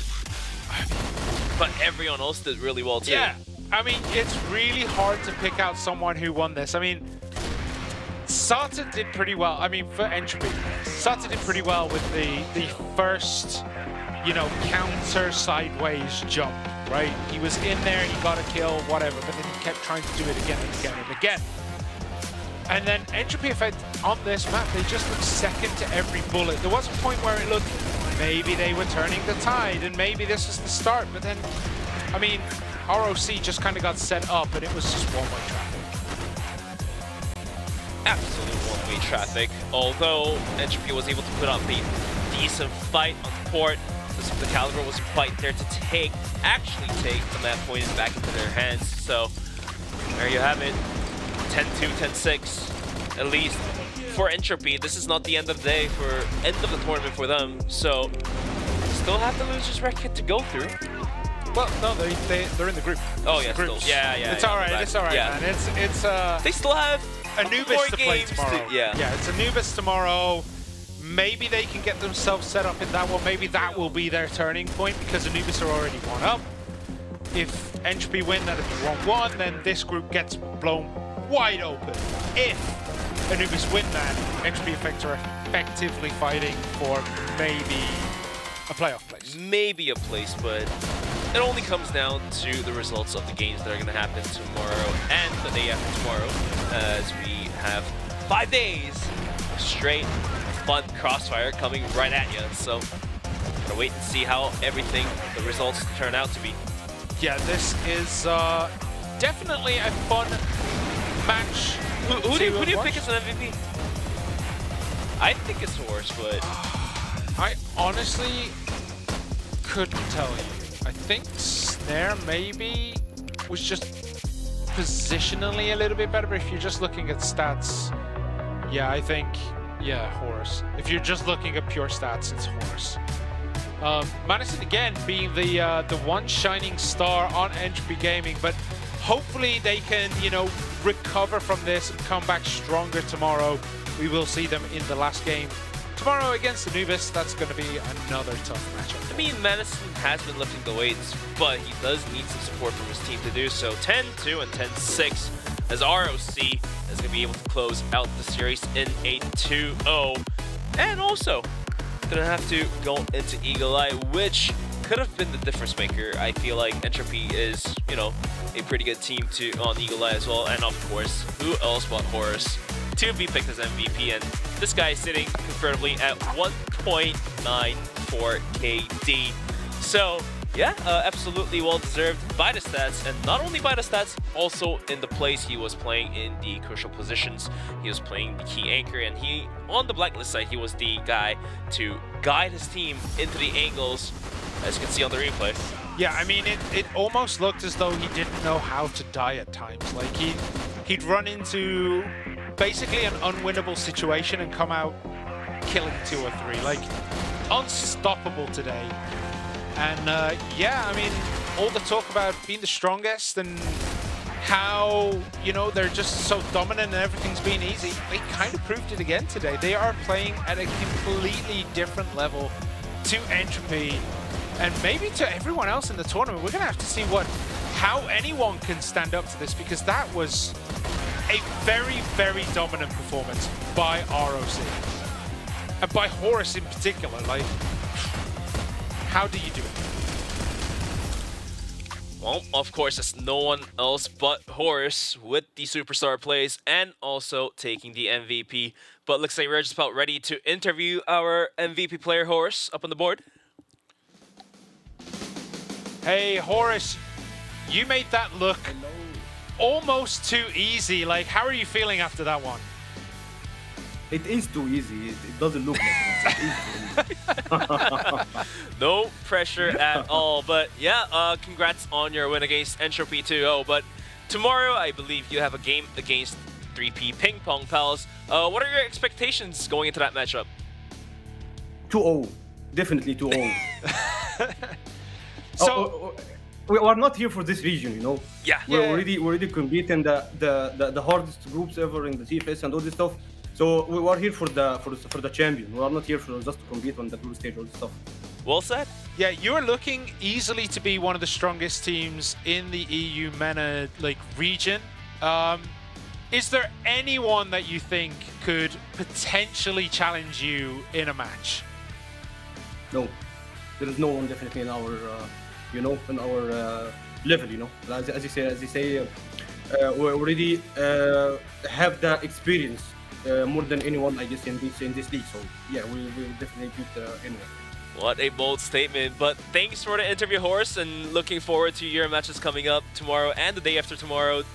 Make sure you guys also, cheer for the other teams as well to, at least match up to your passion and your caliber. Thanks for the interview. You're welcome. See you. Thank you. Bye.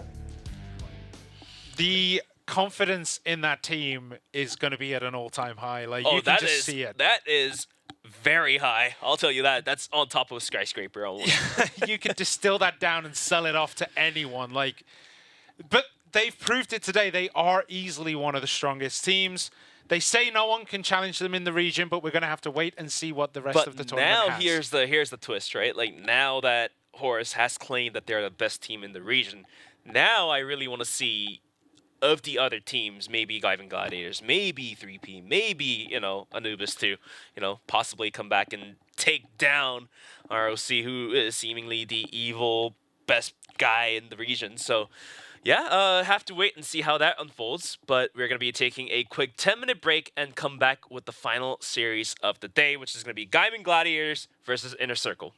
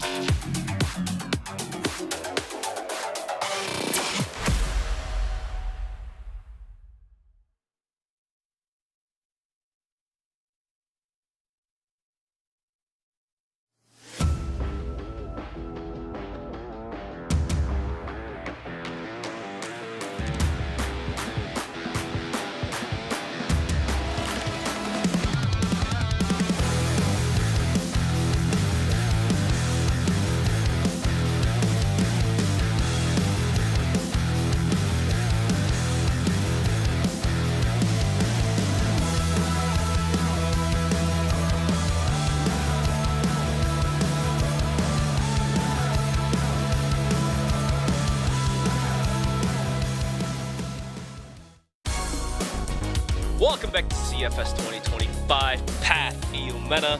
This is going to be the regional finals brought to you by Smallgate, and we are in the midst of all the series about to be wrapped up. 3 games so far, and we're just left with the last set here. It's going to be Gaimin Gladiators versus Inner Circle. And Simon, what are your expectations coming to this matchup? Honestly, all my expectations have proved wrong, so I'm not going to have anything this time round. I jinx. Yeah, I know. The jinx. I expect it to be relatively close between these two teams, but the last time I said that, the last map happened. The last match happened where, like, you know, ROC came out all guns blazing. This match, Group B, match 2, anything can happen. I think... I don't want to say it again. I'm not going to say it again. I was going to say, like, the winner of this will be the one to be a very strong contender to win basically everything. Well, let's see how it turns out to be, but looks like we are ready to see what Gaimin Gladiators has to say to us. Hello, I'm Lineclaw from Team Gaming Gladiators. There is not much to say about our road until reaching the CFS regional finals. We placed second, just like last year, and we are ready for this tournament. The preparation for the regional finals was normal. We take it as any other event. Of course, this one is very short and is very important, and we are willing to give our best. The biggest challenge doing preparation was obviously understanding how could we improve, trying new stuff, actively trying to learn from other teams, and yes, getting routine and ready for the new matches that we are going to have. No, there was no challenges during our preparation for regional finals. It's just like any other event, and yeah, we are giving our best to get the best result. I don't think there is anyone who talks really big before the matches. I mean, some people like to, you know, provoke each other before the matches, but I think it's all friendly banter. I don't really give any importance to what is said before matches, because in the end, it doesn't matter what you say before. What matters is the result at the end. If I advance to the CFS Grand Finals, obviously I would like to play against Brazil and China. I lost last time. And maybe play again a match against Philippines or North America. I mean, against Philippines I didn't play yet, but it will be nice to have the opportunity to play one. And yeah, that's it.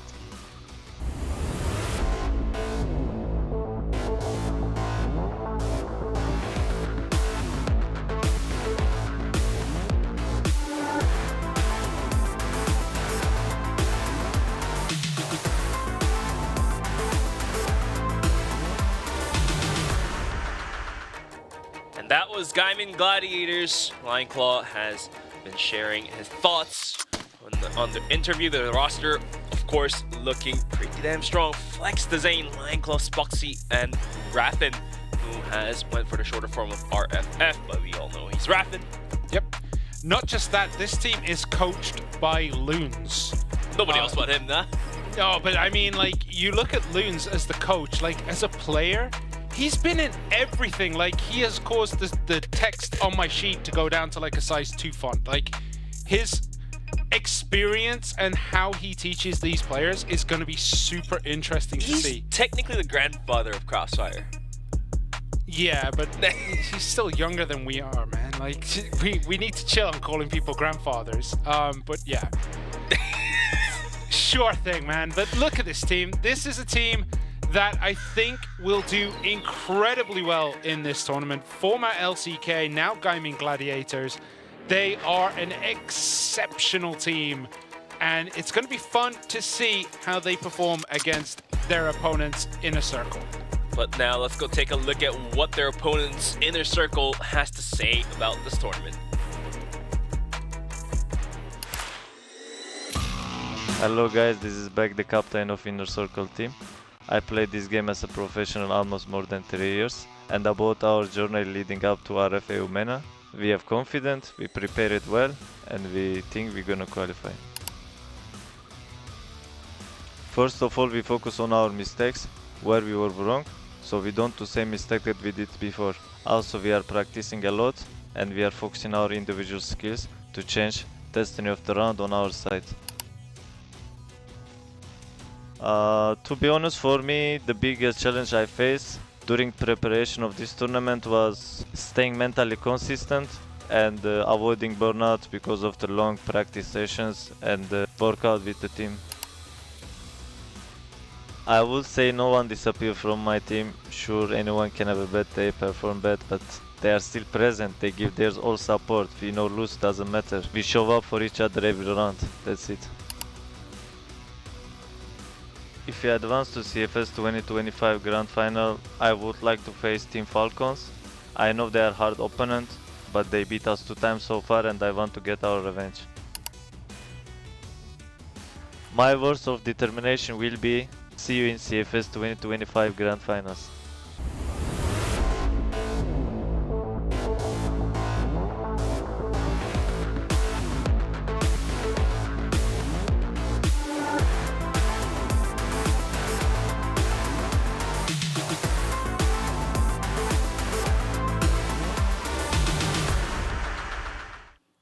There it is, the roster of Inner Circle comprised of Beck, Lucard, Kiko, Jinzer, and Awesome.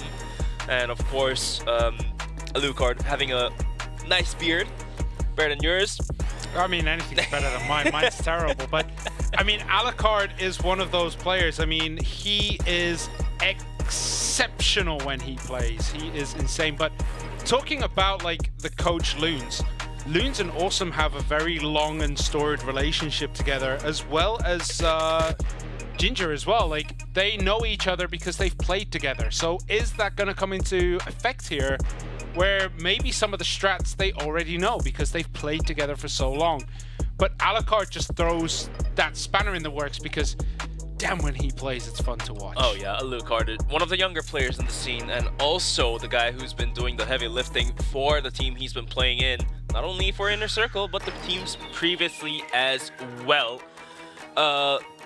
Yeah, all in all, Inner Circle, although their head-to-head is just a little bit weaker than that of Gaimin, but, you know, this roster as well also holds the caliber of its own.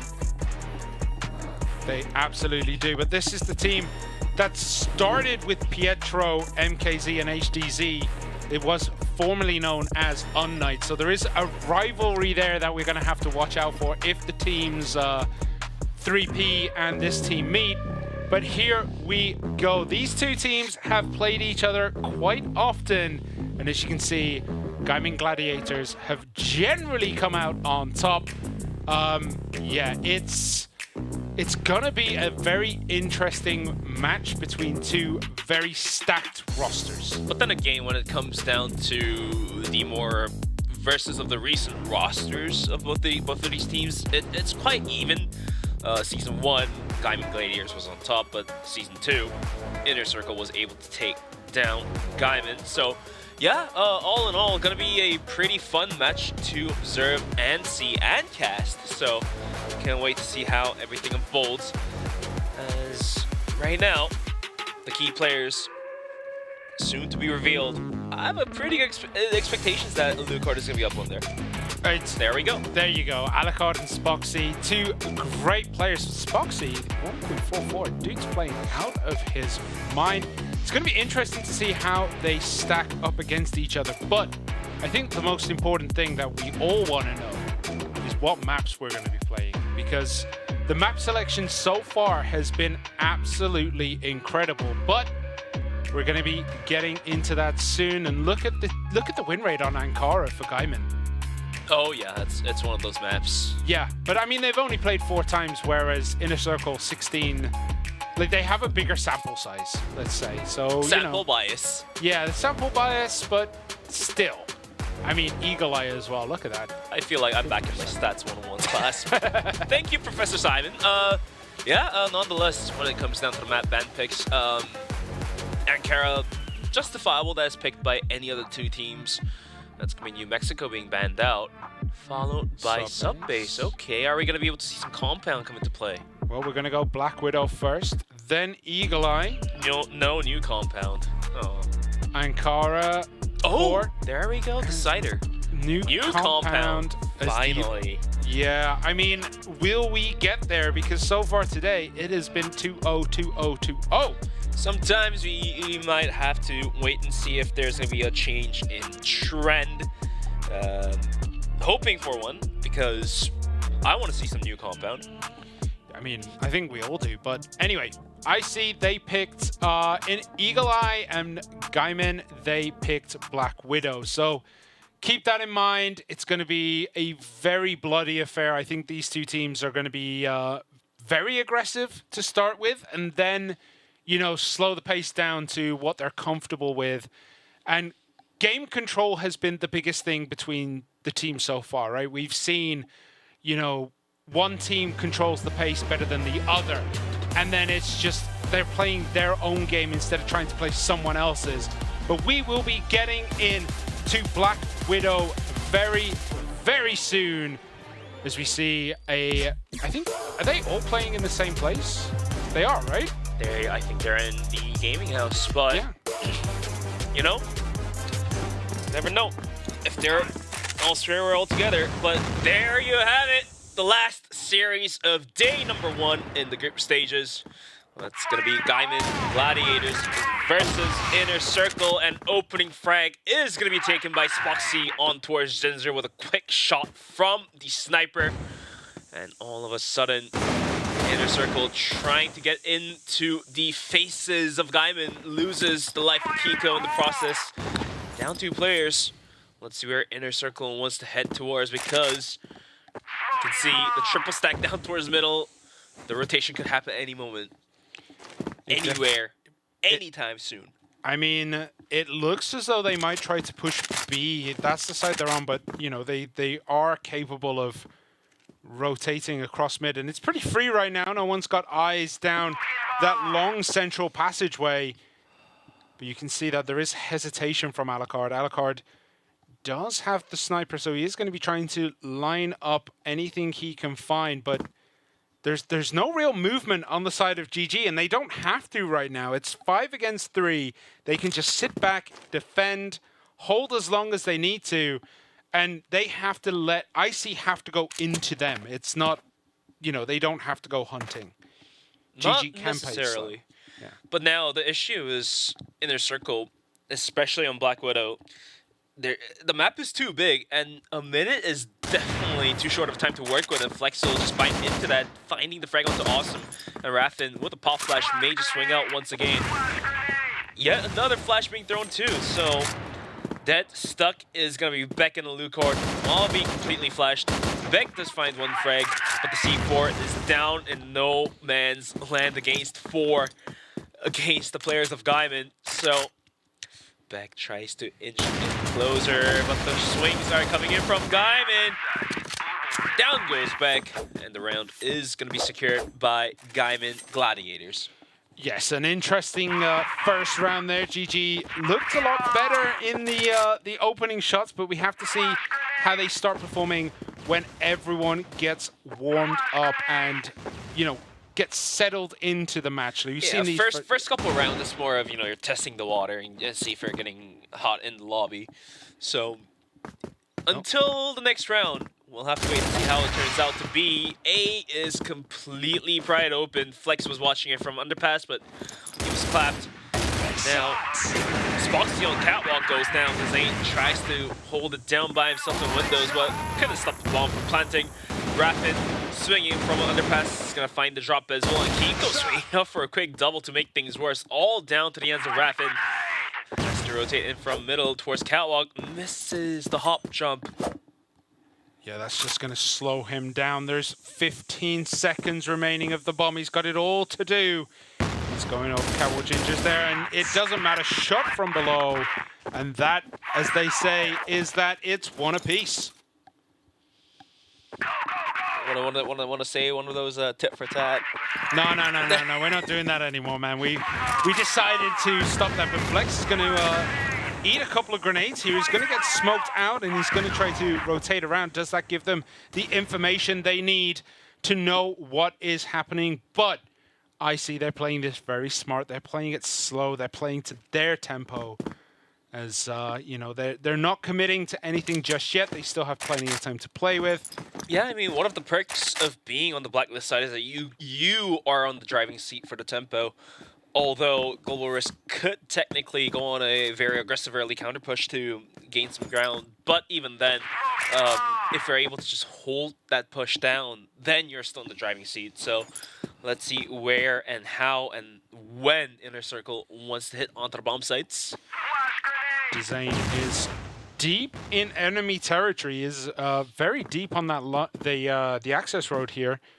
So he's going to be trying to hold that, but it looks as though nothing is going to go near him, as we do see Beck and his crew maybe having a push up to A, having a bit of a look, seeing if they can find anything. Spoxy does have eyes on the catwalk. So, oh, RFF just saw Awesome, I think. So that does give a little bit of information away, and I don't know if they saw him as the rotation is coming towards B. And look how static Spoxy and Dzane are. They're stuck on that A side, and it looks as though a big B push is brewing. Great grenade coming in, the flash grenades, and all the utility is being spent, and that's go sign as Flex goes down, but RFFE does get Kiko. And now it's just back and forth between the two teams. Lionclaw does pick up a kill as Beck gets Lionclaw down, and it's 3 against 2. And now they're going to try to wrap around. Spoxy is going to start just making an annoyance of himself as he does manage to get one down. Thought he was going to get picked off. Alucard does manage to get that one. Oh, they're going to make a full rotation towards A, and also has enough time to get the bomb planted, but this may open up enough room for Dzane to come up top of catwalk and find the equalizer. There it is. 1-1, but down to 11 HP. Alucard goes for the USP. Pistol, probably the right choice here, realizing that Dzane is very low. Just one bullet will do the work. And indeed, he does hit it. 2-1 as Inner Circle is going to start leading out.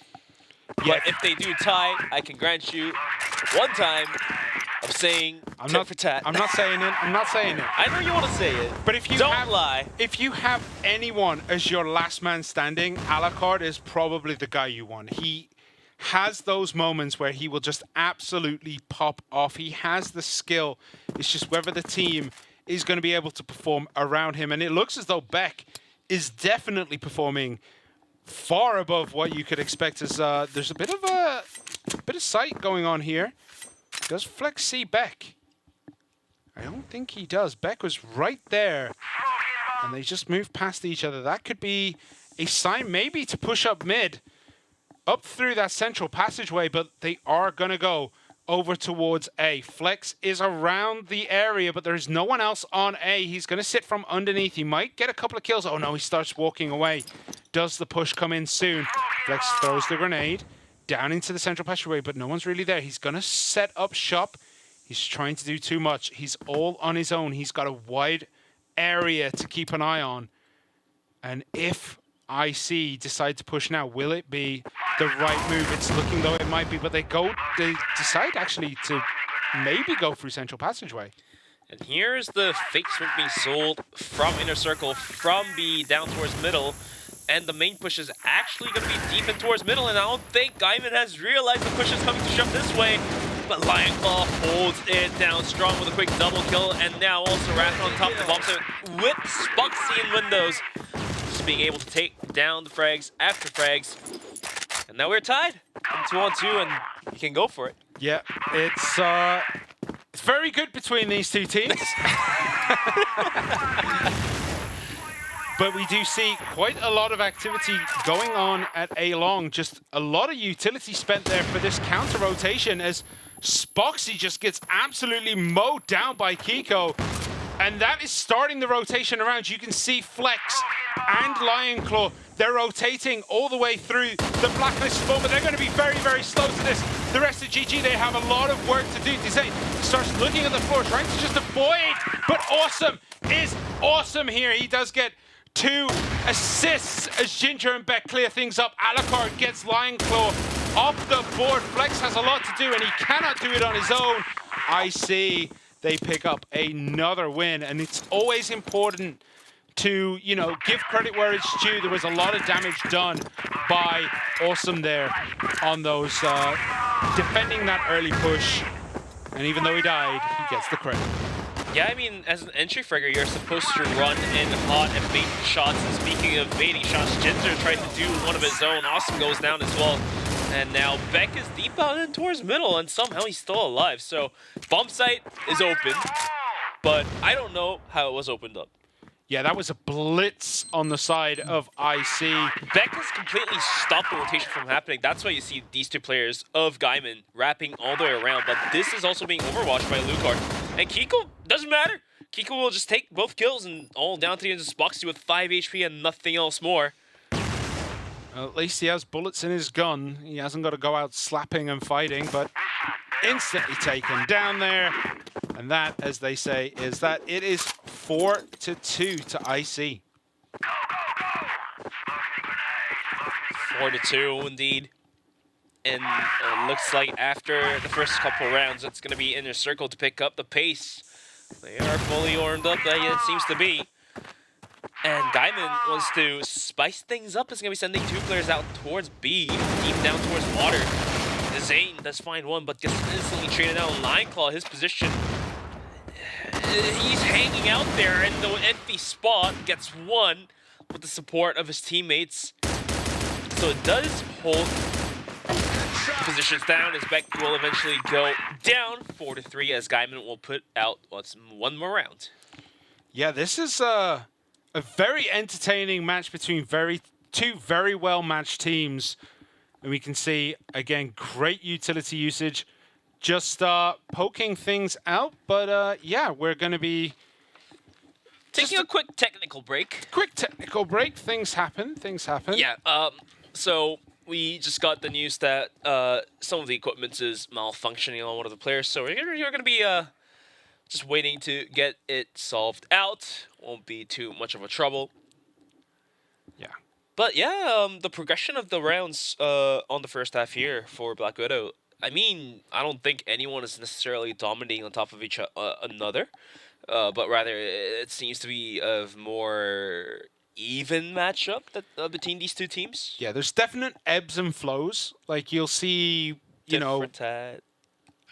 I'm not going to say it. Inner Circle... It's... Look, all I'm going to say is Inner Circle generally seem to be able to string together more than one win. Because right now it's 1-2, 1-2, 1. Is in term, like, you know, the flows and stuff. But Gaimin are doing really well. It's just, you know, Beck and Alucard have been doing really, really well together. And, like, the rest of the team have just been solid. It's been a super solid showing so far from Inner Circle. Gaimin Gladiators... They're almost back in it. It's 4-3. They're in touching distance. They might be able to take... If they take the next one, it's all tied up. And this is one of the closest matches we've had so far today. So far today, indeed. And I feel like because of our current settings in the map ban picks, Black Widow as the first map, Eagle Eye as the second map, and New Compound as map 3.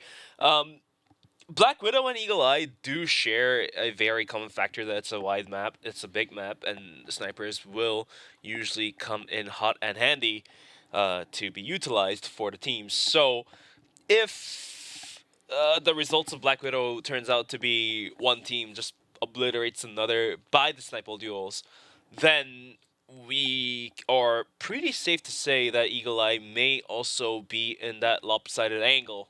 But otherwise, if it turns out to be a more, you know, rifle core versus rifle core type of game, then sure, Eagle Eye may just write a different story. So just have to wait and see how things unfolds. But yeah, all in all, seems to be definitely, like I said, one of the more even matchups in the total of the 4 series that happened today. Yeah, and both teams have really strong snipers. Like Alucard and Spoxy are phenomenal snipers, and they've picked sniper-heavy maps. Black Widow and then Eagle Eye being probably the biggest sniper-dominated map I think we have. And if you think about it, Compound is also... It's not the most sniper-heavy maps, but it is also very sniper-handy type of maps out there.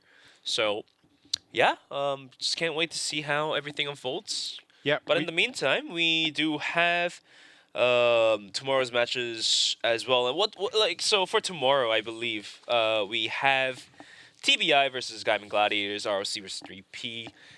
I think Inner Circle versus REH Gaming is definitely one of the more interesting games to watch as well. Yeah, and then Anubis and Entropy finishing it off.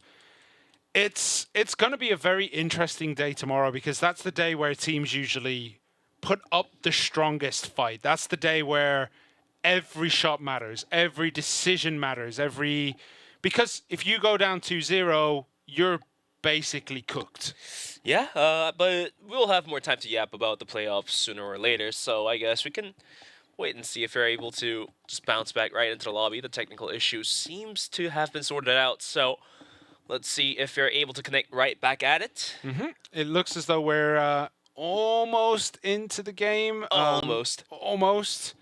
But so far has been a pretty solid and smooth tournament, as haven't had much of technical issues with the networks or the servers. Yeah, it's been a good day so far. Gotta thank Smalgi for all these. Yeah, touch wood. Nothing goes wrong. It's been a very smooth day. Smooth sailing, we say. Yeah. Right. Make a prediction. Okay. How is this one going to end? Okay, first half is gonna be 5-4. Okay. Inner Circle, and then ROC is gonna, or not ROC, but Gaimin Gladiators is gonna put out 9th round first. Inner Circle is going to somehow claw back to the overtime and take map number 1.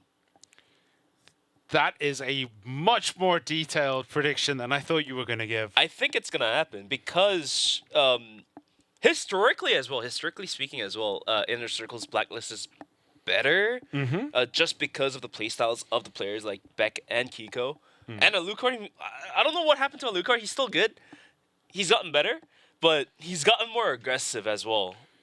I mean, it happens as you get older. Like, you just start giving in to the primal urges of wanting to shoot things and be a pain in the butt for everyone else. But, I mean... Well, I say that as an old man, like... Yeah, oldie. As you get older, sometimes you just want to be more aggressive. But even then, like, I think it's more just a case of the level of the region itself has raised pretty high. Oh, yeah, definitely. So, like, because of that, the old shining stars, the guys who used to dominate, now just look really good instead of looking generational talent levels of skill. So, just to continue on with my predictions, map 1 was that. Map 2, Eagle Eye.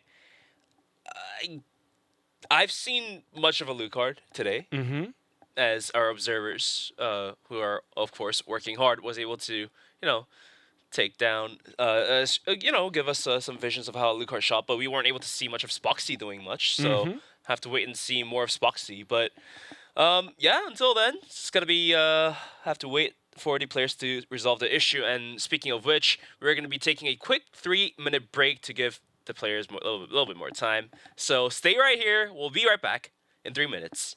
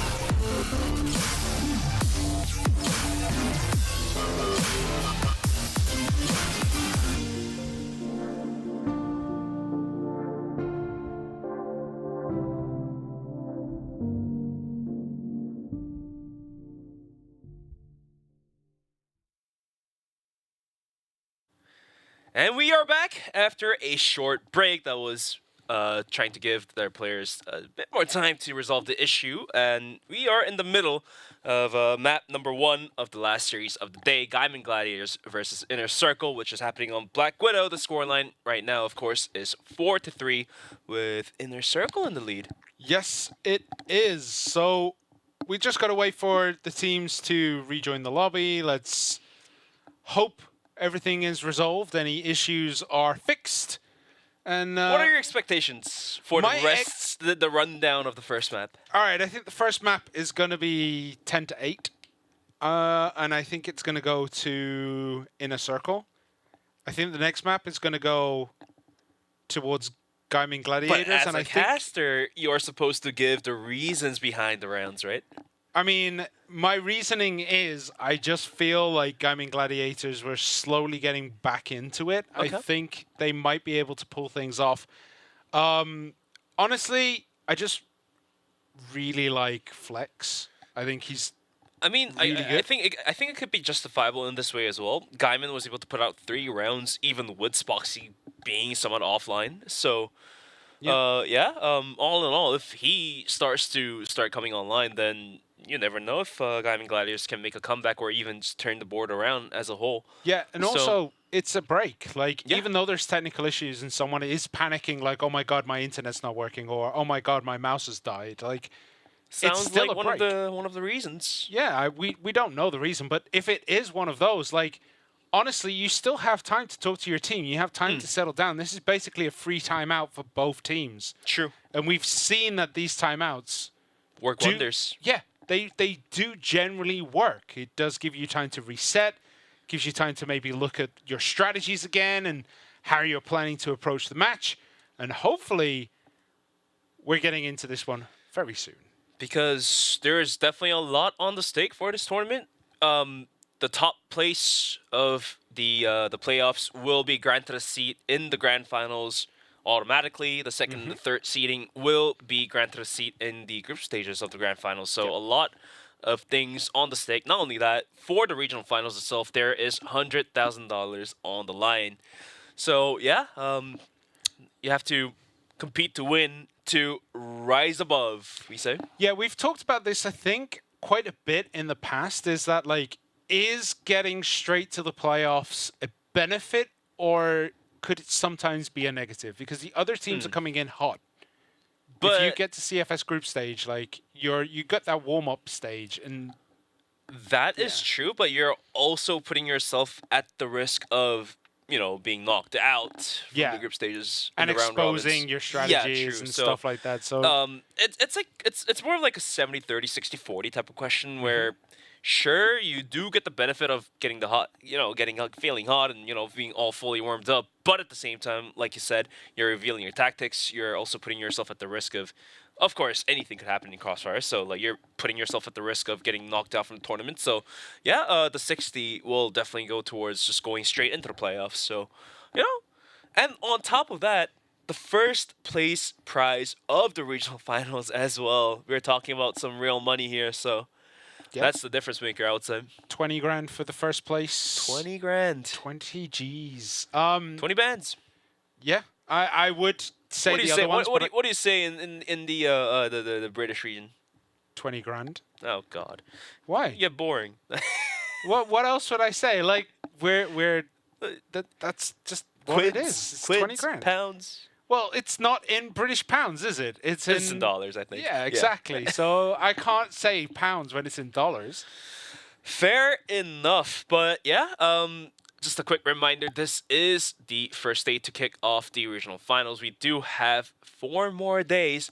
To be exact, there's gonna be 2 more days of the group stages after tonight, and 2 more days of the actual playoffs of the regional finals. So, just come back at the same time, because every stream is happening every day, every night, the same place, same time. 4 and a quarter days, because we're 3/4 of the way through this.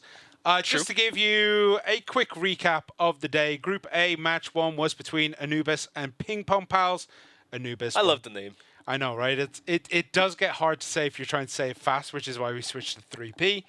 But Anubis won that one. Then game 2, which was Group B, match 1 was REH Gaming versus TBI eSports. That finished towards REH Gaming. Then Group A match 2 was between Entropy Gaming and ROC eSports, and that finished ROC eSports very, very quickly. And then we are in Group B match 2, which is currently 4-3 towards Inner Circle. So now that we've seen the first 3 games and is in the middle of watching the final series, I think that's, and you and I both agree on this, that we are pretty safe to say ROC looks the strongest competitor coming into this tournament. Yeah. And coming next is going to be either Gaimin or Inner Circle, it seems to be. And right below them is going to be REH. Is what I feel like. Oof. I think second and third I'd put Anubis second. Oh, I completely forgot about Anubis. Yeah, So- I was going to say, I think I put Anubis second and then probably REH or one of these 2 teams. But PingPongPals are really good too. True. And even Entropy, like Entropy Gaming just unfortunately run into an unstoppable force. Like, wasn't one of their best days. I mean, Let's- if you let's put it play, that way. like, it's like, you know, if a 10-year-old decided to go boxing and then their first match was against Mike Tyson. Like, it's going to be clearly one-way traffic, but it doesn't mean the 10-year-old is bad at boxing. It just means that maybe they were outshone on that one particular day.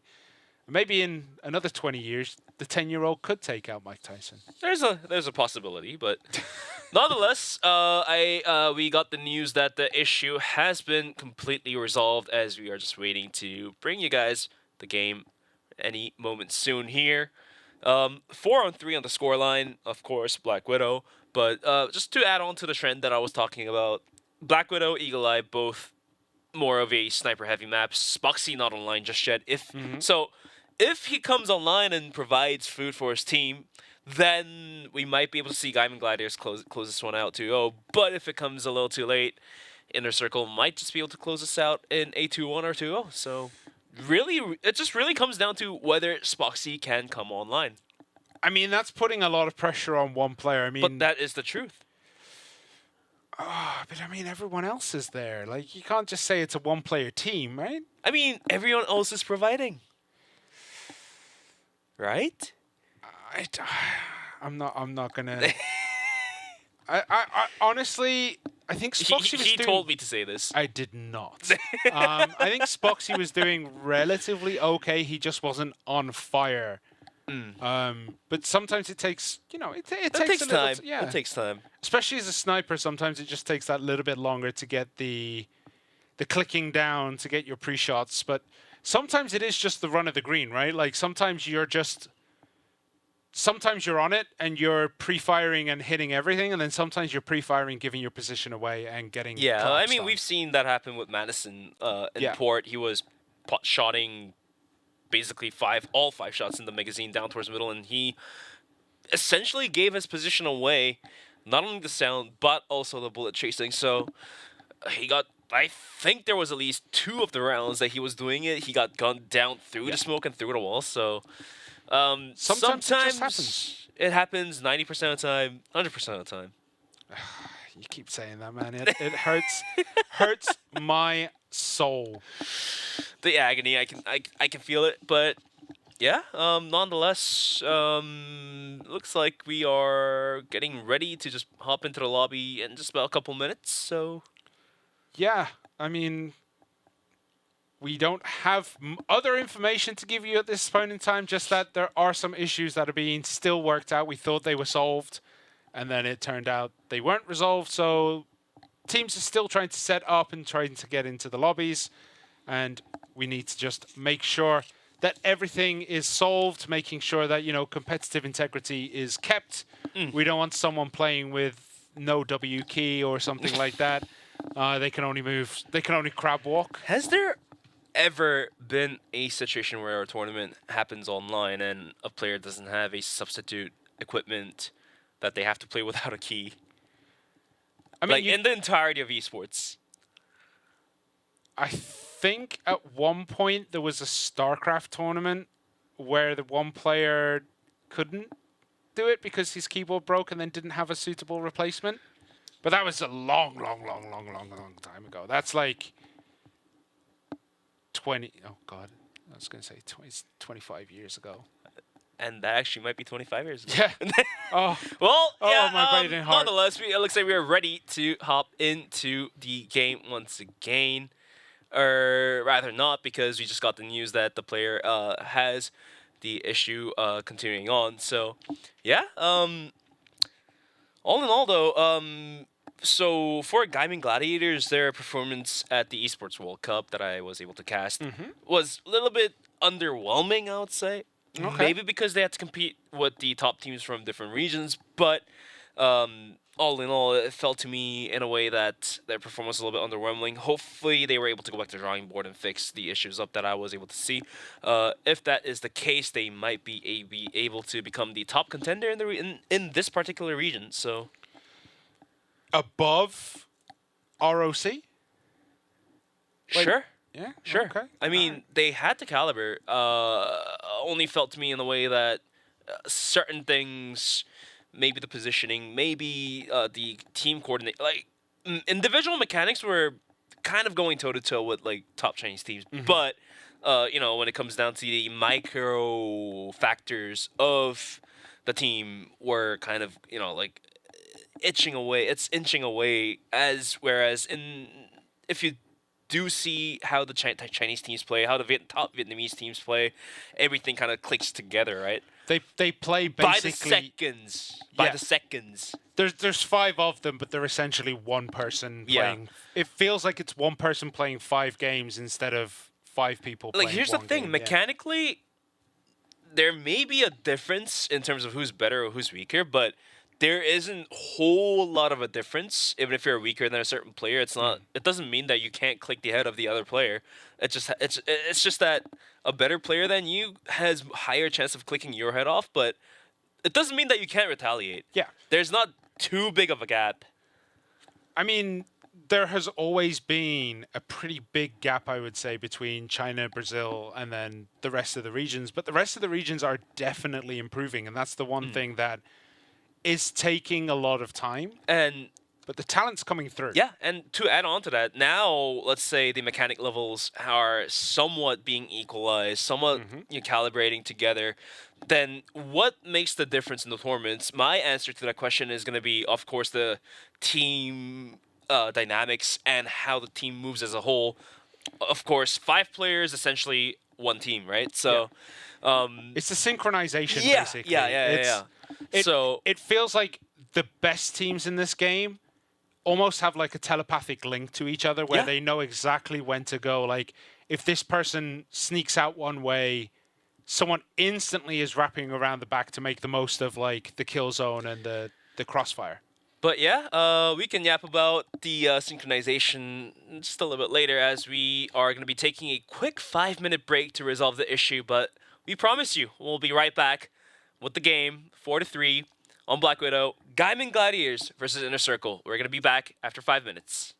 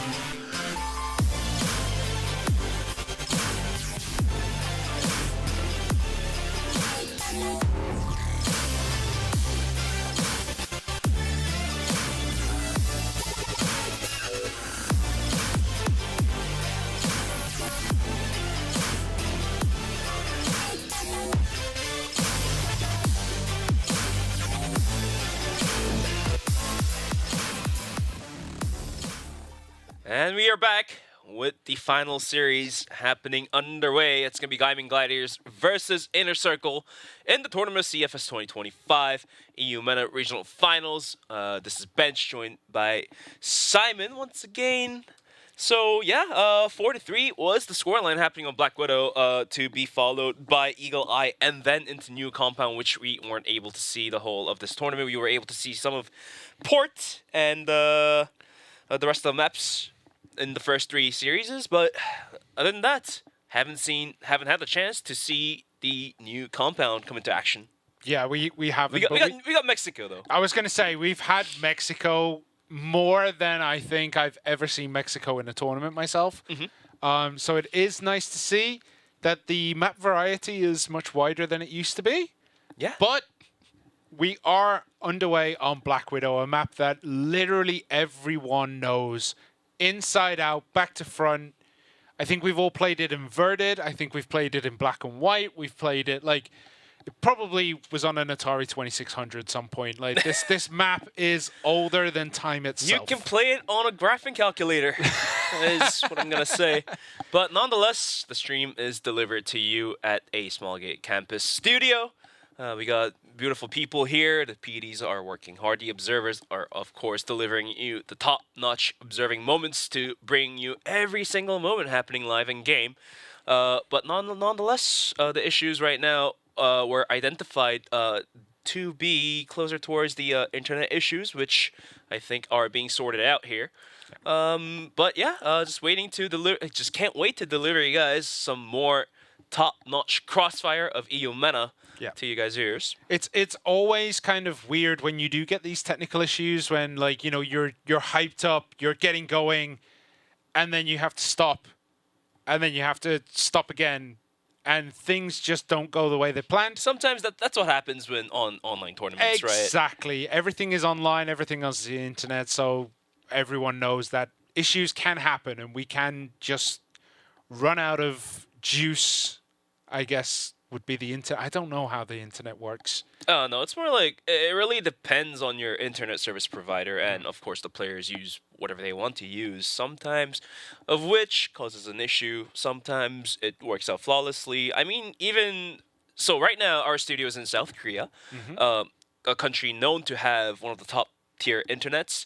And when there's like a heavy rain or, you know, like some issues, then the internet does go into some brain fart mode as well. But speaking of which, looks like we are just about getting ready to go into the game as well. That was the test game you were able to see. So that ensures us that we are about safe to go back into the game. But yeah, sometimes even top tier internets in top tier internet countries go just so. Yeah, I was telling you about the CFS, I think it was the grand finals. With Brendan? With Brendan. Oh, I heard the story. I know the news. I think it was South America or the Americas. Was it the rainstorm story? It was the rainstorm story. It was the rainstorm story.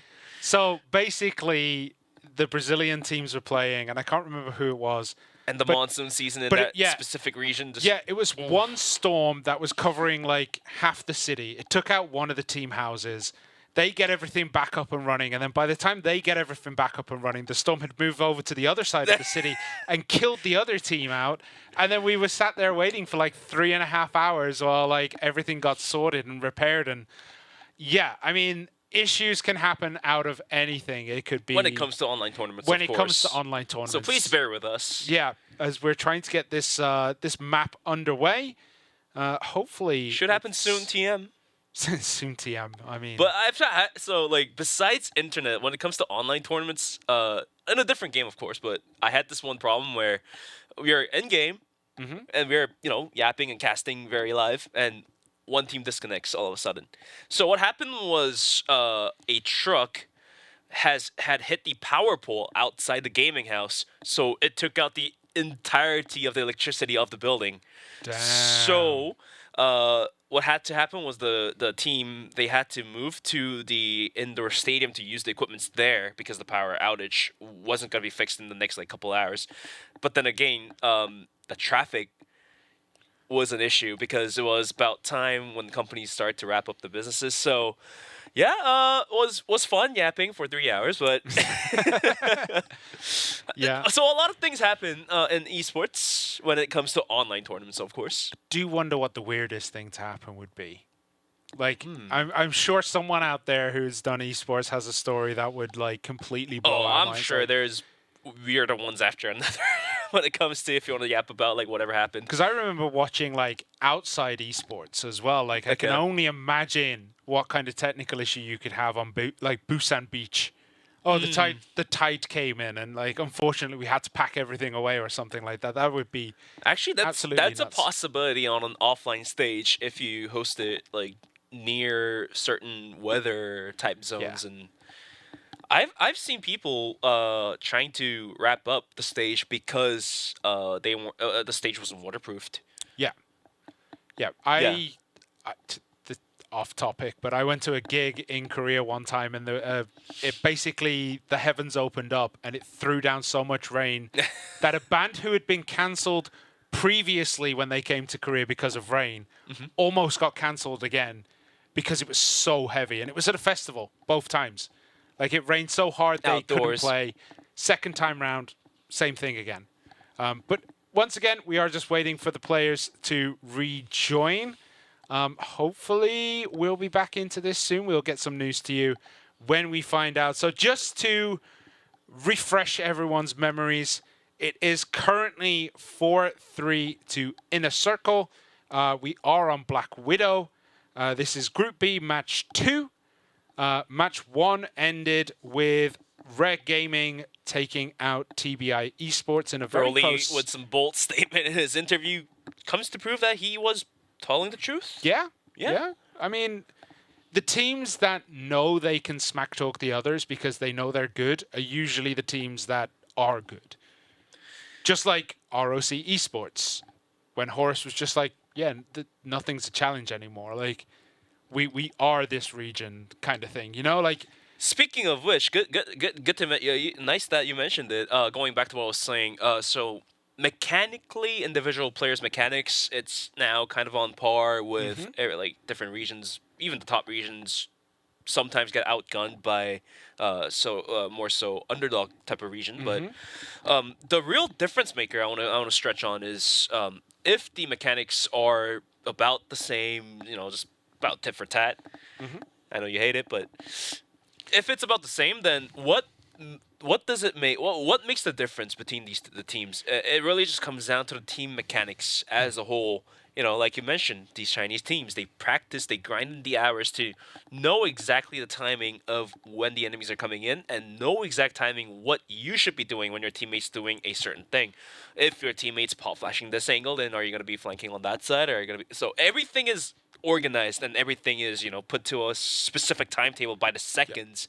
Of course, for the rather newer regions, it's not there yet. Yeah. But it's an experience issue kind of thing. I don't even want to say it's an issue. It's just a lack of experience. So once the time factor really builds into those regions, let's say Philippines, let's say, Eumena, then, you're going to be able to see on the grand finals of Eumena versus Brazil or Philippines versus Vietnam. Yeah. You never know what's going to happen. I mean, absolutely true. One of the other things is, like, the players will talk about watching replays and studying their opponents. What that entails is learning how each player will react to certain things that are happening on the map. Like, if you drop a stun grenade, do you know the other team are going to try to wrap around there and instantly bite the bait, or do you know they're going to sit still so then you can exploit that? That is absolutely true, but we're going to be back in 10 minutes to yap a bit more about the team dynamics as we just got the news that we're going to be taking a quick 10-minute break. So please stay here. We're going to be right back. We promise you the issue will be reserved very, very soon.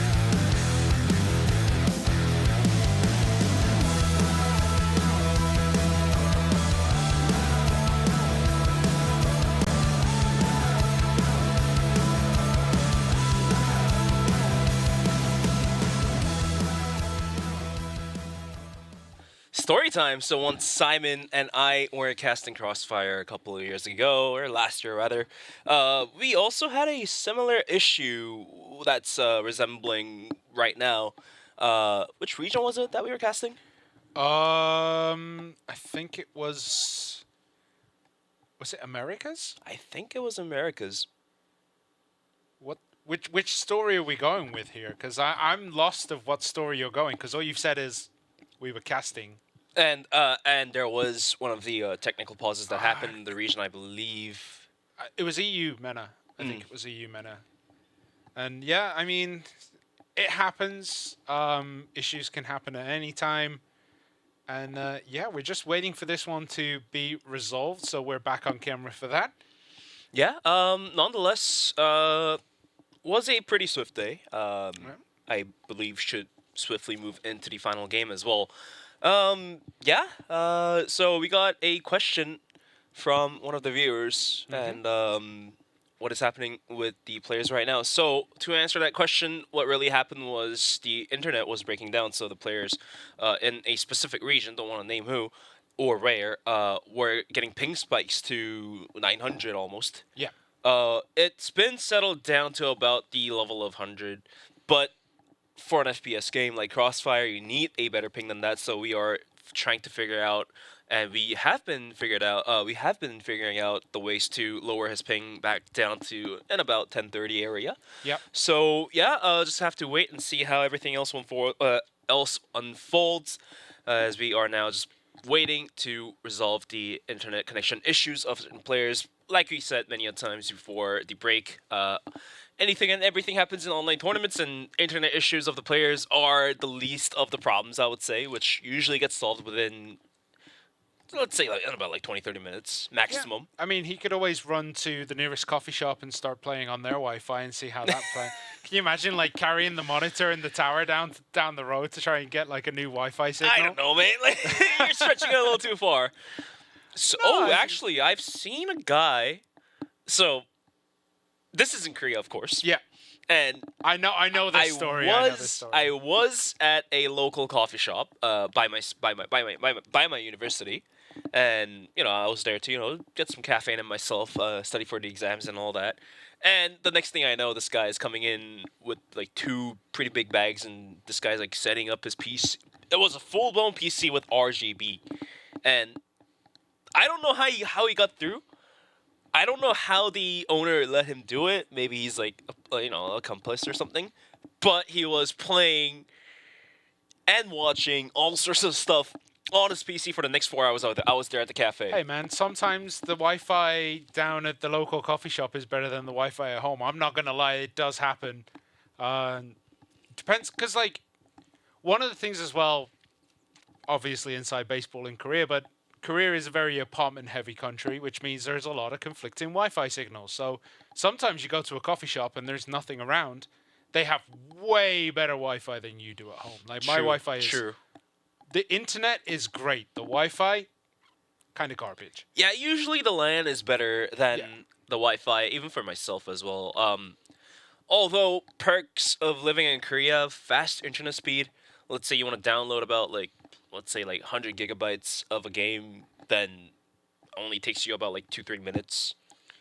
Depends on where you're downloading it from, but yeah, you're not in far general wrong. It's very fast. Yeah. On Wi-Fi though, I think if you're on a hotspot tethering, it may take up to 20 minutes, but it's still pretty fast. Wi-Fi may be very iffy, could go up to 2-3 hours because you only get maybe 20 megabits per second for the download speed, but other than that, yeah, generally it's pretty fast in Korea. Yeah, I spent some time in the UK recently, and let's just say it's difficult. Not the best. Yeah, it's well, difficult. I'm from Canada, Vancouver, and the same thing applies. They have internet there? No way. You think I'm from where? New Brunswick, my mate? Jesus Christ. But Canada, it's a nice place, nice weather, and nice people too. I'm sorry. People like to go outside there, right? So they don't need good internet. I don't know if that's the right analogy. My fellow Canadians, get this guy, Simon, Why? on all socials. I'm just saying, the outside is nice there. It's not. Are you saying it's not outside in Britain? No, it's horrible outside in Britain. But we as have no expected. excuses. Yeah. Well, the third industrial revolution and the smokes outside of London has been. Oh no, that doesn't exist anymore. There's no real industry there anymore. But I will say that it's always raining. Actually, they've actually started to have droughts. They've had droughts for the last 2 years, which is unheard of in the UK. Really? Yeah. It just hasn't been raining. So like all my friends are like, "Yo, the weather is dope here. It's amazing. You should come back." And I'm like, "That's not fair. It's supposed to be rainy. I'm not supposed to feel like jealous of people living in the UK because of the weather." Like, yeah, it was like 25 degrees and no humidity, whereas Korea it's like 30 degrees and then 80% humidity. So here's the thing, right? Britain, the weather, it's kind of shared between the cities because it's an island. Come on. But Canada's pretty big, so it really the weather really differentiates per city. Vancouver, where I'm from, it rains a lot.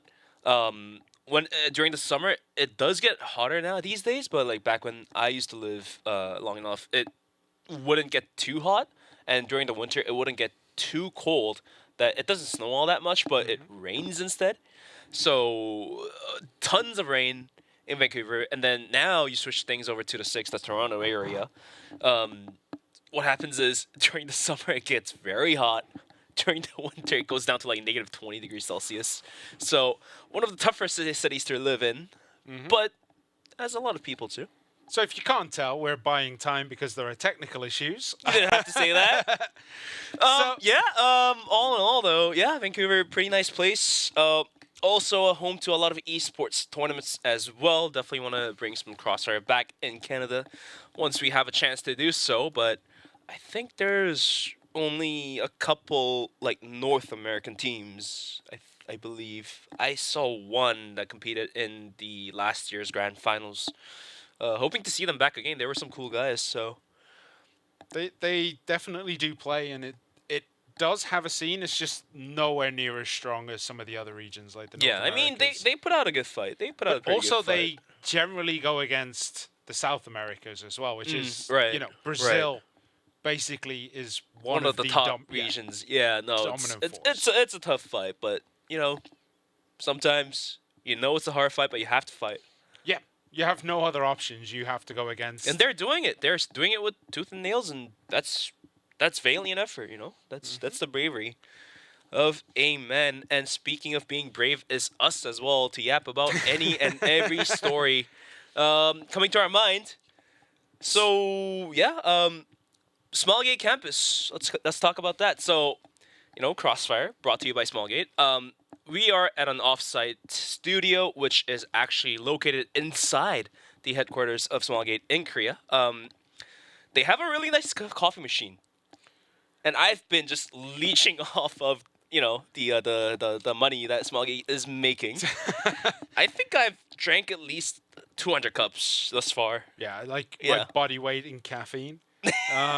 Yeah, I mean it's something that happens because right now it is about 3 a.m. here, so everyone is just drinking coffee, and so were we. And you were drinking like 2 cans of the energy drinks as well, right? Like I could see it over there. These are water.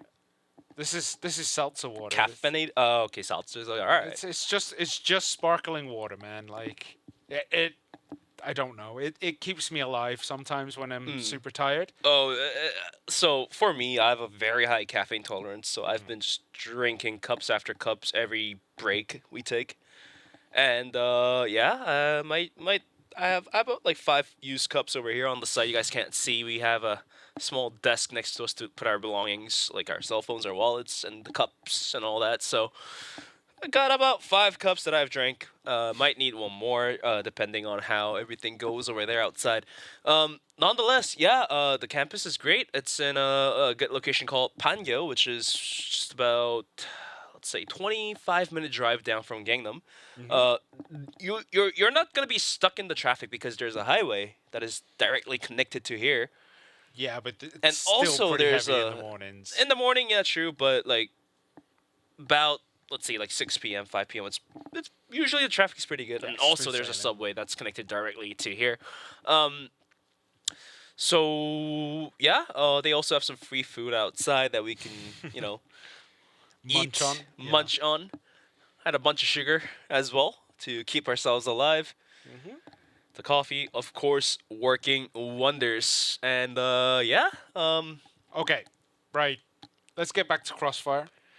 CROSSFIRE. Player of the day so far. Player of the day, Horus. 100%. Hands down. Not even Gainer from the first match. 20 kills in the first round of It's an impact, sub-base. but it's not a game changer, you know? Okay. I mean, Gainer, like, all rights reserved to him. Like, he has put out a huge impression, but can we really safe to say that did those frags really matter in his team really winning out the tournament, you know? So, you never know what's going to happen, but got a quick news that we are going to be taking a 20-minute break. Hopefully we get back without the issues. Hopefully it gets resolved during the downtime, but yeah, going to be back after 20 minutes.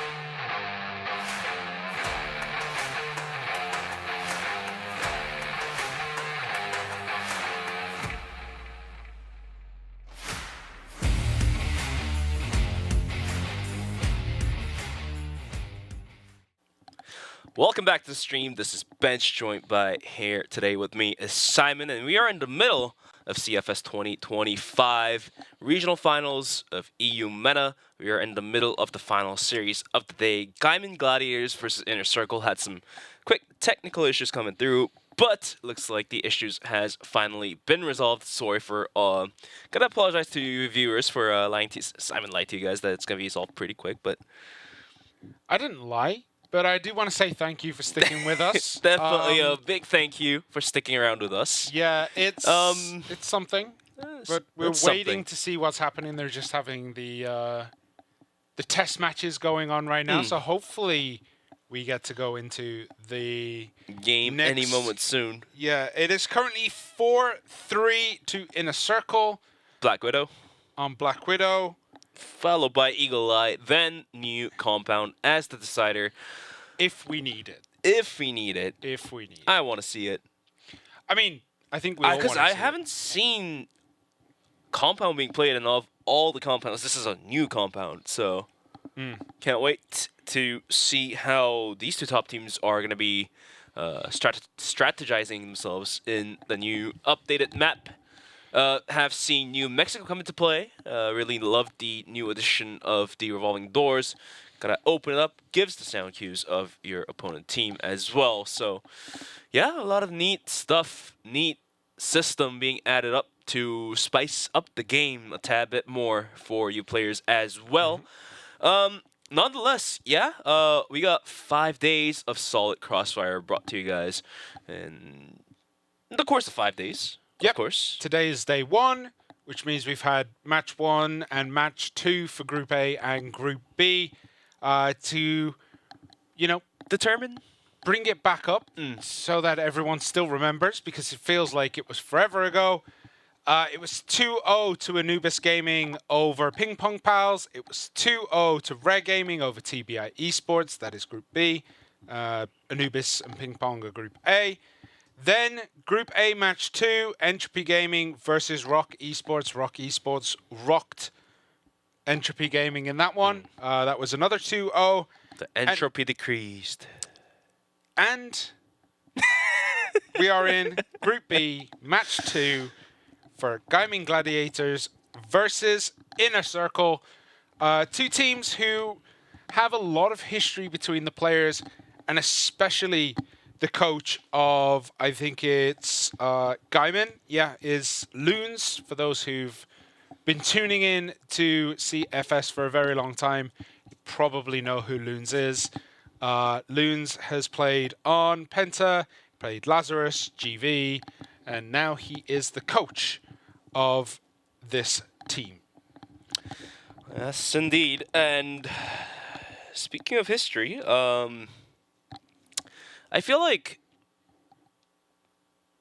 the head-to-head statistics of the match history between these two teams, sure, Gaimin is somewhat on top, but like that's not incorporating the new rosters. So I think it's pretty even, and it also is proven by the fact that these round scores 4-3 on the first half. Very even rounds, but I do believe there just might be a substitution of the players. Maybe can't quite confirm just yet, but that was what we saw, what happened during the test game. So I have to wait and see if that is going to be the case. But it does look as though that's not going to be the case. We're still waiting to see what is happening. Yeah. Hopefully we can get back into this one real soon. It seems... You seem desperate. The universe is against us. That's what I'm going to say. And I don't like the universe winning anything. Like, I should be winning. The universe is mine. And therefore, it needs to do what I say. It needs to make this game happen. And it needs to make it happen now. Thank you, Thanos. Yeah. But yeah, all in all, I feel like you've mentioned, the winner of the series, I think outright deserves to be the winner of the group stage. These two teams are, of course, the top seeds in the region, and somehow they are going to have to face off against each other in the very first day of the group stage. Is somewhat ironic to me. These I don't know if they're the strongest teams in the region as much as they are one of the top seeds. Yeah, you know. I mean, it's hard to say because REH Gaming looked really good, and TBI eSports went toe-to-toe with them. So Group B, I think, is essentially completely wide open. Whereas Group A, I do feel like Rock and Anubis might just be too strong. PingPongPals, I think, are in and around there, but I do think it's a bit too strong. Group A feels very heavy. Like, I feel like it feels like it's set. Whereas Group B could be anyone's game. Possibly. Right? Yeah. Yeah. Yeah, it's solid. Group A, ROC, definitely one of the top seeds. Anubis as well.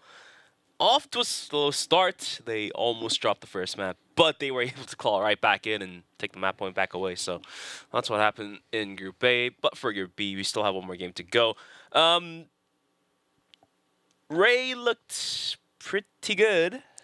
Yeah, but the matches were close, right? It was 10-6, 10-6. But in the game, we were able to also see some iffy moments and some weaknesses here and there. So definitely gotta go back to the drawing board and fix it up and see where that takes them towards. Well, it is the first day, and usually that's when the nerves kick in a little bit. Like, when you first get onto the tournament stage, you're sitting down, you're picking up the mouse for the first time on a competitive scene in your first tournament, like the first match of the tournament. That's when nerves can kick in, and sometimes all the practice goes out the window. It's usually game 2 and game 3 when we see probably the best fights between teams, because they're fighting for survival, and everyone knows, like, you back someone up into a corner and that's when they're going to fight hardest.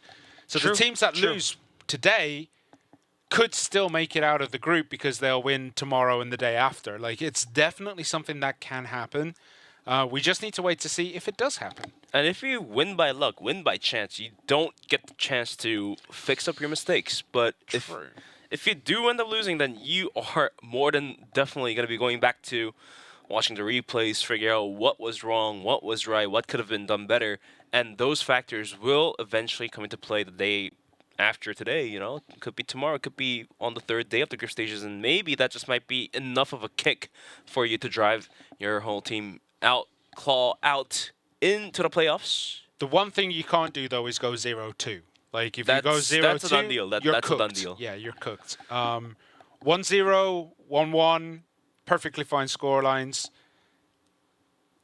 0-2 is 0-2. 0-2 is done. Yeah, 0-2 is done.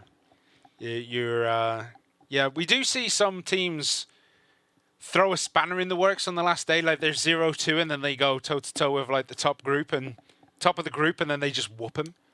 But yeah, it seems we are back in this one. Finally, after a long wait, we are back. So it is going to be IC in Inner Circle against Gaimin Gladiators. And as we can already see, Flex has been taken out. We need to remember where we are. Where are we, Bench? Where are we? We are right outside A Long. Flex was taken out. Inner Circle looking to drive themselves right in and was able to take down Design in the process. Down 2 players. Gaimin looking for a rotation.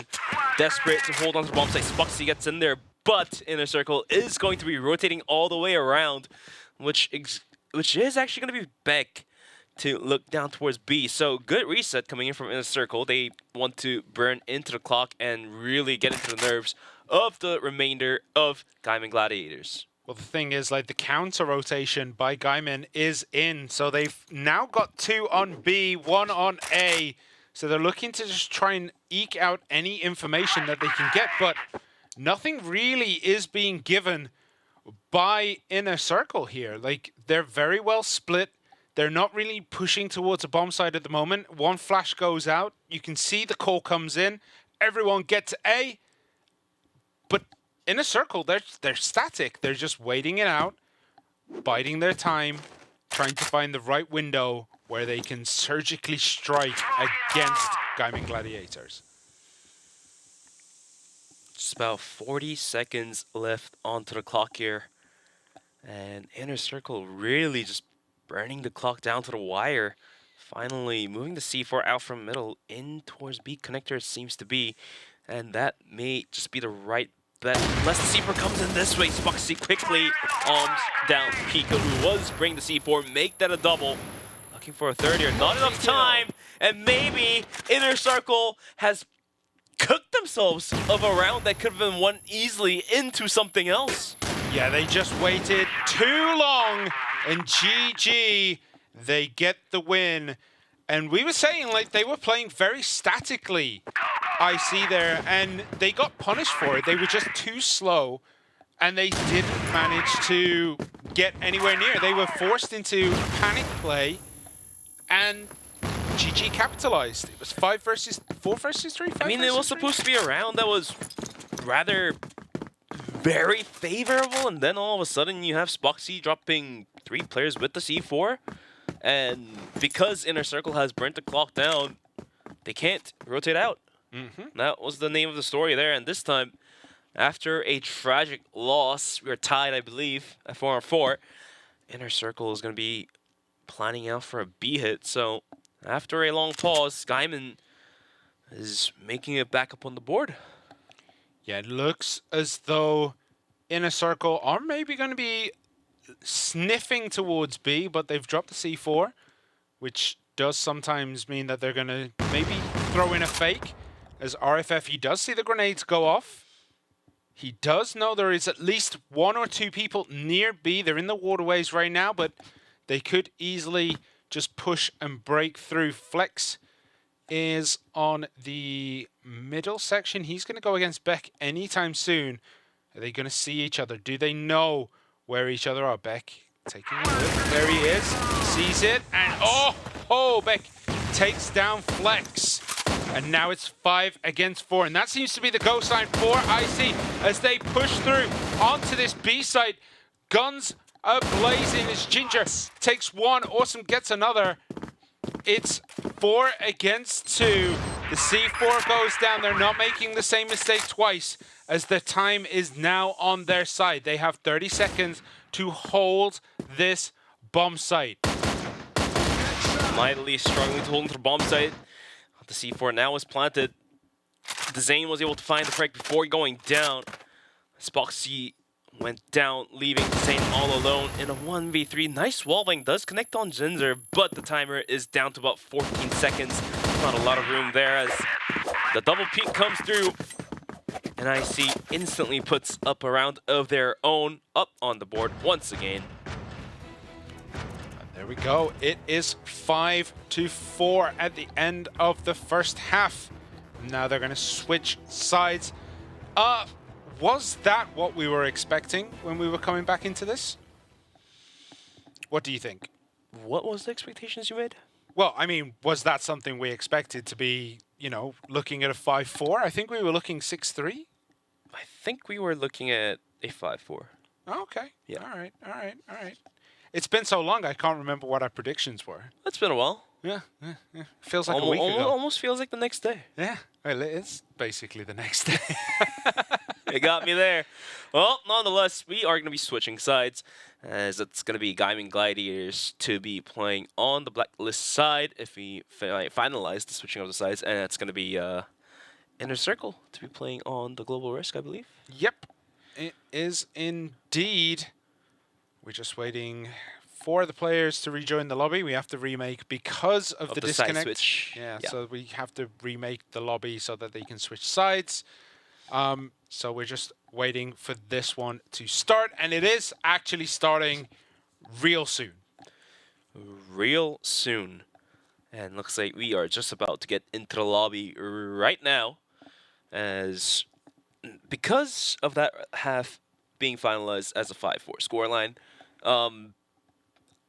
Now, because we saw that one moment of Spoxy finally dropping the 3K, now we start to question who is really providing for the team as a sniper.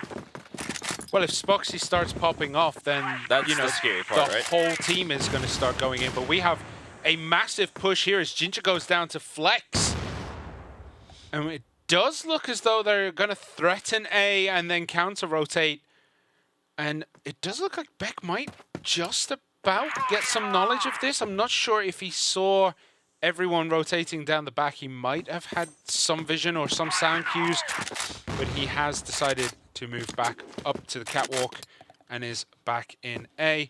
So 1 kill, everyone retreats, resets, and then it's time to find a new avenue to push up. Classic Gaimin Gladiators flex going on for a sniper of his own. Gonna be a double sniper setup coming in. And the reset does bait out a rotation from one of the players. And that's gonna be 3 players holding down towards A, while Kiko is gonna be the one kind of roaming around mid, roaming around towards B. In the process, rest of Gaimin Gladiators, while leaving Spuxy in the middle, they're going to be heading down towards B. And you can see on the minimap right now, Inner Circle is going out very aggressive deep in catwalk. But unfortunately for them, the rest of Gaimin, they're going for a B hit. It's only being held down by Kiko. He has to find the opening frag. There is Awesome on the rotation as well, so this might go all guns blazing for a CROSSFIRE setup by Inner Circle. The go sign not given just yet, and Kiko, his position has been compromised. Alucard and Window as well is going to provide the support as well. 1 player down, Kiko gets gunned down by Rathin. 2nd kill connected by Alucard, completely takes the wind out of the sail for Gaimin, and can plant the C4, but at the cost of more players going down. Now going to post plant. Yeah, that was the thing. It was just a little bit too slow. They gave enough time for IC to wrap back around and support each other, but Awesome goes down to an excellent shot. Spoxy gets another. It's all looking Pete Tong for IC here. Alucard, last man standing, just a snipe. Misses Spoxy there. He's gonna have to play aggressive. There's 10 seconds left, and he gets taken out by Lion Claw. And GG, they take another one. What is the scoreline, Simon? It is 5-5, unless I can't count, which is very likely. It is, yet again, tit for tat, eye for an eye, A to B. Just tied back up once again to 5-5. It is indeed. And now we're just having a brief pause. We'll find out what is going on very soon. But yeah, it is 5-5. It is very close between these two teams. They're very evenly matched. It doesn't feel like one team is stronger than the other at this point in time. It feels like both teams could take any map at any time. Yeah, surely does feel in that sense. Wouldn't be surprised to see any of these two teams really win the first map and the second map even. Probably one of the more closest series to be played out on the first day. First 3 series closing out very short into O's. Maybe this is the series that we get to see the third map. Maybe. I hope so. I want to see Compound. More than anything, I think definitely both teams could take us that far, but we're going to have to wait and see what is going on. Right now, we just have a brief pause. We'll find out very soon what's happening and if we're going to be getting back into this game real quick. Yeah? If. But things are looking pretty good right now. You guys don't get to see this, but we do get to see the players reconnecting back into the lobby, or rejoining rather. So should be going underway any moment soon. Yeah, all in all, very even games being played out here. But because Black Widow is one of those type of maps where you can't really pick up the momentum and build up the rounds kind of map if the snipers are really heated up, because even for any of the bomb sites, A or B, like if your sniper is hot, then that guy is going to clap 4 players. Yeah, in 4 shots. So usually when you see teams really build up the rounds is when the snipers are pretty quiet on a single team. Mm-hmm. It's one of those wonky maps where your rifling core, of course, I don't want to say it doesn't matter. Like, everyone matters, but like your sniper matters more on this map. Yeah, your riflers, they have a muted role, let's say. Yeah. Like, they're not going to single-handedly... I mean, they can, but they're not usually going to single-handedly take down everything. They're not going to break through or hold the lines. It's the snipers. And getting a couple of pickoffs really early is so important on Black Widow. Oh, yeah. There's too much value to early frags as opposed to other maps like Subbase on Black Widow. Subbase is one of those where 3 versus 5 you can still definitely come back from, whereas Black Widow, it feels like if you go down 1, the reason is you're that struggling. The reason is that the rotations, right, on Subbase, there's essentially a single route through spawn, and that can be easily cut off by 2 smokes. But on Black Widow, the rotations could be made a lot faster, and there are more gateways to rotate, so those early frags really drive the, take the wind out of sails. So, yeah, that seems to be the difference being made here for the maps that we have been seeing tonight. Nonetheless, Black Widow, we are tied on 5 on 5. Just waiting to see if the players are able to reconnect back into the lobby. Quick reminder, we do have Eagle Eye coming up next and New Compound possibly as map number 3 as decider. Last series of the day. We are going to be back here same time tomorrow, of course, to deliver you 4 more best out of 3s tomorrow, of course, which is going to be TBI versus Gaimin Gladiators, ROC versus 3P, who has lost tragically today, Inner Circle versus Ray, and to wrap day number 2 up, it's going to be Anubis versus Entropy Gaming. Yeah, Entropy Gaming, yeah.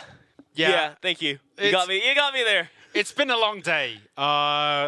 We are currently sitting at, well, I think it's 3:30. I haven't looked. It's very early in the morning. I'm not too sure. It's about time for breakfast. Let's say that. Yeah. But we're doing great. The CROSSFIRE has been good. And the coffee here is great too. Yep. Tastes amazing. It's keeping us awake. Yeah. But anyway, hopefully we'll be getting back into this one, and we'll see these teams again tomorrow. Regardless of what happens today, whether you win or lose, you do come back on day 2. And day 3. And day 3. And day 3. But not day 4. So day 4 we're gonna say our farewell to some of the teams. To half the teams. Some of the teams. Half the teams. Some of the teams. Half the teams. You win. You win that. 50% of the teams. It's first and second. So in day 4. 50% of the teams are gone 100% of the time. Oh, maybe we should talk about that in the playoffs. Day 1, Group A, first seed. So whoever finishes top of Group A will play Group B's second place. And then Group B's first place will play against Group A's second place.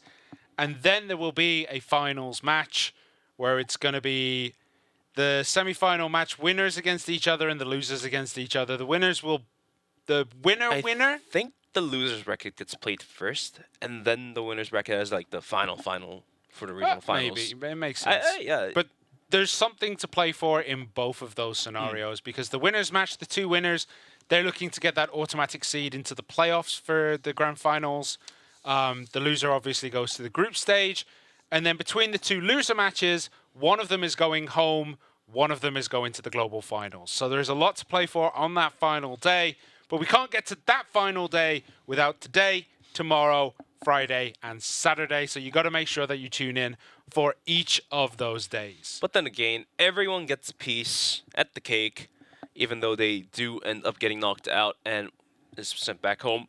Of course, $100,000 in total prize. First place will take $20,000. Second place is going to be 17.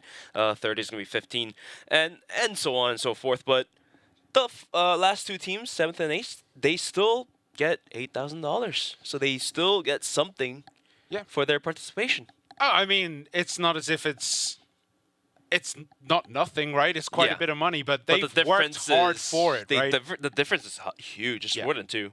Yeah, they've worked hard to get here, let alone like to get to CFS. The open qualifiers and all that. So. All the qualifiers, the practice sessions, the training, the scrims, your strategy sessions, your coaching sessions.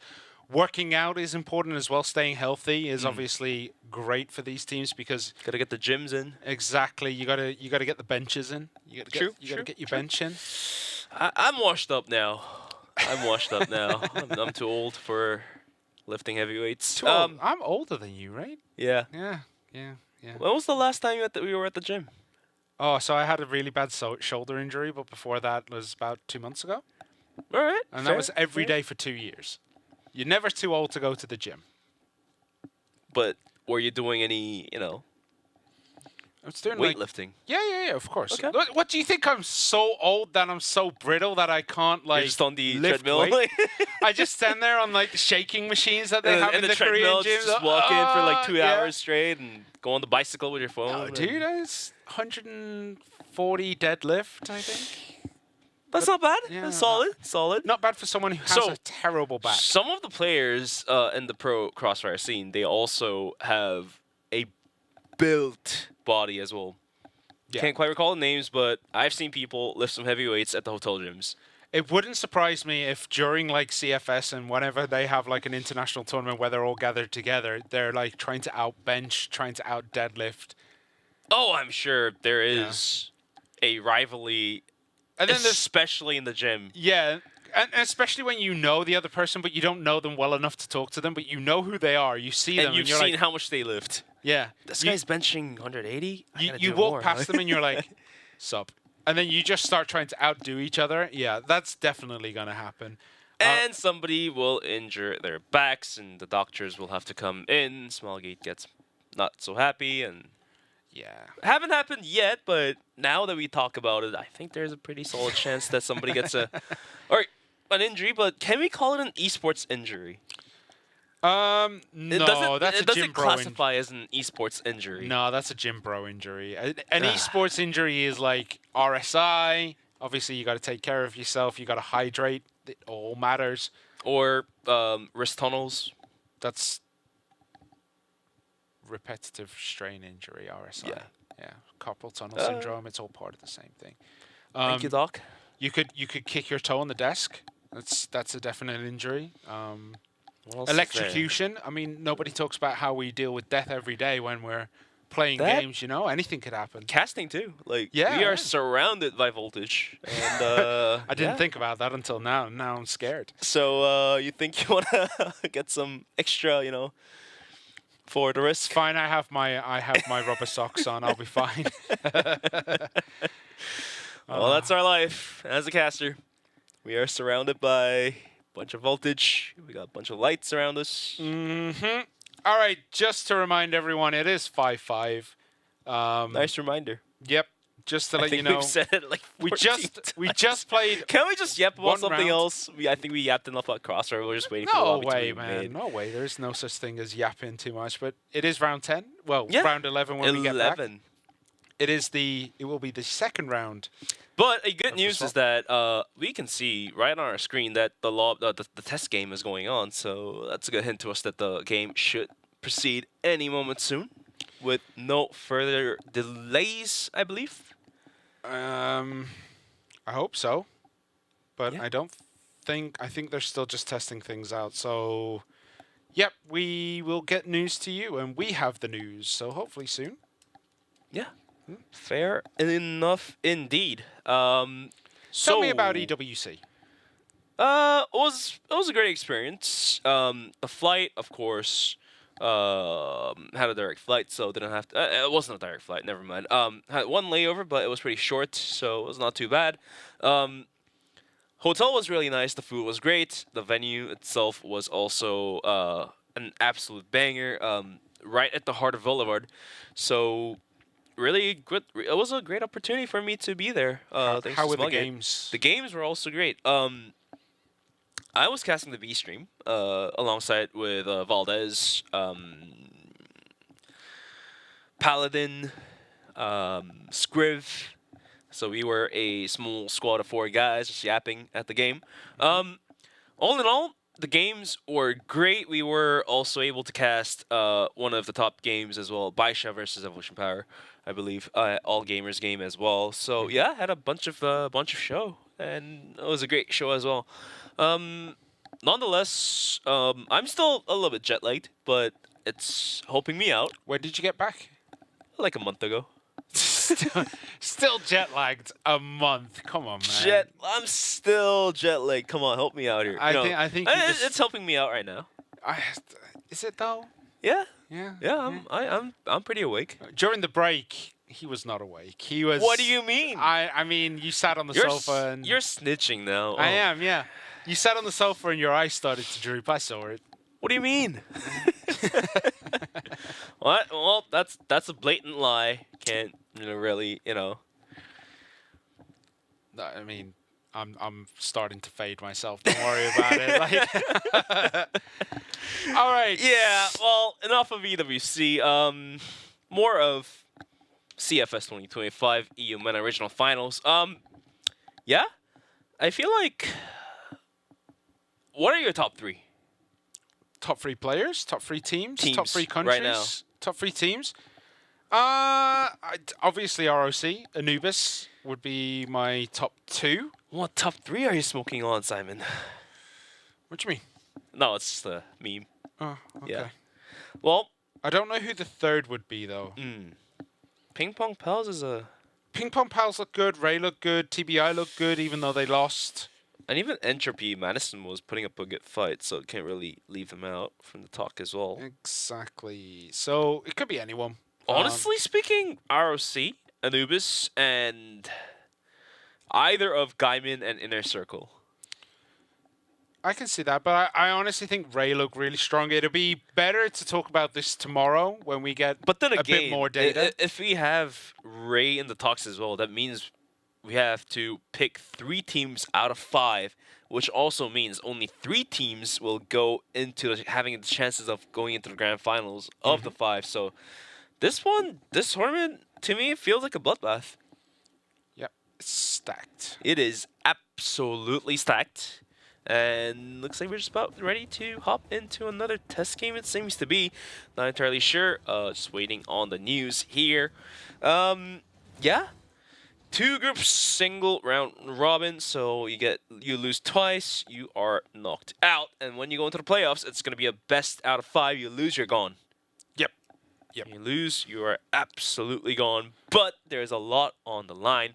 Not only the money, but also the seedings as well. And the seedings as well, too. Like, even if you do qualify, let's say you're a top 3 seed, then what happens when you go into the playoffs, when you go into the group stages actually for the grand finals, then I think if you go in as top 3, that means you're number 2 in the region. Then you have to play against number 1 of a different region. So even for the seedings, like if you can't go directly into the playoffs, you have to shoot for that number 2 spot.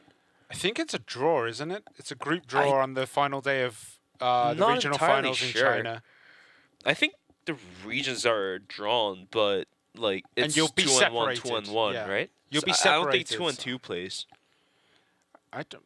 I'm not sure. It depends, because if they did that, then there'd be no need for a draw, because then you have your seconds and firsts. I don't know. Fair enough.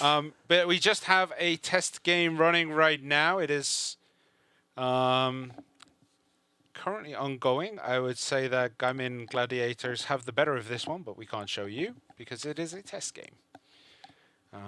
But yeah, I was going to say something and I completely forgot. I mean, you can talk about your seltzers. My what? I finished them all, man. Oh, I'm all out of. I thought you brought like 4 cans of it. I have like 2 monsters left, and that's one of those has got to get me the drive home. So you're conserving on it. Yep.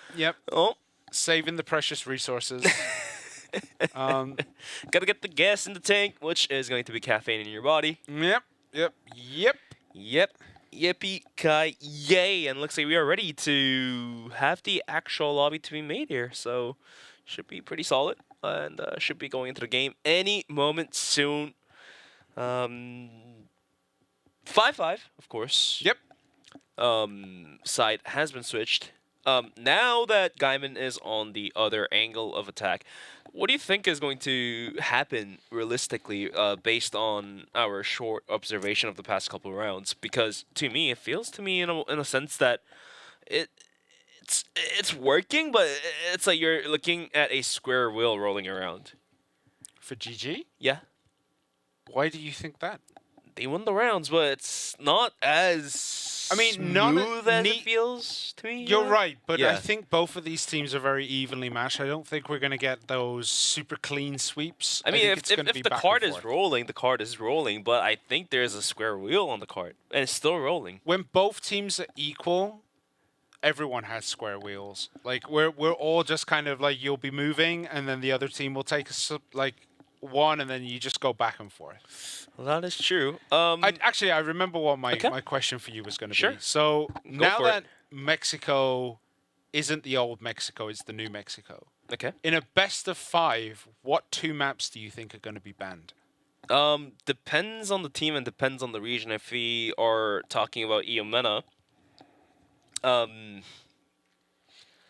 because now Mexico is back in the pool. It's doing relatively well. It's a relatively balanced map now. I think Eagle Eye is a pretty solid ban. Which Eagle Eye? Eagle Eye. Okay, all right. Eagle Eye banned. What else would you ban? Eagle Eye banned out. New Compound. Okay. A prominent ban. I think the teams are going to be opting out to play more in Mexico. But we just got the news that a round was played off stream, so the score is going to be 6-5, I believe, which it's going to be Gaimin Gladiators on the lead. Just getting ready to bounce into round number 12, so quick reminder, 6-5 on the score, and we are moving right in to the very next round. Yes, so it is now round 12. Gaimin Gladiators do have that victory. Unfortunately, it was played off stream, but here we go. Ginger takes a little bit of damage there from, I think, an errant grenade. No one has sights on him, and there's some more grenades going out. He does eat another one to the face, as we do see GG holding their lines. Beck has that sight. There is smoke to hide the movement. Yeah, to hide the movement, and as you can see, there is an update in the player here. Well, it's going to be Dane in the lobby, which he wasn't able to do much on this round. Great effort, but Kiko trying to hold on to the bomb site. Will find one before going down. Gonna be a 2-on-3 with the C4 being planted. Awesome is in window. With Ginger now going for the flank here. Will with the jump there. Has to go for the underpass this time. All in all though, 29 seconds and ticking. A doable retake. Not impossible, but a tough one. Spoxy will find a bunch of damage to himself. But still holds onto his life. Awesome has to find this frag for the retake to proceed, but I don't know, Simon. This one seems very tough. 10 seconds remaining. Not going to happen as Flex and Wrath will find the piece each. But yeah, Dane is now subbed in.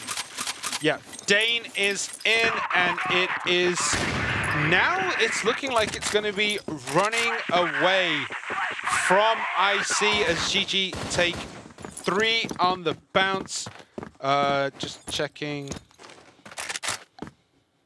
Yeah, who did he sub out for? DAY1. DAY1. Yeah, DAY1 may have some... yeah, no, never mind. DAY1 had some connection issues, I believe. I think that's why he subbed out. Yeah, it is a sub, by the way. It's not just a random player who magically found his way into our lobby. It's a sub for the team. So let's see how they perform with their slightly weaker roster, but like still amazing. It's like a double-edged sword, isn't it? When you put a sub in, it brings fresh air, but at the same time, you do have to scrap up a lot of vibes that you built. Remember, Kiko. Flex gets completely knocked out from the lobby. Clean headshot too from Kiko. It was a 2-tap too. And after dropping Flex, rest of Gaimin looking to gain control of middle, but Lionclaw about to be contested by Ginger, who is thinking about pushing out through the smoke. And that nade as well may hint to us that a B push is brewing in the pot. Ooh. Who was that? Kiko goes down to... That was a quick drive-by. Yeah. It's just a random pop and down you go. So it is 4 against 4. Oh, Ginger getting a couple of pot shots off there. Now he's about to be traded out. He's spotted out. Not even traded. No. Ginger goes down. And now it is 4 against 3, and the push is coming in, and Awesome's going to find himself in a world of pain in a second. Or is he? Gets 1.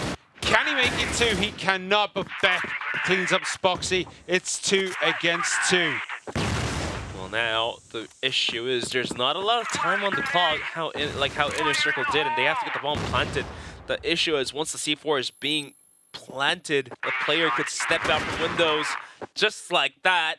Alucard's gonna find Raffin down to the ends of Lion Claw. Luckily for him, Beck down pretty low. Alucard is a sniper, so it's gonna be a headshot battle coming in for Lion Claw. Here comes the swing and a good shot, and a good shot indeed for a double kill to secure it around. And now Gaimin is absolutely leading out.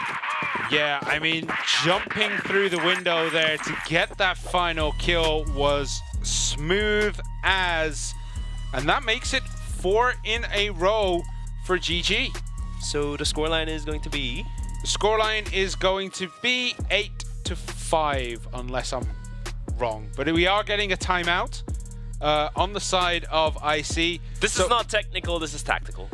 Exactly. This isn't because there's an issue. This is because they just need to reset, because they were doing relatively well and now they are down 4 in a row. And 4 in a row, if you're ever going to call a timeout, that is when you call it, because it's slipping away from them. They're just a couple of points away from losing this first map, which would really hurt. They were especially on it to start with, and then the breaks started to happen, the technical issues, and maybe they're just feeling a little bit cold. Maybe they're, you know, a little bit tired now. They've been waiting for so long. It does happen where you just lose a little bit of focus. About the right time to call attack, like you said. About the right time to really take the momentum away from your opponents and, you know, go back to your drawing board and, you know, call better strats. Not better, but a better strat for the current scenario that is getting played. So GG now is Flex, Dane, Lionclaw, Spoxy, and RFF. Whereas the Inner Circle team is Kiko, Beck, Awesome, Ginger, and Alucard. And the time is up, and we'll be getting as into you can this see one on the real screen, soon. Gaimin Gladiators, invite Dane to your clan. Yeah, I mean, he's missing out. Yeah, but I don't think he needs to be part of the clan, right? He's a sub. Does he deserve a seat at the table? Right, so we'll be getting into this one real soon. Beck, Alucard, Kiko, and clan for IC are on the screen, and then GG, they are gearing up, and we are back into this one right away. Here we go. 8th round was picked up by Gaimin Gladiators. Needs to pick up one more for the map point. And already in their circle, going out aggressive out towards middle and having a player posting out towards the B hut as well. Maybe. Oh, awesome. He has slid out through the smoke. I don't think Gaimin realized this, but the aggression was actually down towards Cal. It was going to be Flex taking down Jinzer in the progress. Lion Claw to take down Awesome as well, so the damage is done. Yeah, Kiko and Beck combined to get Lion Claw down, but it is now 4 against 2. Make it 3 against 2. Dane, Spoxy, and RFF are still standing, and Beck. Oh, nice peek there on Spoxy. Battle of the Snipers. Nice work. So 2 against 2. Bomb is in no man's land. We're down at spawn for that. And where are they gonna go now? It looks like A might be the push, but Kiko, he doesn't have, there's no sniper on the side of IC, so they are gonna have to push pretty hard here. Now Raffin is gonna be clearing out the corridors, and Dane is gonna be swinging out for a quick peek out towards the bomb site. Kiko hiding deep, tucked up inside windows as well. So if Gaimin doesn't check all the corners in time too, of course, this round might just become a bit more tough, as the clock always runs against Blacklist until you get the C4 planted. They were able to get onto the bomb site without losing a player, but the sound cues should be given, and the rotation will happen any moment soon. Raffin's gonna post for the plant. Yeah, smartly hides from the window. 100% the rotation is now in. now the problem with Gaimin is they have to reach back out towards long and see if they can find a trade angle. Beck is on the bomb site, will drop Rapid. Dane tries everything and anything, but not gonna happen. They weren't able to fall back in time or find the positions. It feels to me that they were in shambles because they wanted to do both at the same time, either retreat or find a position to hold. They were caught out wide in the open. Yeah, stuck between two different thoughts, I think. Like, Yeah, they were sometimes it happens, right? Yeah, you're stuck between thinking one way, thinking another. And we do see a lot of utility get spent down on A long, as we do see a rather rapid push towards water as Flex takes out Ginger here. What is... How are Icy going to respond to this? They've lost another early player. It happened in the last round as well. They did manage to win that. But Icy are reeling here. They took the tactical pause, and they're still not looking super strong. Yes, they win, but early losses again and again and again will eventually get punished. Here's the pop flash and the nades out towards B, held down by Beck. Swings in, can't quite connect to a frag. Flex quickly takes him out, and the site is compromised. Rotation is in there for Lucard, but Gaimin's gonna burn the sweet time, see if they can bait more peaks. The C4 gets into the bomb site. Lucard, here's the bomb getting planted. He's gonna pop the boxes, whiffs the shot, but he is gonna be able to fall back. And now, with the timer going against Inner Circle, they are looking to go in, pushing into the bomb site, but they have 5 players of Gaimin waiting with open arms. Sure, they're able to find 2 more kills, but there's Dane with a frag back onto Awesome. Pistol is good to take down Kiko. So the sub is put to a good use. 2 kills for him and a round being picked up by Gaimin, which is a map point. Yep. He now deserves that clan spot. Get him in the clan. Get him as the prime seat at the table for that round. After all those rounds, weren't they?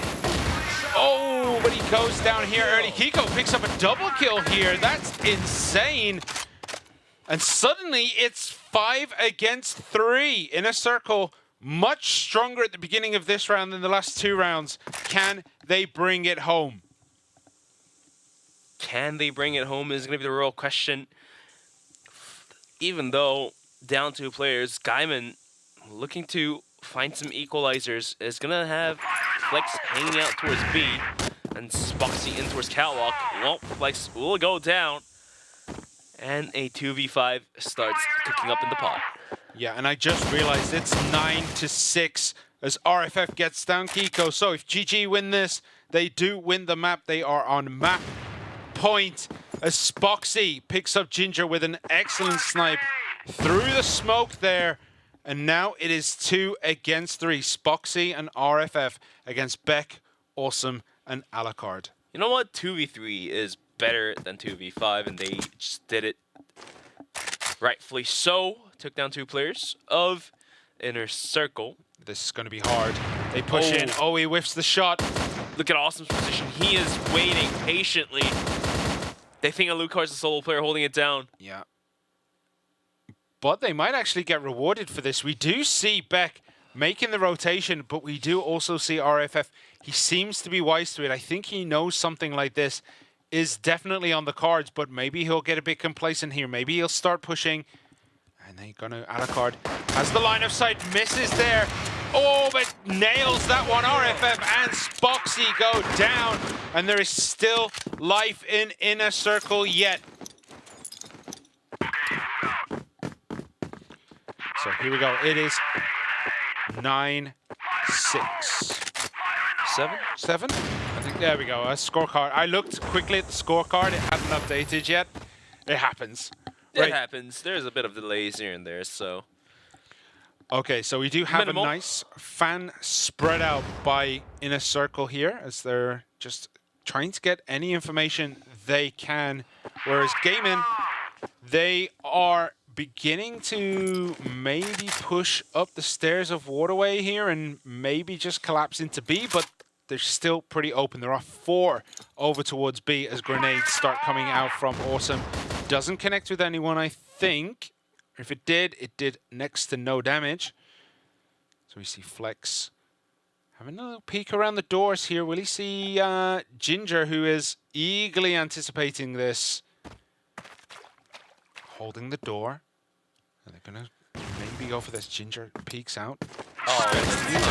Oh, Awesome gets one. Flex is down.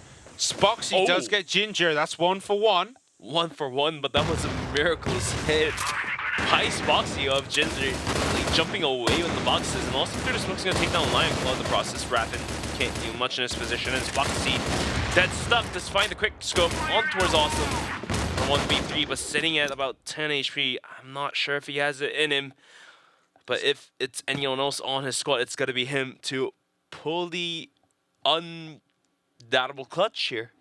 Yep, and he cannot do it. He tried to jump out the window, and Beck was waiting. So I see the comeback has begun. It is 9-8.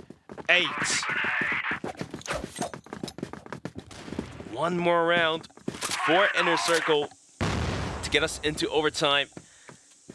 And for Gaimin, they have to close this one out here, unless they want to be struggling themselves in overtime by giving away more rounds.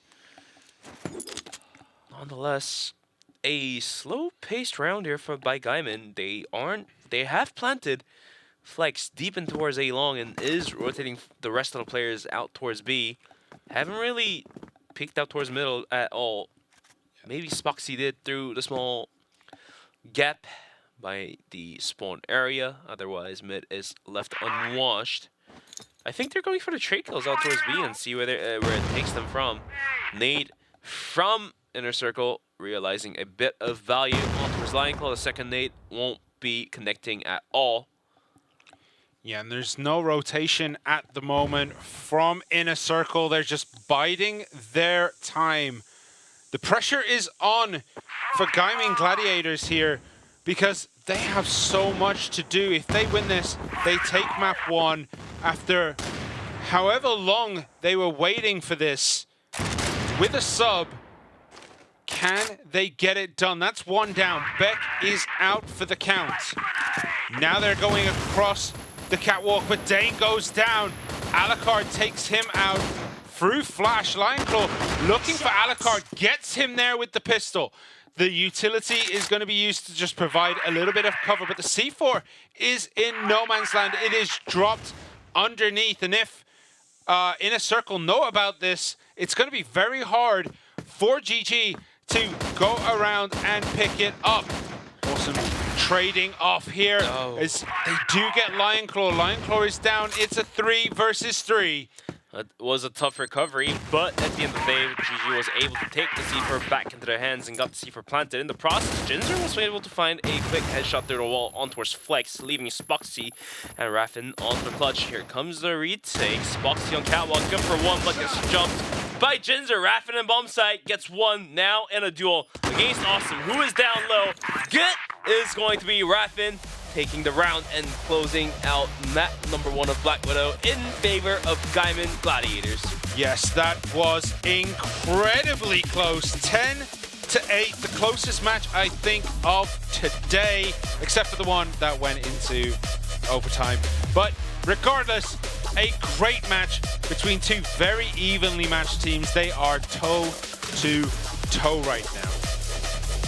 And toe-to-toe end? No. We're not gonna continue that for now. But a good win for Gaimin on their map. So Gaimin Gladiators, they do take a win on Black Widow, which was their selection. We need to see how it goes on Eagle Eye 2.0, as it is going to be set 2, and that will be Inner Circle's pick. What do we know about Eagle Eye? Apart from the fact that it's a very sniper-heavy map.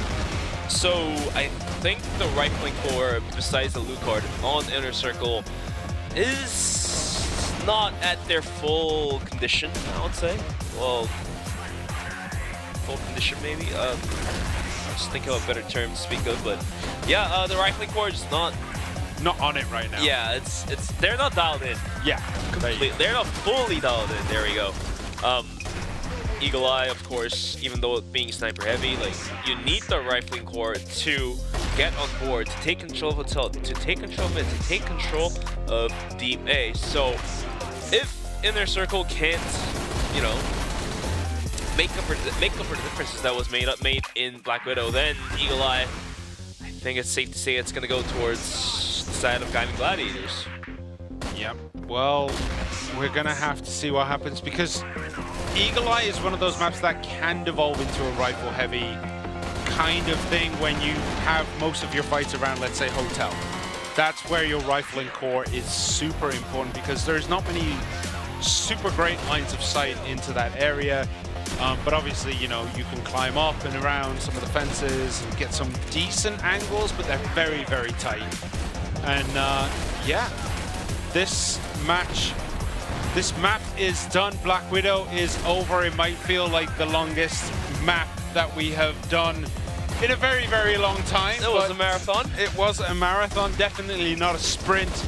But we'll see how both teams sprint out of the gates on map 2. And there you have it, 10-8, like you said, Simon, a scoreline to be remembered by Gaimin Gladiators versus Inner Circle on map number 1 of Black Widow, and KD is just hovering around everywhere. Yeah, very consistent scores. Spoxy, obviously the highlight in that 1.91, but I mean 1.36 for Beck, 1.17, 1.14. Kiko, Beck, and Alucard definitely pulling their weight. Will everyone else join in? Obviously, your first through the door is going to not have the greatest of KD spreads, but, you know, it's definitely important to do a lot of damage if you are first through the door, since, you know, every inch of damage helps for the rest of your team to clean up.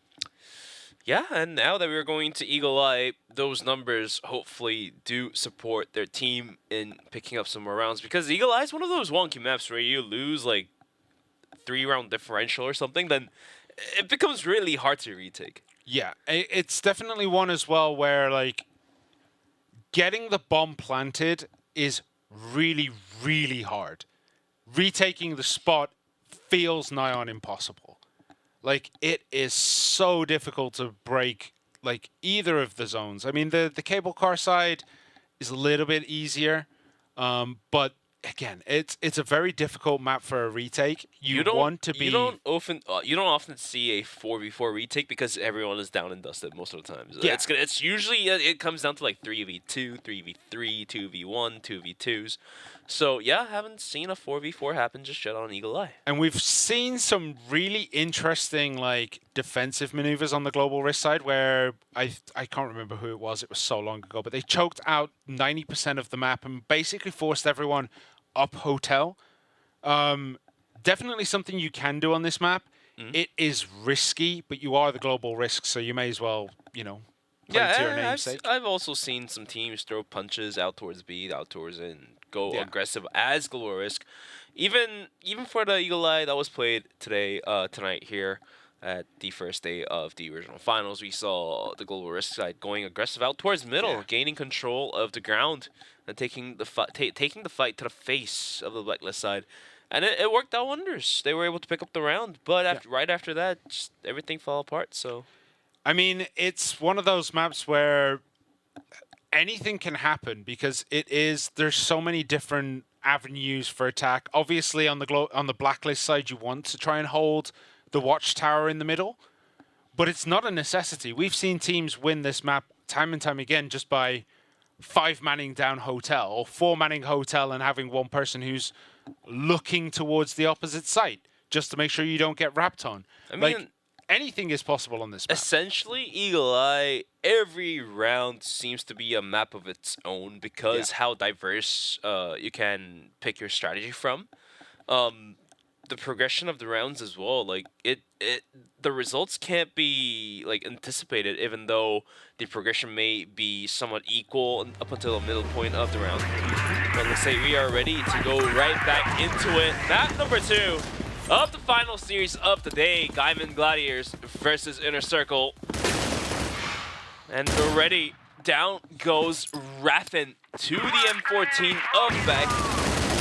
Looking for the second kill. Beck swings out, good for the frag there, and Awesome as well is going to find yet another frag. So Gaimin already mightily struggling to hold onto their dear lives. He's going to be losing 3 players. Spoxy gets down Awesome. That's a nice pickup here. But we can see why Inner Circle chose this map. They've come out incredibly strong. And Beck gets one, gets a double, and that brings home the win this time round for Inner Circle, who take an early lead. Early lead indeed. But even on Black Widow as well, I believe lead actually was taken by Gaimin, so never mind. Yeah, Inner Circle, first in time to take lead against Gaimin. Let's see if they're able to keep up with the pace. As Gaimin that last round, it was a bit more frustrating progression of the round, of course, right? Mm-hmm. And this time, haven't dropped the first opening frag, so let's see if they're able to find a frag of their own. Bit of a trade there between Beck and Lion Claw, it looks like. Both of them going down a decent amount. Kiko and Dane going at it as well. And we can see that there's a bit of a spread, a bit of a push coming out from the side of Inner Circle. We do have Kiko pushing down the hotel, pushing down under the bridge, now on top of the bridge, trying to get eyes. Flex is there. Flex is actually going to run into Beck here, and Beck guns him down in cold blood, and that seems to be the go sign for Gaimin. But no, they lose one. Alucard, excellent snipe there, but Raph does manage to get a kill on Awesome.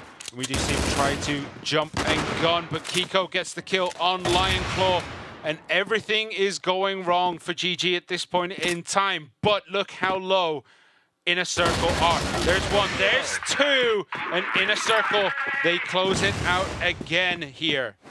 Kiko doesn't miss those, able to lead out 2-0. Inner Circle bouncing right back in this matchup after dropping map number 1 after a marathon, is looking to secure Eagle Eye to themselves for a chance of going into new compound Jinzer as well. Finding the opening frag is followed up by Beck dropping onto his Flex, so Flex having some tough day to even see if he can find a kill to himself, not die early on. Yeah, sometimes you just find a map that you just don't feel comfortable on, and maybe that's this one against this team. Maybe it's just a bad day at the office, maybe it's just because he doesn't like Eagle Eye. But here we go, Spoxy peeks around the corner, gets Kiko down, and it's 2 for 1, 2 for 2 now, as both teams equal, but Ginger takes a ton of damage there. Well, it was a great pop flash as well, so he couldn't peek. Nonetheless, Gaimin is able to gain some ground out towards B, but at the cost of what? There is a bit of ground, but the bomb site is still being overwatched by Jinzer, and there's support from Lucard, so the double off is going to be put to a good use. Spoxy taking a bunch. The rifling floor is going to get onto the bomb site. However, Jinzer responds quickly. Lion Claw goes down, the wallbang is there, and that will be Spoxy going down in the round. Third round, rather, is going to be picked up by the side of Inner Circle. And there is a timeout now by GG. Gaimin Gladiators definitely needs a bit of a reset here. They looked second best to pretty much every engagement there. Yeah. Yeah, they absolutely did. So we're going to be giving them just a bit of timeout, maybe bathroom breaks, maybe to get some more water, maybe just to have that little bit of a pep talk, be like, guys, come on, you can do this. We've got this. Gotta take the cheeky strats out from your notebooks and see where that takes you guys from. Right now, Gaimin down 3 rounds, Inner Circle up 3 rounds. Still not too late.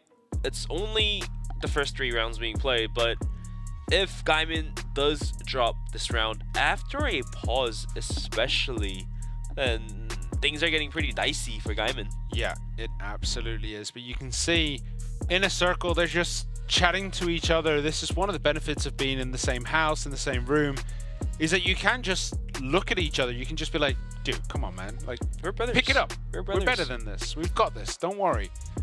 Alucard, you're doing fine. Like, just keep doing what you're doing. Beck, keep doing what you're doing. Awesome. Everyone else, a little bit more, please. The pause will be over any moment soon. Let's see the pep talks by these two teams work wonders and, you know, come back as an actual round score being picked up.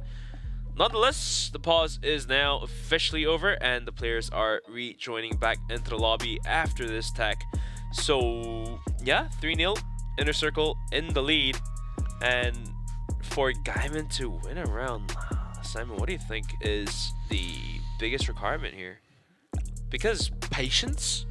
Yeah. I think they're just trying to play a bit too high tempo for the map. I think, yeah, yeah, they're trying to brute force into the bomb site without, like, an opening frag, essentially. So it becomes a tad bit more tough to pick up the frags and the round even. So have to wait and see. We are alive.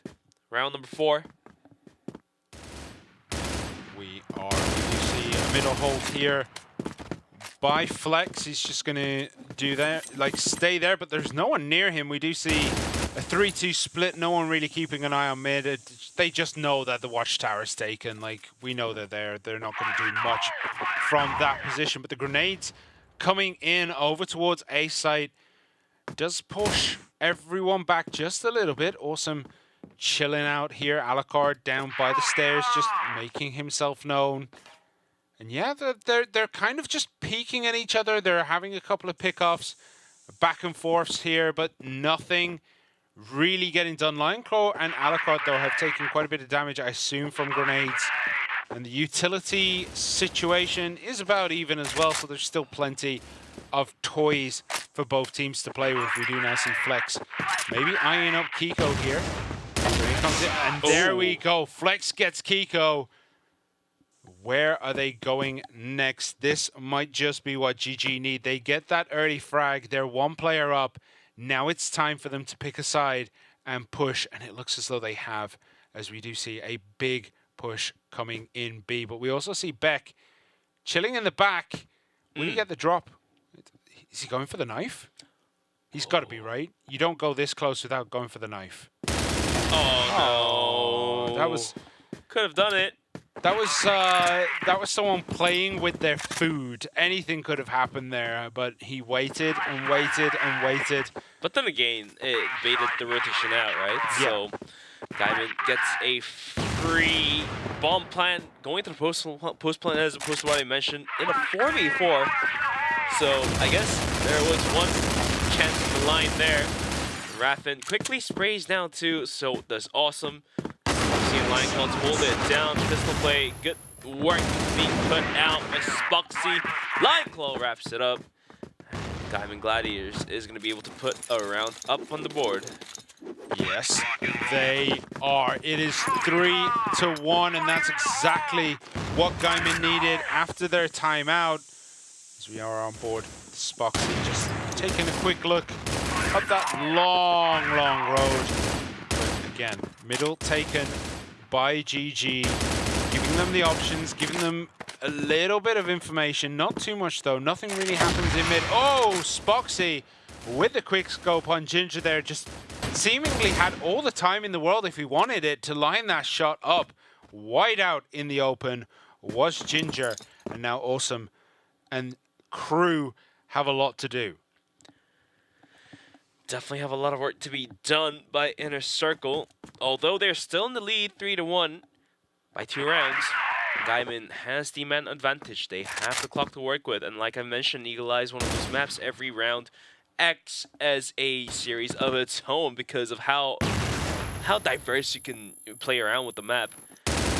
And this time around, Gaimin just gonna be playing pretty default, is just basically watching for any counter pushes and trying to catch any aggression and any misstep being provided by Inner Circle. Gaimin's gonna be waiting patiently with open arms, but they have to wrap that plan up and head down towards a singular bomb site to actually get the C4 delivered onto it, which I believe it seems to be case A, unless Alucard continues to do Alucard things like that.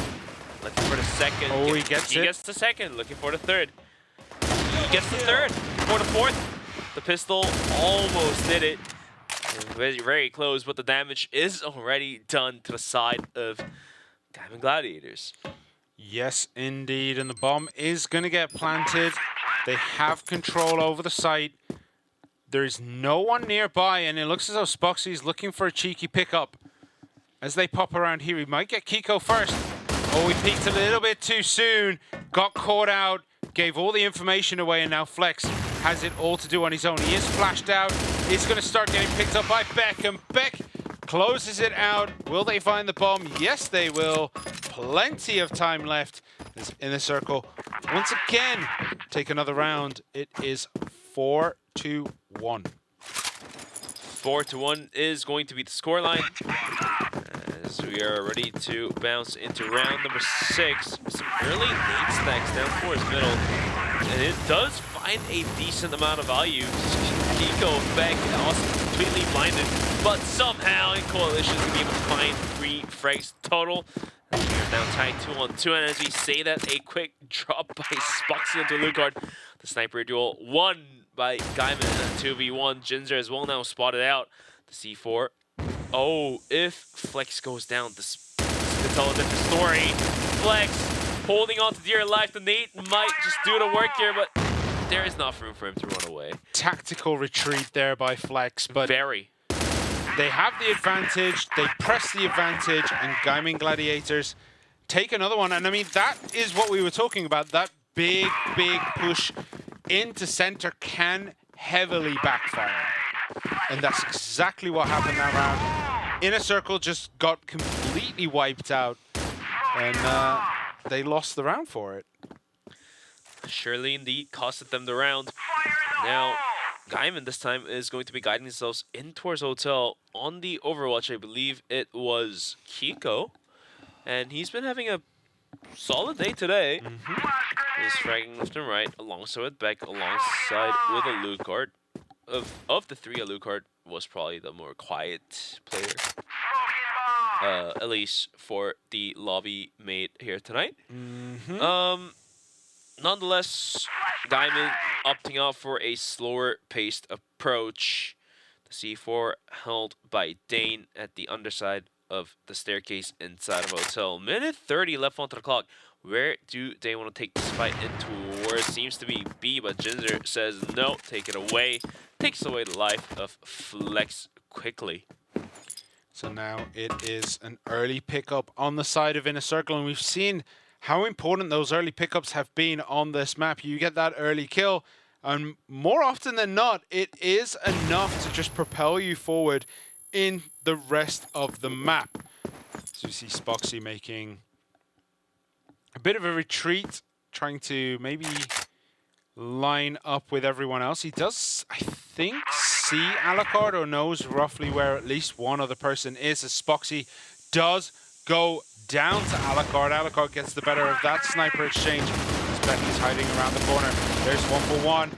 And now they're going to start forcing into bumps, and it's not going to work out. Nightclaw down by himself. The C4 was right next to him. Not going to happen, as Kiko swings out wide quickly enough with the pistol. Will be able to secure the frag. And so is the round. It is 5-2 right now. Icy proving that they chose this map because they're bloody good at it. As we do see a lot of grenades coming in, and GG going for a very quick push over towards that bomb site, but massacres going on. Beck gets a double kill as Flex does take him out. Alucard throws that grenade, is going to get spotted by Lioncore. Lioncore knows where he is. Flex runs into his face, tries to get him, and does, but Alucard did get Lionclaw first. Spoxy takes out Ginger. It's 2 against 1. Kiko trying to make his way around here as quickly as possible as the bomb does go down. Best shot for Kiko is to equalize it back down to 1-on-1, see if he can find the tip of the head of the player on top of the bomb site, or, you know, pick one of the corners and expect one of the players to be there. But not going to be the case here, as we do see the rotations from Flex and Spoxy to set up for a double peek setup. Doesn't really matter anyways, because Kiko ran into the crosshair of Spoxy, who was playing on the underside of Heaven. Yeah, it's going to be Gaimin to pick up on another round. Yeah, it's 5-3. And we're going to see how this is going to play out. This is the last one before they swap sides. So Kiko just looking maybe to get another win on the board, just to give them that advantage. It would be 6-3 if they win this. And that would be nice to take into the second half. Oh, sure indeed is going to be a nice half if they're able to find this last round here as well. Nonetheless, Gaimin grip forcing in towards Hotel. It's going to work out as Dane's going to find a double kill to pry open up the bomb site. Beck responding, goes for the spray now and gets one, but not good for two. Nade up and over Lucart. Big shot, quick scope onto one. Does connect, but needs to find 2-3 more players. Down to a 2v3. The C4 is now being planted. Lucart's going to go inside into the deep center office, but Spoxy was waiting with the pistol of his own. Quick headshot comes through, connects, and down goes Awesome. Lucart versus the world. Essentially 3/4 of the world, but it's good for one. Find 2 more. Raffin at risk. For Lucart, waiting patiently. Not quite there to connect the shots, as Spoxy will connect the shot of his own. And that, there you have it, 5 for Aft. Yeah, again, 5-4, and it was 5-4 last time round. Inner Circle did control the first half of Black Widow. They control the first half of Eagle Eye. And we are going to swap sides. So we do have Gaimin Gladiators. They are on the Global Risk side. And on the Blacklist side, it will be Inner Circle. Switching sides now. Gaimin Gladiators on the Global Risk side, I believe. It's going to be Inner Circle on the Blacklist side, as we are going to be swapping the sides out. All in all, I think based on how Inner Circle played on the last map, justifiable that they just pick up 5 more rounds in a row. But let's see if all the pauses has granted enough time for Gaimin to, you know, be more internalized in terms of team dynamics and be able to provide a solid defense, because the Global Risk rotation is very short on this map. Yes, very short. And they do get to hold a lot of space now. They've given, like, Inner Circle, they have a lot of space to hold in that central part, but it looks as though Gaimin Gladiators are just happy to give away the middle.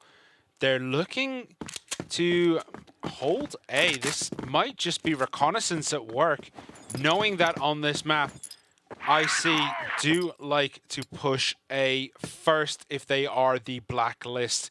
Because normally you wouldn't put 4 members of your team on the A bomb site and leave just 1 on B, right? Grenades coming in, a trade of utility as Awesome and Beck combined, but it's a 1-for-2 trade so far, and here we go. It's all falling apart for GG Flex. Last man standing as IC. They do have a man on the site. They are going to start planting the bomb. What can Flex do? He has a sniper and a dream. And it's 3 in front of him. And Alucard is just a little bit quicker on the trigger.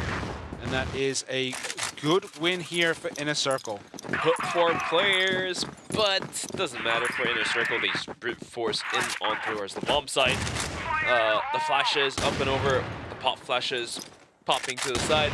All worked wonders. The players of Gaimin couldn't do much about it. And that was that. That was brought down to a 1v3, but can't do much if Flex is stuck between a rock and a hard place. So moving on to round number 11. 6-4 on the scoreboard here. Raffin is going on a bit of an adventure all He's on his own. a mission of his own. Yeah, it does retreat. A very smart retreat for him. Man of the mission. And again, we have just Flex looking down that alleyway, looking across the bridge, all on his own. And last time he couldn't rotate quick enough. They just didn't get the information enough for the rest of the team to combine. And here we go. Grenades are going out there looking to see if they can get any kind of connection, any kind of indication that the team are there. You know, I think Inner Circle might try maybe to rotate over to B. It would be the smart play, but last time they did this, it worked. Why change what worked the first time in here? They go. Grenades are flying out as RFF takes a ton of damage, but also goes down without reply. Dane, he also picks up a kill. Now it's a 3-4-5 GG. They take this. It is 6-5. 6-5 is going to be the scoreline. Gaimin finally puts out a round coming into the second half, and after finding the success on towards A, he's going to be sending 3 players out towards B as a default setup. So if Gaimin picks up this round and ties it back up, then they are really playing into the minds of Inner Circle. If not, if Inner Circle somehow get themselves onto the bomb side and win the round, then things are going to be spicy and dicey for the side of Gaimin Gladiators. Until then, this round is going to be the most crucial round of the entire series to me. This is going to be the decider to me. Yeah, I agree with you. I think the run back for IC, like trying to play the same strat again and again, just isn't going to work out. They have to maybe try some new things here, but we can already see that Gaimin Gladiators are expecting a pretty heavy A push. They did have 3 there. They've sent Dane out to scout and try to get some information. He might run into Alucard, who has a very tight angle here. He might be able to get a punish on. Grenades coming out from Awesome. He's cooking it long and hard. The overnades being lined up. A minute onto the clock. That was the go sign. But is that an actual push or a fake? Have to wait and see. And it's an actual push out towards A. Dane completely flashed. But the wild man goes out swinging, gets a quick double kill. And some way, somehow, the push has been put to a halt. The C4 down in no man's land as well. Down to Alucard and Jinzer. Yeah, the run back definitely didn't work. This is the 3rd time in a row IC have tried that kind of strategy going up the left-hand side towards A. And Gaimin Gladiators, they know the playbook now. They know what's happening. They know that barrage of utility is just showing what they're going to do, and they're prepared for it. They take another win here, and GG push themselves ahead. Is it ahead? Or are they equal now? I think they're equal now. It's equal. 6-6. All right. Well, it looks like they're going to try something else. Everyone now running towards the hotel side, running up the B-long corridor as Kiko and Awesome go down to Lionclaw, who was just sitting in wait. He was lying there waiting for the moment to pounce on his opponents, and pounce he did.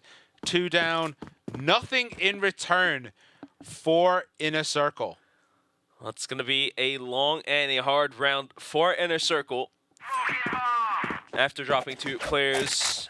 I mean, that setup out towards A at the minute mark sure failed, but doesn't justify themselves bum rushing in towards Hotel at the beginning of the round. It could have been executed more cleanly or in a more smartful manner if they were able to pop flash a player in or something. What wasn't there, and this may just cost Inner Circle in the round. Yeah, and I mean, you can see what Gaimin are going to do now is they're just going to chill out. Like that? Yep, they're going to hold the lines. Like that. And just clean house. They don't have to push themselves out. They don't need to go on a mini adventure. They don't need to overextend. They can just chill, wait for Beck to come to them. They know where the C4 is. They can maybe sit and wait. Beck has a lot to do. And we do have eyes on the C4. They're going to sit on it like an egg because they know that Beck needs to push and push relatively soon. But if they're all grouped up together, then it could spell disaster for GG. Obviously, it would be a miracle for Beck to be able to get more than 1 kill here. He does take a face full of lead and does get taken down. GG finally get another kill. And now they're in the lead by just the 1 point, and we do get a timeout called for Inner Circle, so they're going to have a bit of a reset here, see if they can reset their mental state, get themselves lined up, get themselves ready to make a comeback. Yeah, comeback could be possibly brewing in the pot, but all in all, after the side switch, I think the strategic callouts are being it's falling apart by piece, you know, small corners by corners as a whole. I really like the setups that was put out towards A, but the execution wasn't clean. And now, right after that, a B bum rush, just like that, just put into shambles, right? So this pause definitely needed before it's too late. 7-6 is not a score you can't come back from or turn the board around. So better safe than sorry, and better late than never. So this is the pause being called out like right now, like that. For Gaimin though, they're renowned to be one of the teams to be stronger on the defensive angle, even on a blacklist map. They aren't one of the teams that would prosper in early aggressive settings. And right now, it comes to show the characteristics of the team is paying off dividends, as they're able to hold onto the bomb sites, like how just Lionclaw did it. Like, he didn't push out towards hotel, he was just chilling by the staircase right at the backside and was able to quickly click 2 players out from the lobby. And just like that, whatever Gaimin is doing is working out. So it adds on to the weight that Inner Circle has to lift, right? Yeah, it does, and it's starting to look as though Inner Circle may be fading a little bit here. They look a little bit tired. They're chugging the energy drinks. They're trying to get themselves pumped back up, but Alucard, head in hands, is maybe struggling a little bit here with just how long this has gone on for. We do have bombs away, and we have a big push up that B corridor, up that B alleyway. Bombs coming out the opposite way. Flex lobbing those grenades, just trying to push push IC back down that alleyway. The players may feel a little tired from all the pauses, but you and I here, Simon, we aren't tired at all. All these games, you gotta deliver to you guys. With full energy, with full force. Let's get right back into it. After attack pause, and the nade is gonna find so much value. Beck almost went out there. Yeah, if Beck sneezes now, he might die. Nades. Yeah, he might die if he sneezes too hard. Obviously, depending on his age, if he's a little bit older, that's definitely critical damage if he sneezes. But damn, Alucard gets Flex with a nice snipe. And they take, I'd say they take the numbers lead, but they definitely do not take the health lead. Even with 1 death on their side. Beck and Kiko are very, very low as Beck goes down. And it's 4 against 4. Spoxy's kind of low too, so now probably a bit more even. Alucard's kind of hurt though. Raffin, he's anchored outside of long. He gets 1. He gets treated out here. Could be an issue. Doesn't matter. Raffin picks up 3 huge kills. Down to the hands of Kiko, who is down very low. 22 HP and a dream. C4 yet to be recovered, which is going to happen just now. But Raffin, I was about to say his position a little too risky, but when we say risk, it comes with rewards. Yeah, high risk, high reward. You get nothing if you play it too safe. But now is the time to play safe if you are GG, because it's 3 against 1.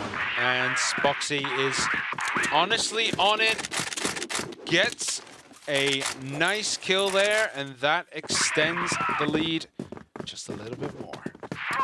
A little bit more, but definitely closer to the series point, the map point. I believe the rounds are going to be 8. 6.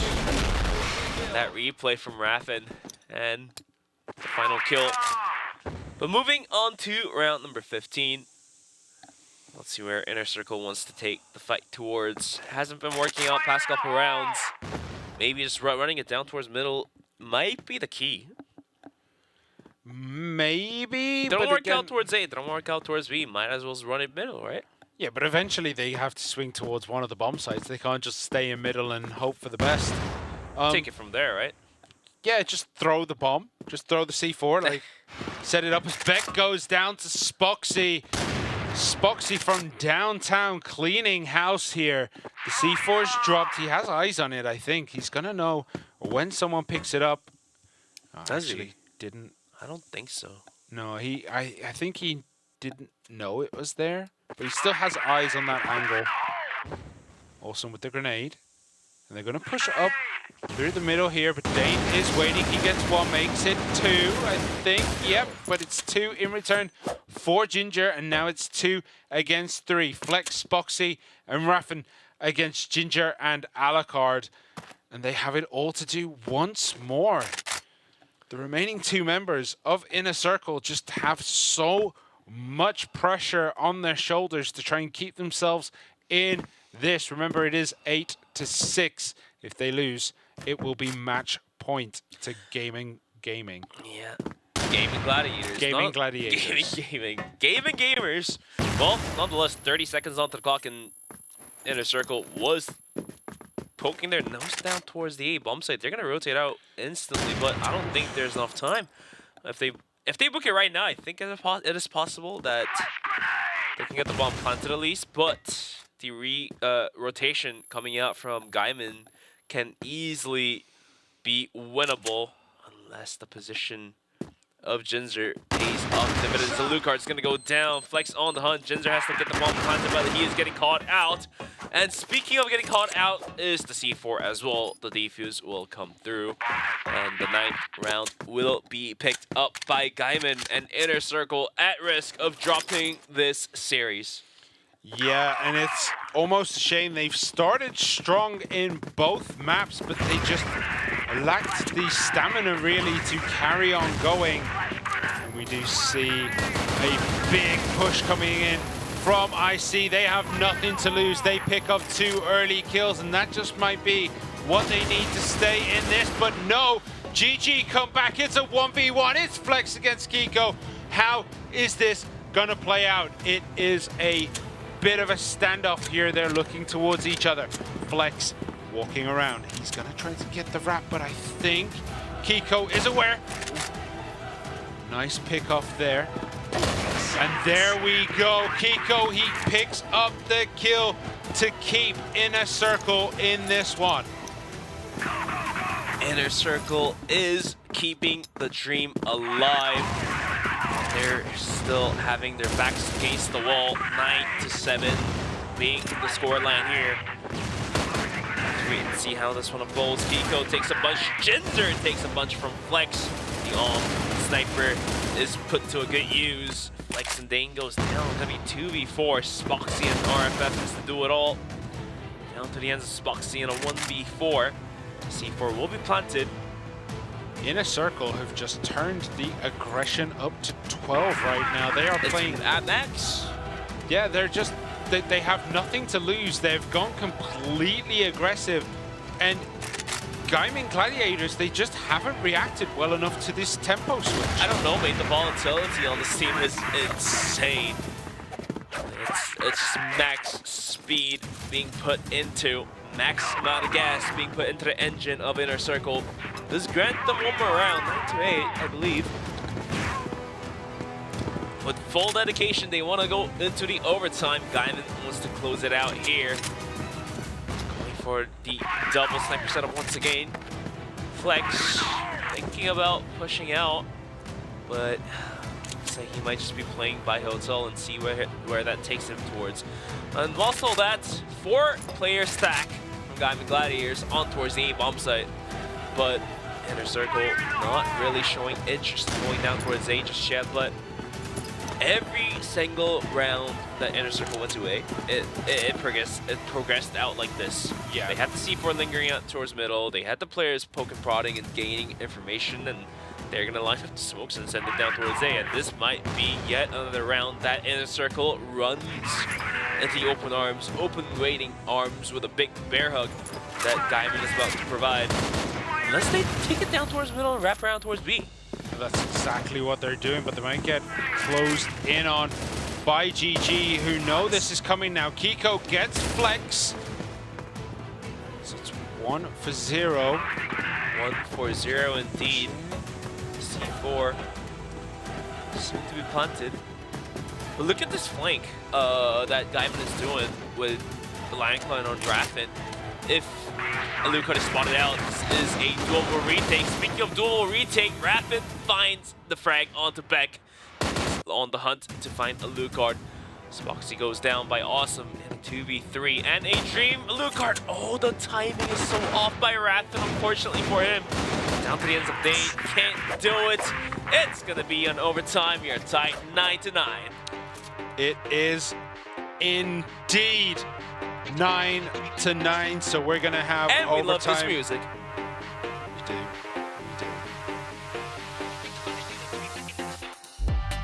I think this is a new addition to our music library. Yeah. Yeah. I was just vibing with it for a second. I'm vibing right yeah, now. You gotta we vibe. are vibing together. So it is 9-9. Gaimin Gladiators in Inner Circle. Gaimin Gladiators won 5 in a row. They were on match point for 3 rounds. And then everything came into shambles. Inner Circle, they threw caution to the wind. They went guns a-blazing. They get 7 and 8. And then that last one there, they played it very normal. And I think it just caught Gaimin Gladiators off guard, who were prepared for another run and gun kind of situation.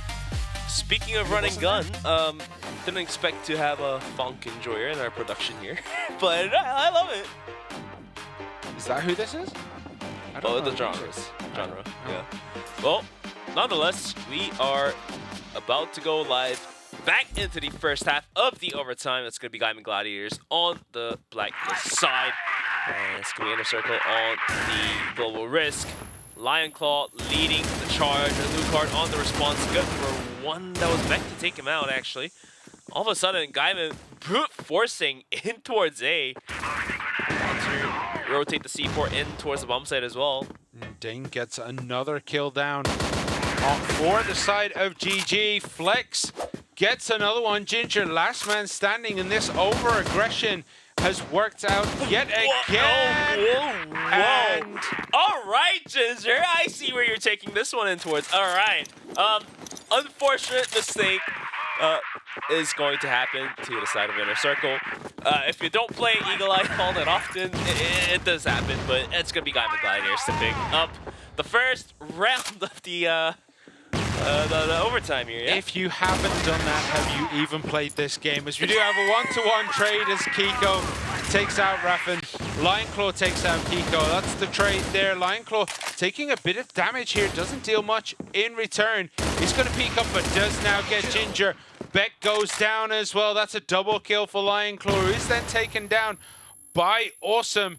So Awesome and Alucard against Flex, Spoxy, and Dane. So here we go. We're in the hotel, and they're going to have a wraparound now back over towards A. They have all the time in the world. They have 1 minute and 35. They can probably stop along the way for an ice cream if they really feel like it. Where's the truck? I don't know.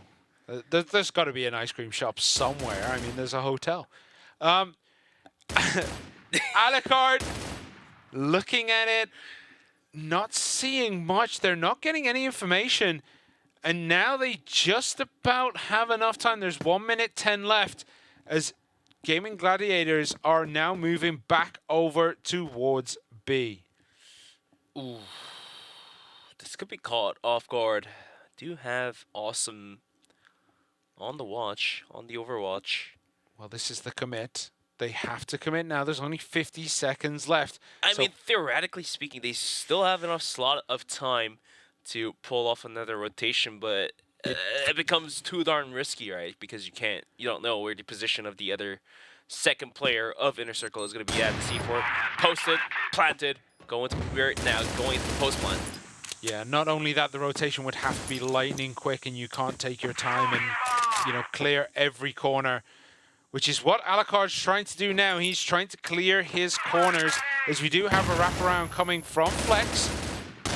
leaving Spoxy and Dane to hold it, but it doesn't matter. Spoxy and Dane hold it. They do, as GG take a 2-round lead here. That's a commanding lead in overtime, especially with a single round left on the first half. Early aggression coming out from Inner Circle from Desperation, but the Potato is doing all the work. Jinzer goes down, down goes Beck, down to a 2v1. Alucard with a dream and a half is gonna go for a repeat. Raffin, Flex has it all to do. C4 is recovered. Alucard, can he keep the dream alive? Because if he drops this round, things are looking pretty tough for Inner Circle to bounce back in this lobby. Yeah, but they might just be able to do it on the swap. But Alucard, I think he has a dream here. Oh, if he'd have got that, it would have been a dream indeed, as GG take round 21 here. And they now have match point once more. Match point once more indeed. And Inner Circle now at risk of dropping this series without having a chance to go into map number 3 of New Compound. What a run of show here. Yeah, it's a back and forth. We knew these teams were close, but did we know they were this close? I don't think we did. We were expecting it to be maybe someone sneaks ahead on their own map. We weren't expecting 10-8 on Black Widow, and we definitely weren't expecting 9-9. Not at all, no, not at all. So we're going to be getting into this one. They have swapped sides, so Gaimin, Gladiators, they are going to be on the global risk, as we do have Inner Circle on that blacklist side. We can see everyone just getting ready for this one. GG within touching distance of giving themselves that all-important first victory in the group stage. Gaimin Gladiators, they're going to be going out a little bit aggressive out towards A, and Inner Circle is going to go for that mid setup once again. Worked wonders last time, but is it going to continue this time? Dane swings and a miss. That might be a key critical moment for Gaimin Gladiators, but still has 4 people alive. And Spoxy and Raffin quickly guns down a player each, down to a 3v4. Look at Raffin's position. It's going to be Langel taking him down. Down to Alucard. Alucard goes down. Gaimin Gladiators is going to be able to close out Eagle Eye in their favor after a bloodbath fight, tooth and nails in overtime. That's going to be a 2-0 on the series. What a series that was between two very evenly matched teams. That could have literally gone any way. We had no idea who was going to take that until the very end. So congratulations to Gaimin Gladiators for closing that one out. What a match to finish us off on for the day. And we will be back tomorrow for more. And so will they. I can't wait for it. It's going to be a great day of CROSSFIRE tomorrow as well. That is a great day for CROSSFIRE indeed. And there's a bunch of highlight reels you have to show. Yeah, I mean, there is so much. It was so back and forth. Who do you even give the MVP to in this match? Could literally be anyone. Everyone had their hot moments. Everyone had their cold moments. Spoxy, Dane, Legs. Yeah, we were talking really before that Spoxy was really important to this team, and when he wasn't firing on all cylinders, he definitely wasn't firing on all cylinders. He gets himself back into the game and definitely has a statement for that MVP award, because he was so integral to his team winning this. What are your thoughts on Eagle Eye? In general, not the last one, but for this map. It's a really fun map. Let's put it that way. It doesn't give you... I don't know, it just seems to be a well-balanced map. It seems to be good for both sides, depending on how you want to play it. Yeah, I love this map. I want to see more of it. I really do love Eagle Eye as well. Yeah. So, here's the fun thing together, right? Like, as much as I love Eagle Eye, other casters don't seem to like it all that much. I don't know why. It's like my love to Mexico as well. Casters just absolutely hate it, but I love it. So. It's one of those things where, like, you know it's not going to be a standard game. Yeah. And non-standard games are always harder to cast because you have no idea what is going to happen. Sometimes you gotta throw your dice at it and see where it takes you. So let's have a best of 5 only playing Mexico. That is or only playing Eagle maybe Eye. a little too stretched. And speaking of a little too stretched, is this matchup as 13-9 had to go into the overtime, but Gaimin Gladiators is gonna be the one coming out alive in this battle. Yeah, Spoxy had a very slow start, it felt like, but finishes with a massive 2.4. Kiko on the opposite side for Inner Circle, very strong performance, but it was a very strong performance from the whole team, really. Both teams come out of this bloody and bruised, but only one of them comes out with the victory, and that is Gaimin Gladiators. 10-8 and 13-9 would have been justifiable to see map 3, would have been justifiable to see a golden round as well. But at the end of the day, it's going to be Gaimin Gladiators that comes out alive, crawling up the cliff, leaving the dead body of Inner Circle at the bottom part of the whole scene. Of course, the MVP is going to be Spoxy with a nice 2.14 KD. Off to a slow start, like you've mentioned, Simon, but at the end of the day, he was able to pick up the pace required for the team, and provided the needed kills in the right time, and the round scores eventually granting them the series win. Yeah, once he got that momentum going, it was a non-stop roller coaster. And you can just see, no matter what he was doing, he got a massive kill here. And I mean, yeah, the guy was just on fire. There was nothing else we could really say. Started slow. Once he got in, he was in. Oh, those shots, mate. So good. Yes. So accurate. Sometimes you just have to sit down and watch it, you know, like you can't really talk much over the top of it because it is so good just to watch someone click heads over and over and over again. Speaking of over and over and over again, was just Spoxy being able to click heads after heads, and not only for Spoxy as well, Dane had some huge moments in him. Flex as well had some huge moments in him. And looks like we are ready to interview Flex, the IGL of the squad. Welcome, Flex, to the interview, and congrats on your win. It feels like it was a best out of 5 almost. How do you feel about coming out alive against the Inner Circle? Hello guys. Yeah, thank you. Yeah, it was very stressful. We had to play with our sub, which we were not ready to play with our sub. Like, our sub was, he doesn't know the utility, of course, that Zen is throwing, so it was hard to even play our strategies. It was just, we were just trying to play together as a unit, and I think in the end, you know, it worked out. So, how do you feel about his performance? Because he did come in last minute, he wasn't expecting probably to play today. How would you rate his performance in the team? Because for us, he looked pretty great, but how was it for you? 10 out of 10. I wouldn't replace this guy for anything in the world. So tomorrow you are going to be playing against TBI eSports. How do you feel about going to that matchup? Are you guys, you know, feeling more confident and more comfortable going in that matchup rather than having to play against Inner Circle like you have done today? Yeah, we feel good going against them. I think it's a good matchup for us, especially with Dane being ready. No matter what happens, I think we will always be ready. Yeah, I just do want to ask one more thing. How do you feel about the rest of the tournament? Are you feeling that this is your tournament to take? Are you scared of anyone? How are you feeling? No, we're not scared of anyone. We value the tournament very highly, so it's our goal to win, of course. Well, I guess I gotta ask one more question too. So you probably saw how Horus was, what Horus said in his interview. He is basically talking down on everyone, including you guys as well. Any response to Horus? No, they love to talk. It's normal, you know, normal stuff. Normal stuff indeed. Well, thanks for the interview, Flex. Hope to see you guys again tomorrow and the day after tomorrow.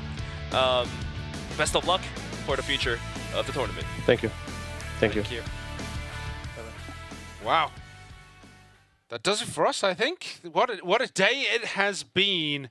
And we just heard from Flex, he wouldn't change the sub for anything. And that is what you need from your sub, to come in at the last minute, to do what needed to be done. And it did start a bit rocky, but the whole team came together around him, and they As did a really, unit, really well. Yeah. said Flex, a very important thing to mention. If you play as a team, even if your player may not know the utils, may not know the lineups, it comes out miraculously.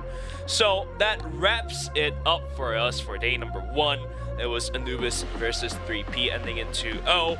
REH Gaming versus TBI eSports wrapping up in 2-0.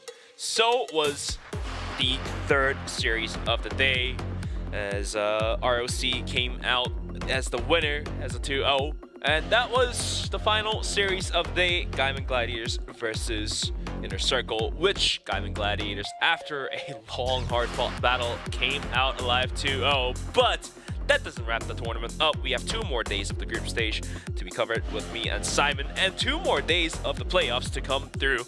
And let's go take a look at the standings. Yeah, ROC eSports easily looking at the top of their table. Anubis in 2nd, both obviously with 1 win. No losses because they've only played 1 game. PingPongPals sitting in 3rd place. Entropy Gaming, bottom of the table. They got a bit rocked, but maybe they can come back tomorrow and show that it was a one-off against the strongest team in the tournament. Gotta go back to the drawing board, lick the wounds, and heal up and come back with full force. Strike right back at it. Yeah, in Group B, we have REH Gaming sitting pretty at the top. Gaming Gladiators just behind them. Inner Circle sitting in 3rd with 1 loss, and TBI eSports bottom of the table, but not by much. This group is all about tight margins. Look at that, 62-60 on their AP, 39-38 for Inner Circle and TBI eSports. Starting tomorrow then will be TBI eSports against Gaming Gladiators, then it's ROC against 3P, then it's going to be Inner Circle against REH Gaming, and then to finish it off, it is going to be Anubis versus Entropy. And yeah, that's going to be it for us today here at the CFS 2025 Regional Finals of Eumena. Looks like we're just about ready to wrap things up. So 4 more BO3s to come through tomorrow, 4 more BO3s for a day after that. And then we will have the BO5s happen in the playoffs. So how do you feel about today, Simon? Because today it seemed to be a steamroll type of day, but the game, the actual content wasn't so much of a steamroll. Yeah, if you look at the scores 2-0, 2-0, 2-0, 2-0, you're going to be like, well, that was an easy day for everyone. But some of these matches are really close. Obviously, one of them was a bit of a blowout. But these teams can take games off of each other. We know they can do it. And tomorrow will be the day where everyone is fighting for their tournament life. Tomorrow is going to be the big day for all of these teams. So please come back at the same time tomorrow, 14 p.m. CEST, because a lot of things are on the line and you don't want to miss a single bit of it. This was Bench, joined by me today was Simon. And we're going to be back tomorrow at the same time. Take care, guys. See you later.